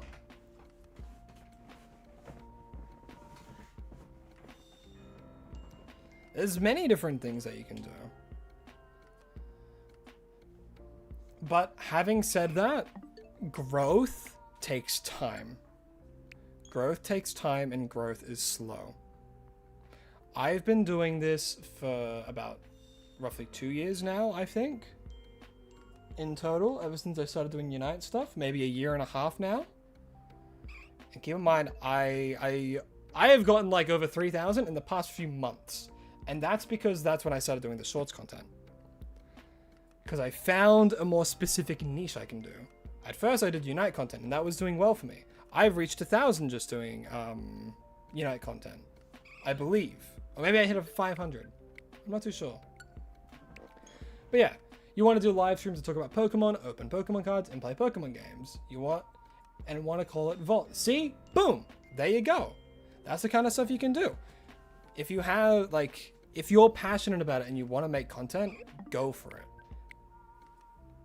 Are you going to go to sleep now? Alrighty, Evie. I wish that you have a lovely rest of your evening. And thanks for coming out to the stream. I really do appreciate it. More than you'd think.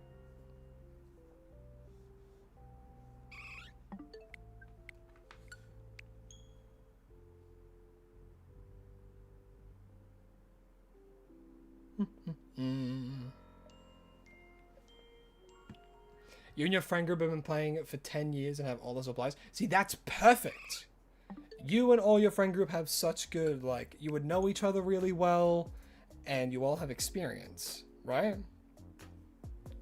You're gonna continue a project I hadn't done in a while, doodle every Pokemon. It's shiny, it's mega, it's GMX, and maybe gender differences. Boom! Yes! Do that! Creative process. Set aside time, personal time, whatever you want. If you have fun, biggest thing, if you have fun doing it, never stop doing it.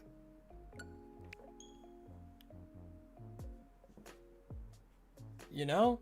If you have fun doing it, never stop doing it. And if you ever stop having fun doing it, figure out what changed. If you started content, would I consider giving you feedback? I can give advice, certainly. I'm always down to give advice, especially because the channel's still a little bit small. I'm able to target questions specifically and specific people too. I'm more than happy to give advice.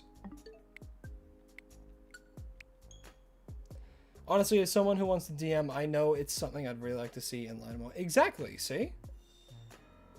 There's an audience for everything. You just gotta find what you will have fun doing. Hell, for me, I started doing Unite because I thought I was having fun. And, you know, I genuinely was for a while. But then I hit the slump, and I'm like, wow, I do not want to keep having to do Unite content for the entire lifespan of this game.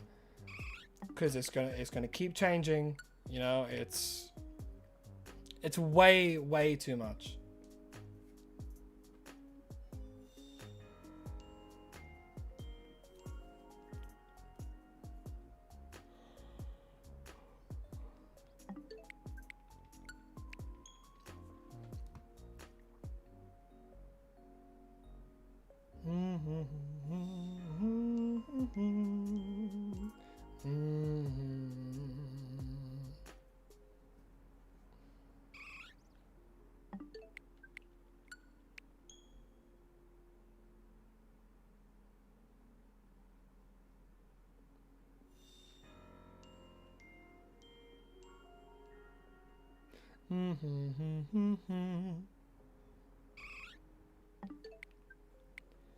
What are we hunting?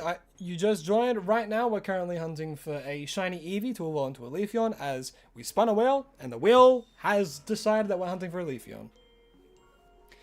If you're on the shorts, you can see our target up in the top right, as well as how long we've been doing this hunt for, as well as how many phases we've done. The phase there, we were doing the fly method for a little while, for the Eevee, and we got a Furfrou. And then I moved over here to do some soft resets.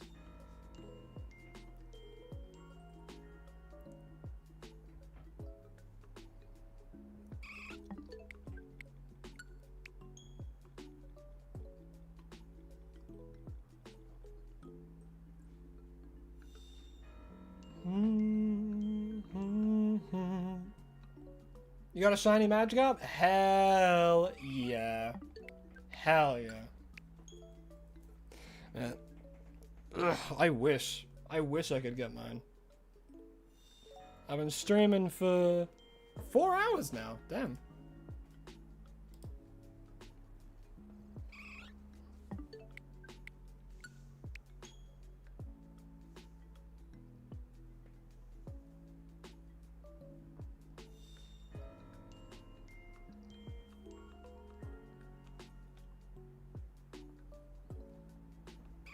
You really don't want to miss the show. Oh, if your head's spinning, like, definitely lie down. Take care of your health first.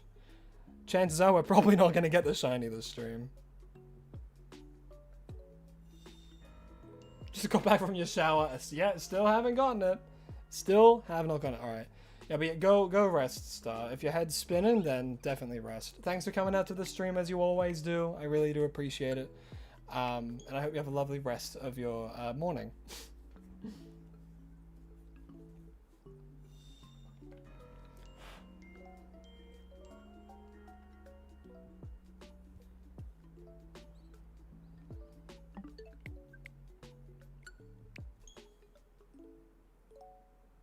Dicey demigod. Not bad.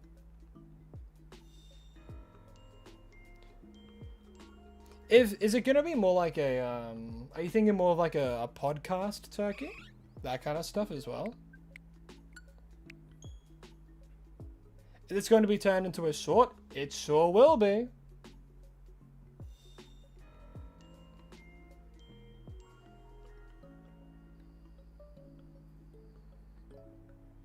Yeah, see, Kate, I fully agree with you. I mean, that's why I use a PNG, right? And I don't use a camera. You got the ability to speak in chat and you want to know the phase you got? Alright, so, for the first part of this hunt, I was, let's check this guy, not shiny. I was doing the fly method over here, and we phased on a Furfrou, and then I moved over here, and then we've been doing soft reset since.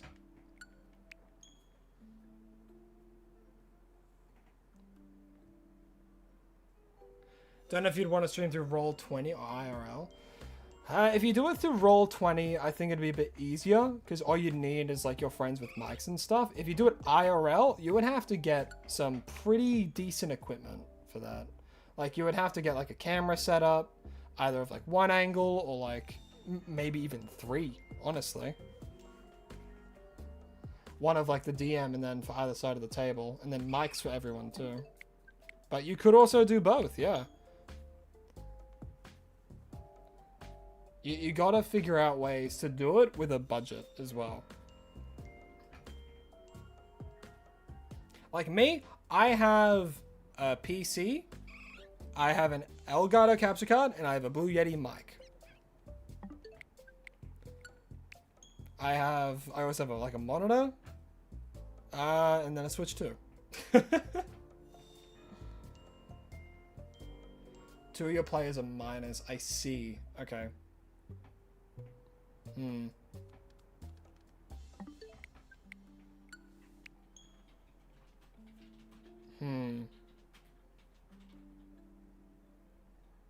Tricky. You decided to stay as a podcast, you're just going to keep listening. If you hear a shiny reaction, I'll come back. Fair, that's a good idea. But at the same time, sleep, if your head is getting really dizzy, then I would say get some sleep. But yeah, you would definitely have to get like some kind of parental consent from that if they're a minor to do that kind of recording.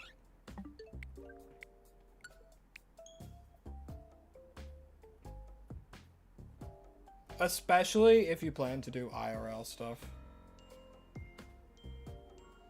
Oh, it's because of the flu. Ah, I see. Have you taken any medication for that? You said you took medication before. Well, that's good. Definitely get some rest, though. Having a flu sucks.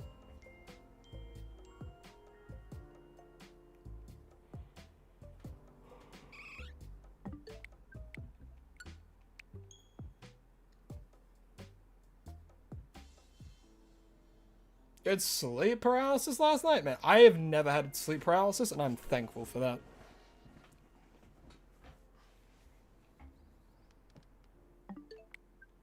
You got a shiny Kakuna on Tuesday? Hell yeah. I actually like shiny Kakuna. I like the change to green.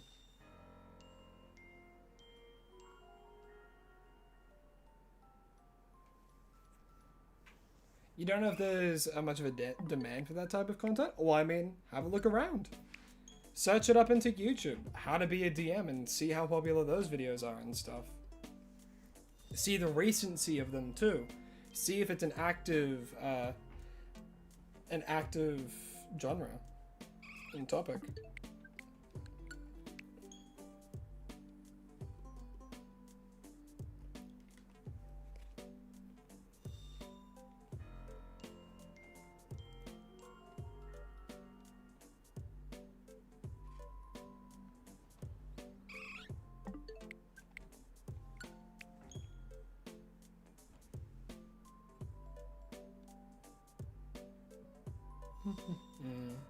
You're losing your grip on reality.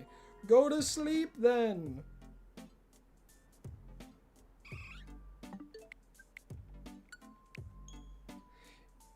Yeah, genuinely, anything that would be just concise and just to the point without much fluff is always good content.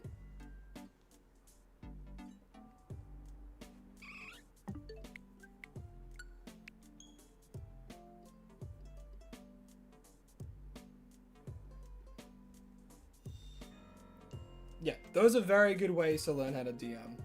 One is, of course, to DM through personal experience, and then two, watch other DMs.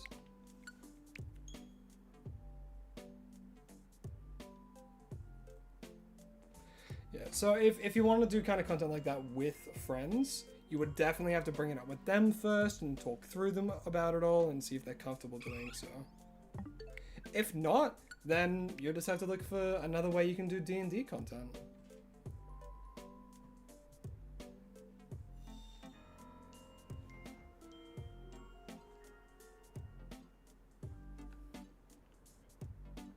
It's only 12 a.m. though. How can you sleep like a baby, dude? It's 12 a.m.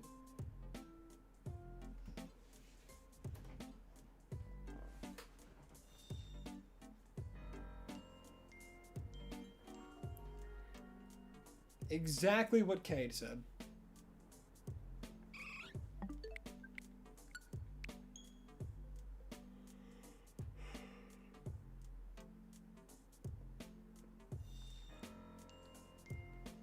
God, we're nearing 6 hours.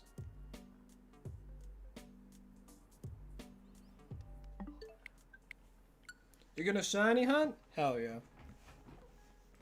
Go for it. There's plenty of different mons that you can shiny hunt in this game.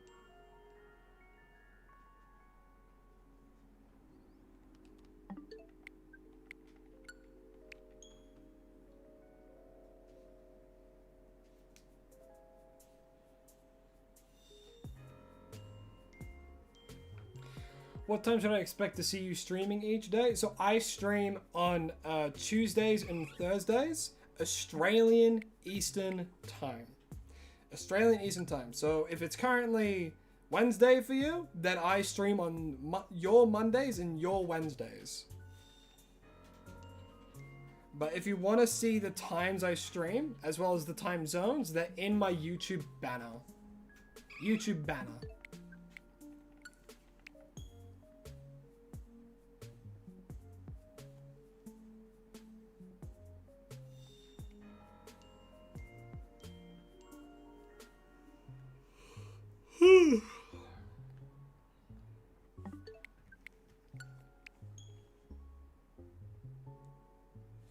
Man, I do hope it shines soon.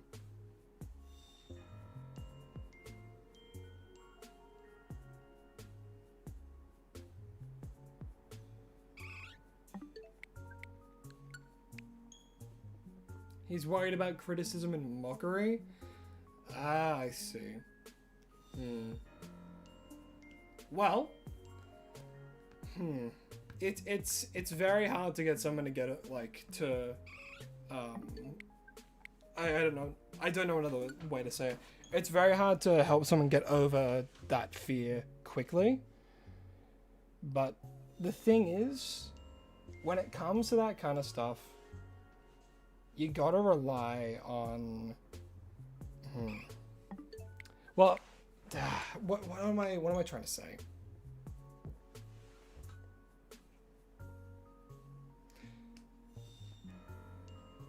As shitty as it is, that is part of life. That's part of doing something different. It's part about That's part of doing something unconventional and what some people would call nerdy, right? I've gotten plenty of criticism from this. I'm surprised I haven't gotten more, to be honest, but still, it's a part of the creative process. What did I get for the phase? I got a shiny furfur. What? Because I was doing the fly method in zone 19, sorry, and I found a shiny furfur. How do you respawn a Pokemon when it runs away? So when a Pokemon runs away, they get set on a timer. So roughly a minute and a half to like 3 minutes, they'll spawn back. And that will respawn. If you want to do the method I'm doing, knock them out or let them run away. Also, hello Nugget, welcome to the stream.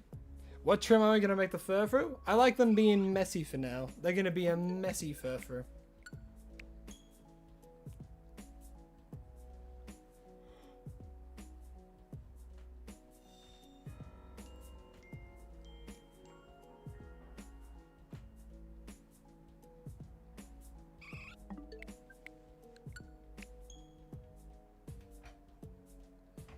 You might get a Switch 2 for Christmas? Hell yeah.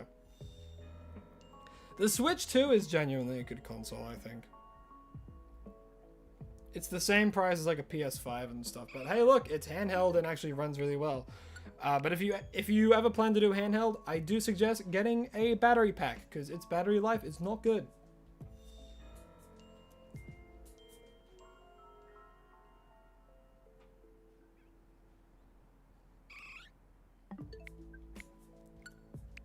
That's a very good step from Cade. And genuinely, I'm the same. I don't want sugar-coated shit. Just give it to me. Just give me the full front of it, you know?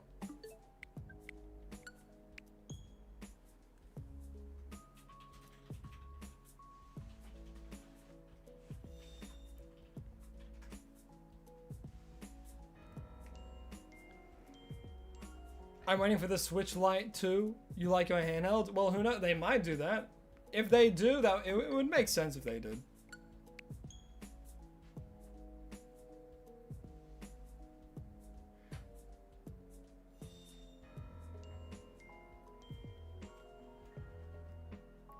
Yeah, if you're gonna do handheld, then definitely get a battery pack, because its battery life is like 3 hours in handheld.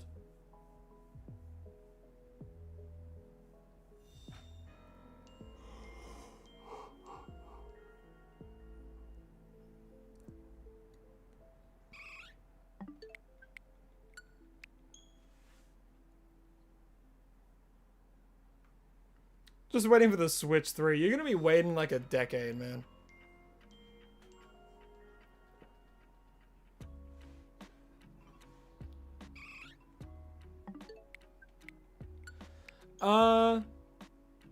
Wait, hold on. I'll answer your question soon, Bryce.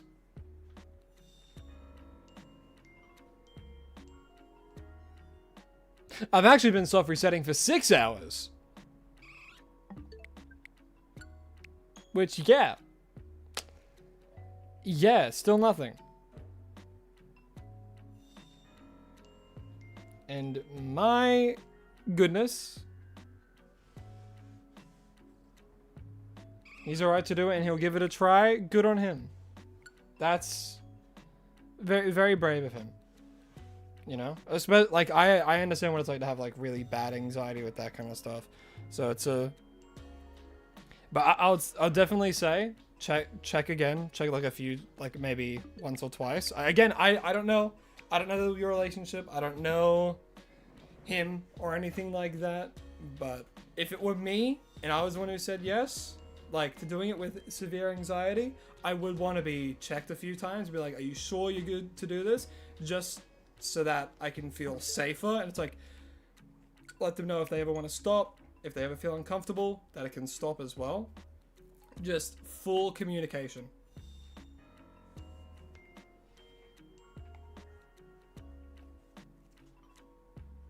Shiny. Please. Oh, God. What's my favorite Pokemon? Flygon. I love Flygon. I think Flygon's great.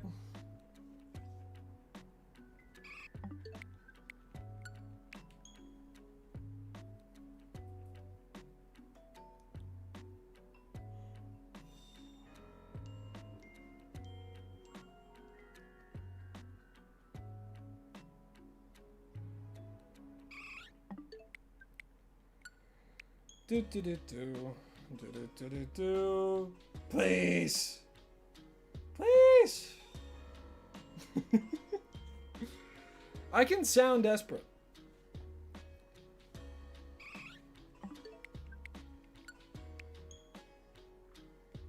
You don't have nearly enough mental capacity to keep resetting for a shiny. You have no clue how people do this for hours.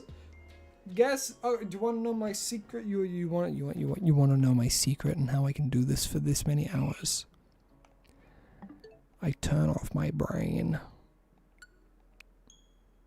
As soon as I finish streaming, I'm not gonna remember a single fucking thing that's happened. I'm gonna remember Cade, because their art was awesome. I'm gonna remember that. Support artists. Support real artists. But I'm not going to remember most of what happened. After this, I'm going to look at the time and be like, wow, that was 6 hours that I spent doing this. It's insane. Hello, Nate. Please help Froakie One Shine. I've been doing this the whole day. What method are you doing? How are you hunting for it? No, I won't forget everything. I do turn off my brain, though. I do, oh, don't do that. I do autopilot. And it's when I start making mistakes is when I know I'm hitting a wall and my brain is slowly, like, dying. You're scared, please. I'm sorry. I'm sorry. Don't worry, I won't forget everything.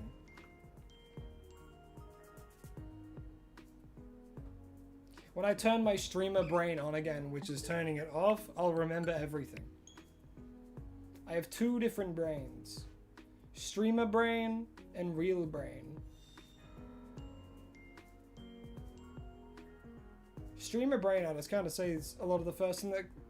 Blah, blah, blah, blah, blah. Wow. I think I'm shutting down.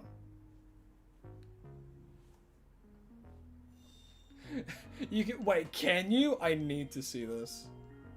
Nintendo app.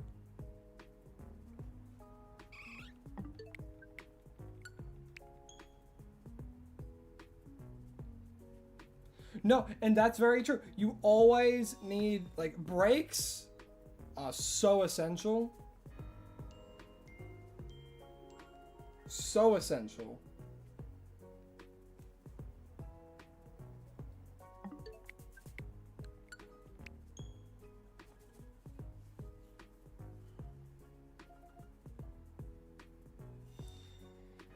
Is the app not updated for the Nintendo Switch 2? I don't think it is.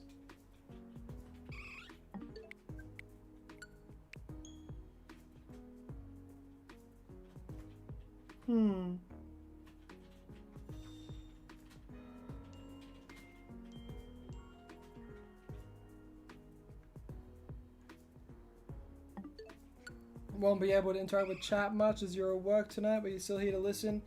Got new earbuds? Hell yeah. Well, hell yeah. Well, Nugget, I hope that you're having a pretty alright time at work.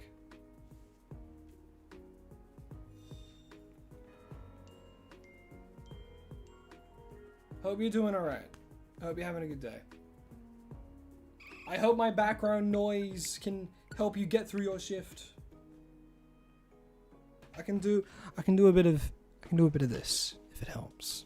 I can do some very calm and relaxing close to the mic. So here, we're currently hunting for a shiny Eevee, as the wheel had decided we would be hunting for a Leafeon.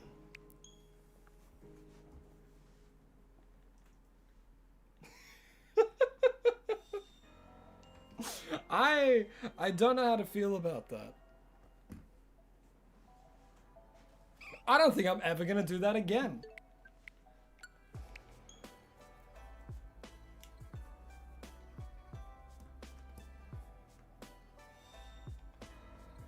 The mods will resign if there's more A.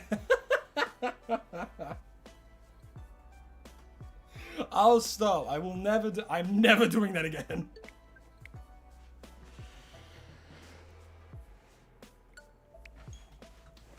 You're just thinking one of the National Geographic podcasts. Like David Attenborough. What are you looking at me like that for? No, it's David Attenborough. I'm getting gas slammed by my partner, guys.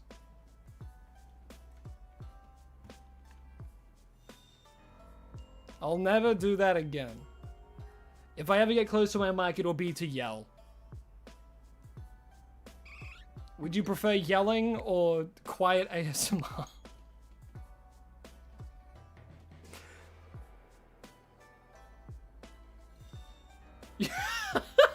You see what you mean by shutting off your brain. You get it now. You get it.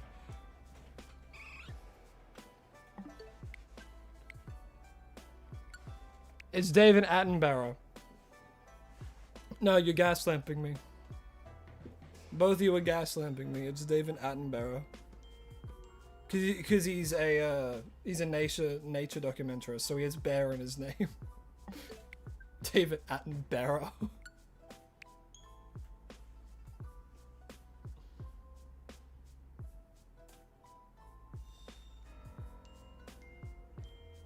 You waited for 3 hours for the Legend ZA release.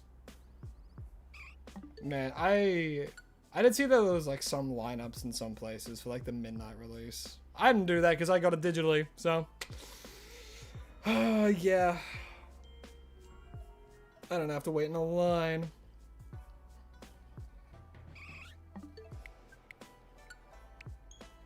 Don't have a problem shutting off your brain, you do have a problem turning it on? Yes. I have to turn it on when I DM, and that shit is hard. Not really. I also turn it off when I DM sometimes. I'm like, let's just let the mouth do the talking, you know?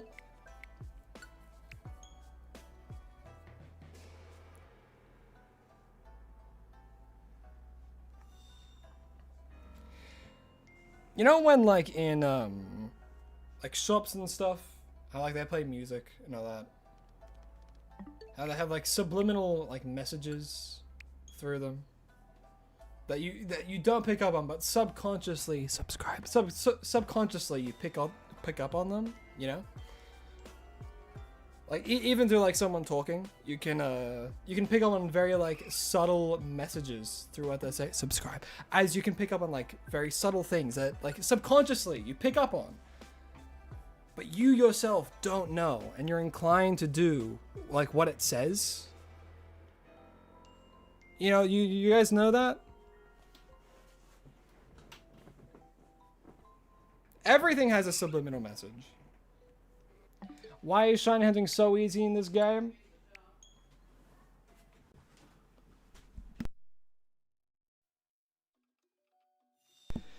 The reason shiny hunting is easy in this game is simply because the amount of spawns that we get in. If we go to, let's say, a wild zone, right? You can see that there are a lot of spawns that we're getting in a short amount of time.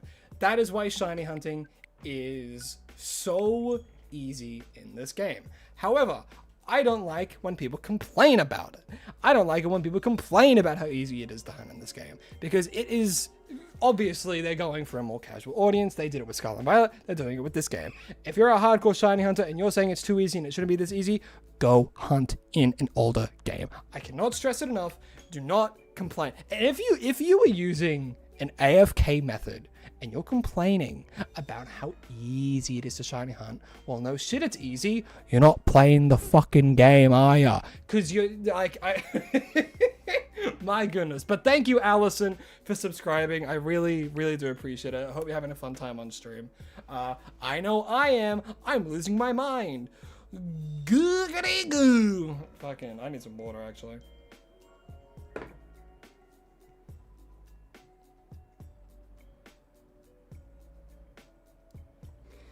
Is my mic a PNG of your actual mic, or is it just a random one? That is the exact mic and stand that I have. That's that exact microphone, the black one, Yeti. I do have a muffler over the top of it, and I do have it on a different stand now.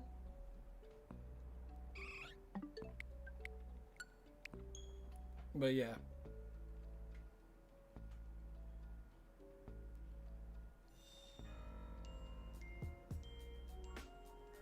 You lost a katana in your bed? How? It's a sword. How big is your bed? If you lose it in your bed, you should strip your bed. That way you don't stab yourself in your sleep. Oof, pardon me. I dare say, pardon me.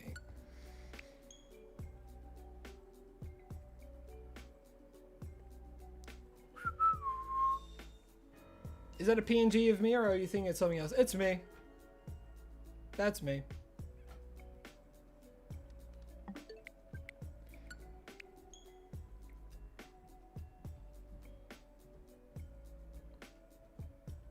You know, I think one day I'll do a subathon.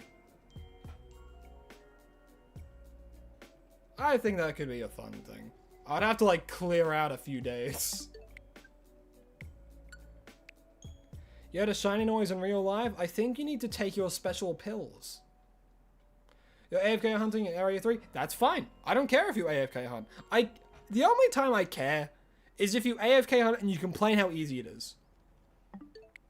That's the only time I'll care. You can AFK hunt all you want, right? I will not judge. But if you AFK hunt and then say it's too easy, I will find you. Because that, like, it's... Well, yeah, no shit, it's easy, or you're not having to do anything. Just don't complain. Be generous that you can, and you have time to do other stuff now.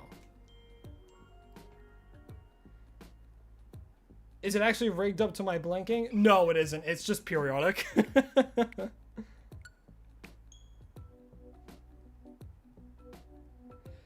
If someone comes in chat and says, "Ugh, it's too easy to shiny hunt," I'm banning them. I do not care. If they're coming in with that attitude, I don't want it here.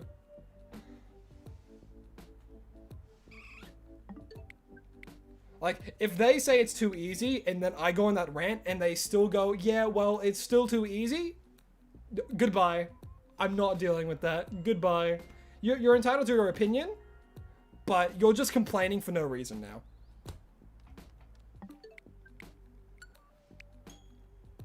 Overall, like, shiny hunting is a matter of time, effort, and persistency.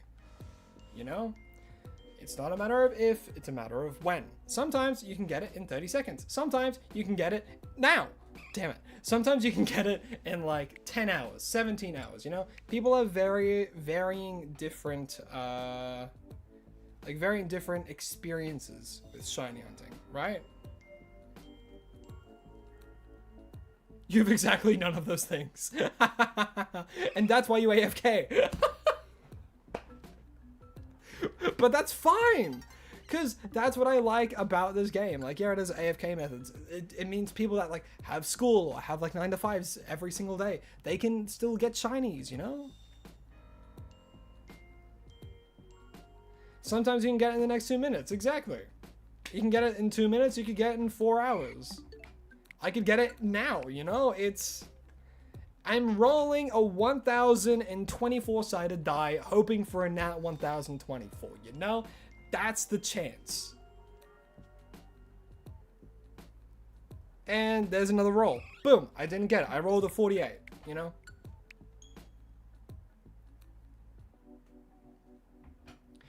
Should you go to sleep? I'm tired, but I want to keep watching because the stream's amazing. Why?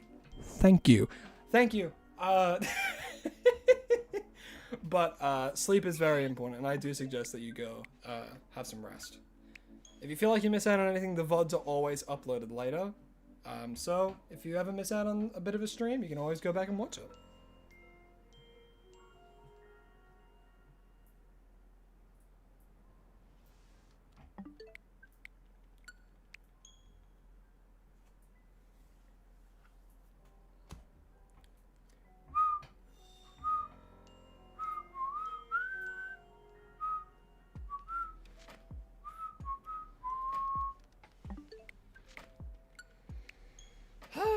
Man, it is getting freaking hot in this room.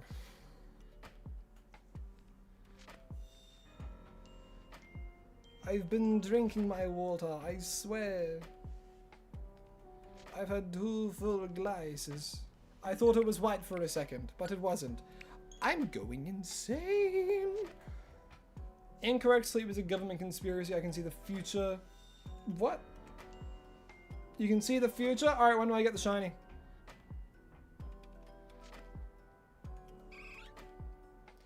Why is there a time limit on chatting? Simply to make it so it's easier for me to make sure I don't miss anything.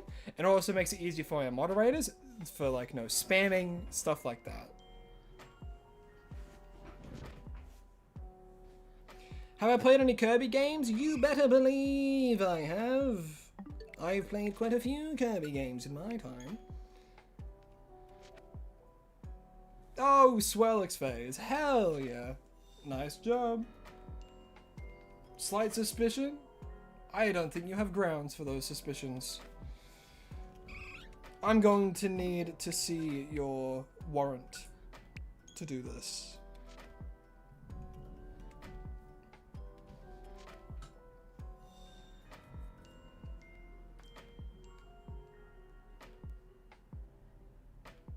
You play Legend of Zelda and Pokemon games?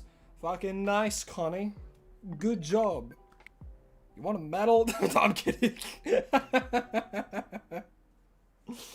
I also play those games. I have a lot of fun with like Legend of Zelda games.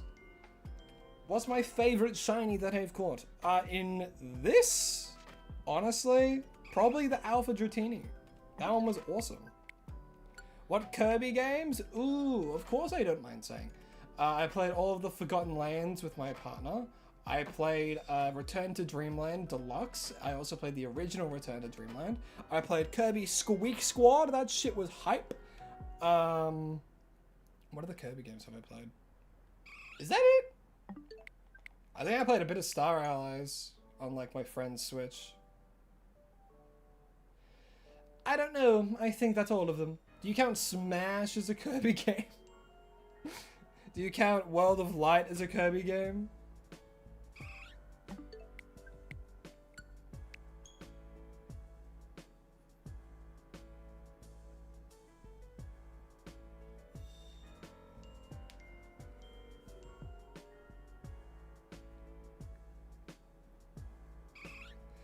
Is it normal that I'm reading the entire script of Struck 2 in my mind? As we established before, normal does not exist, so do what you will. Unless it's illegal or it's horrible, then stop. But that is not horrible, so keep doing it. Curious because you're a huge Kirby fan? Really? I couldn't tell. Your profile picture doesn't scream Kirby fan at all. See, that was a use of sarcasm.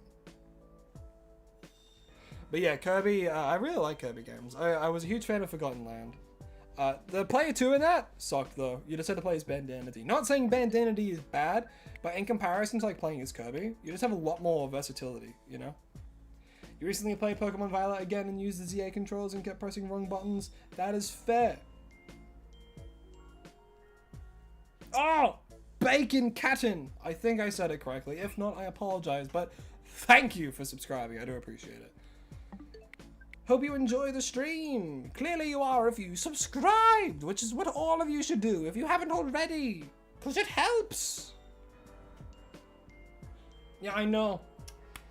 I was a detective in a previous life, so naturally I'm quite perspective. Perspective? No, I meant what I said. I meant what I said. I'm quite perspective. Some fresh perspective. Mad Hatter. Oh, I love that guy.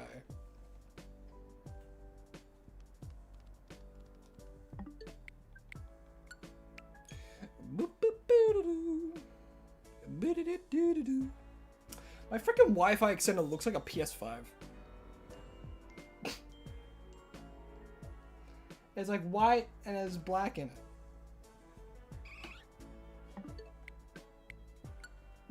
I have a PS5 as a Wi-Fi thing.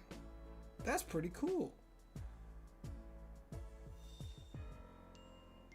I have a PS5 on my desk. I never play it though.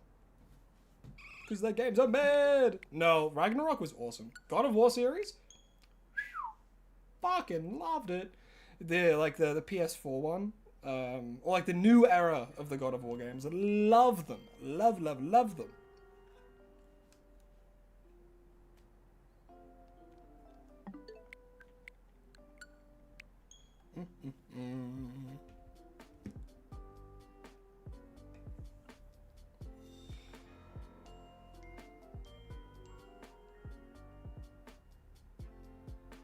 Shine!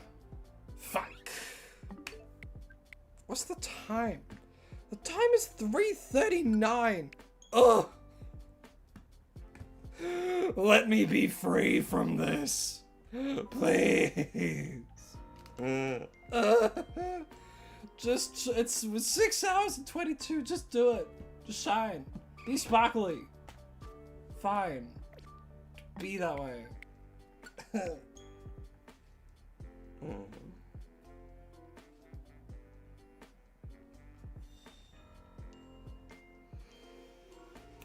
I think we all know where this is going. Boom. Damn it. If I keep doing it, it'll make for a good clip. The way that I've positioned myself, it's not going to be good if I find the shiny. I might destroy something. I might accidentally kick my PC. Yeah, what are the chances I get the shiny? Oh, actually, it's 1 in 1024. Shut up, I know the odds.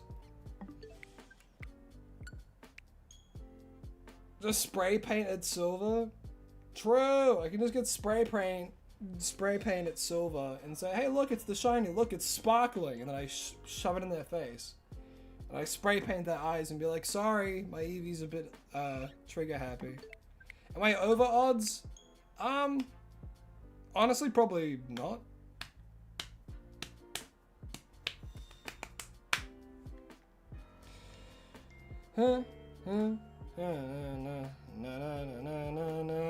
I'm singing the fucking Lorax soundtrack now. Was that movie actually good? I don't know. Danny DeVito was the Lorax, right? I think he was.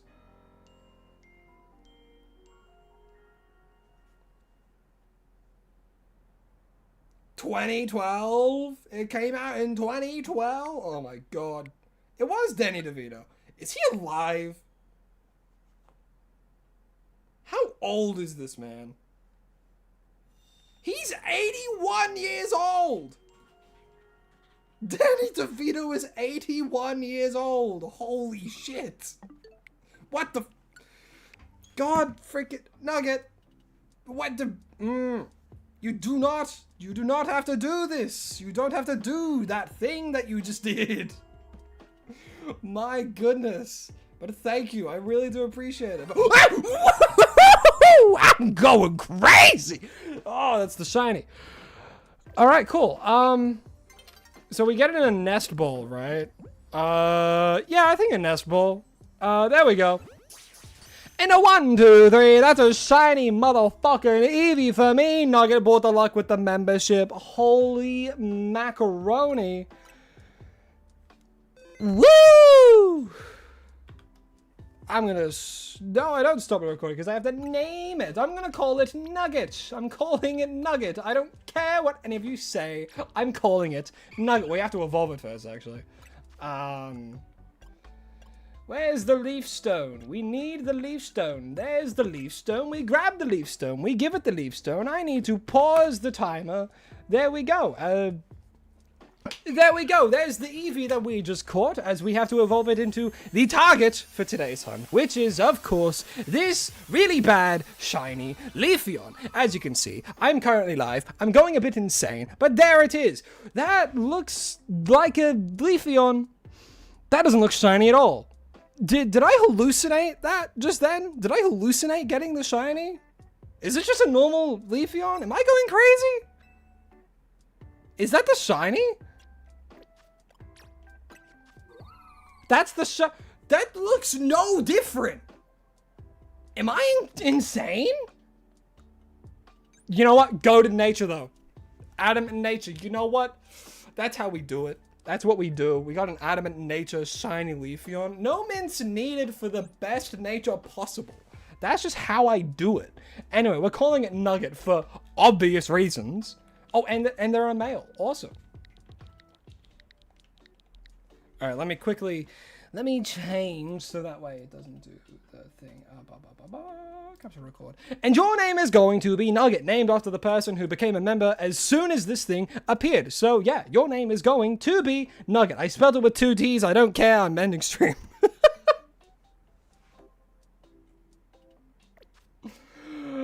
Oh boy, oh, how I spelled it with 2 T's. You know what? That's the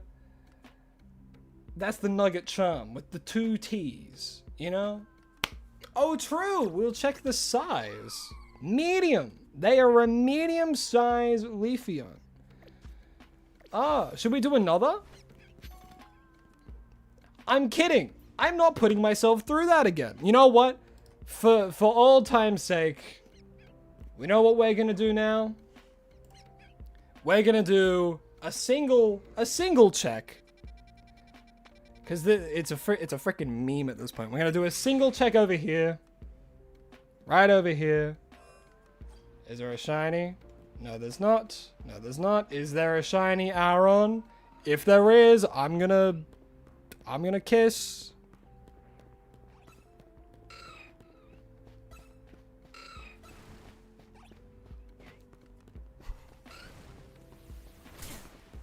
I don't think that... If there was a Helioptile, I would have thrown an actual fit, like a toddler.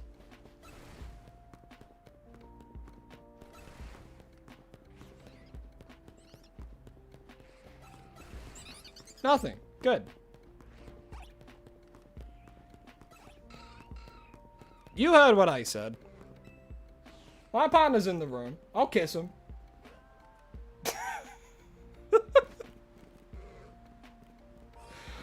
I am so tired. Oh, what about the Dedenne? Or the Emolga that spawns over here? I know they can be shiny. It's a Dedenne! Apple Nene. Nene?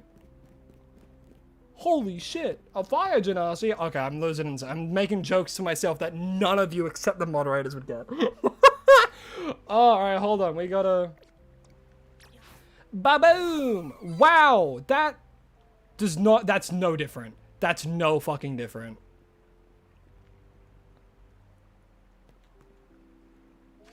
Well, we're gonna like, you know what? That's actually not a bad pose. Oh, they're so adorable. Look at them. Look how happy they are. We'll be pumped up. Okay. That's the end. Mega Revolve it. Oh, you're so right. I need to Mega Revolve it, actually. Hold on. Let me just do that real quick. What are you talking about? Leafeon doesn't have a Mega. Oh, this is a scam shiny. Scam shiny. We need to position. There we go. We'll do this. We'll set it up again. Look at the Rotom. Dance, Leafeon, dance. Oh!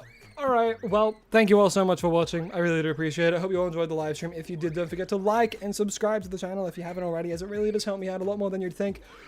Oh boy! Do one more couldn't hurt. I'm done. I need to go and do things with my life that isn't this right now, and I've been doing this for 4 hours and 45 minutes, so I'm gonna go do something else with my life, because I have to go and do stuff. But yes, thank you all so much for watching. I really do appreciate it. Thank you to my lovely mods, such as Lycans, as well as Jorticus, who's been here as well. Very, very big thank you to you two for helping me out today. And that's all the time that I have. Thank you all so much for watching. Subscribe if you haven't. Do it. Subscribe. I need to stop. I'm gonna go now.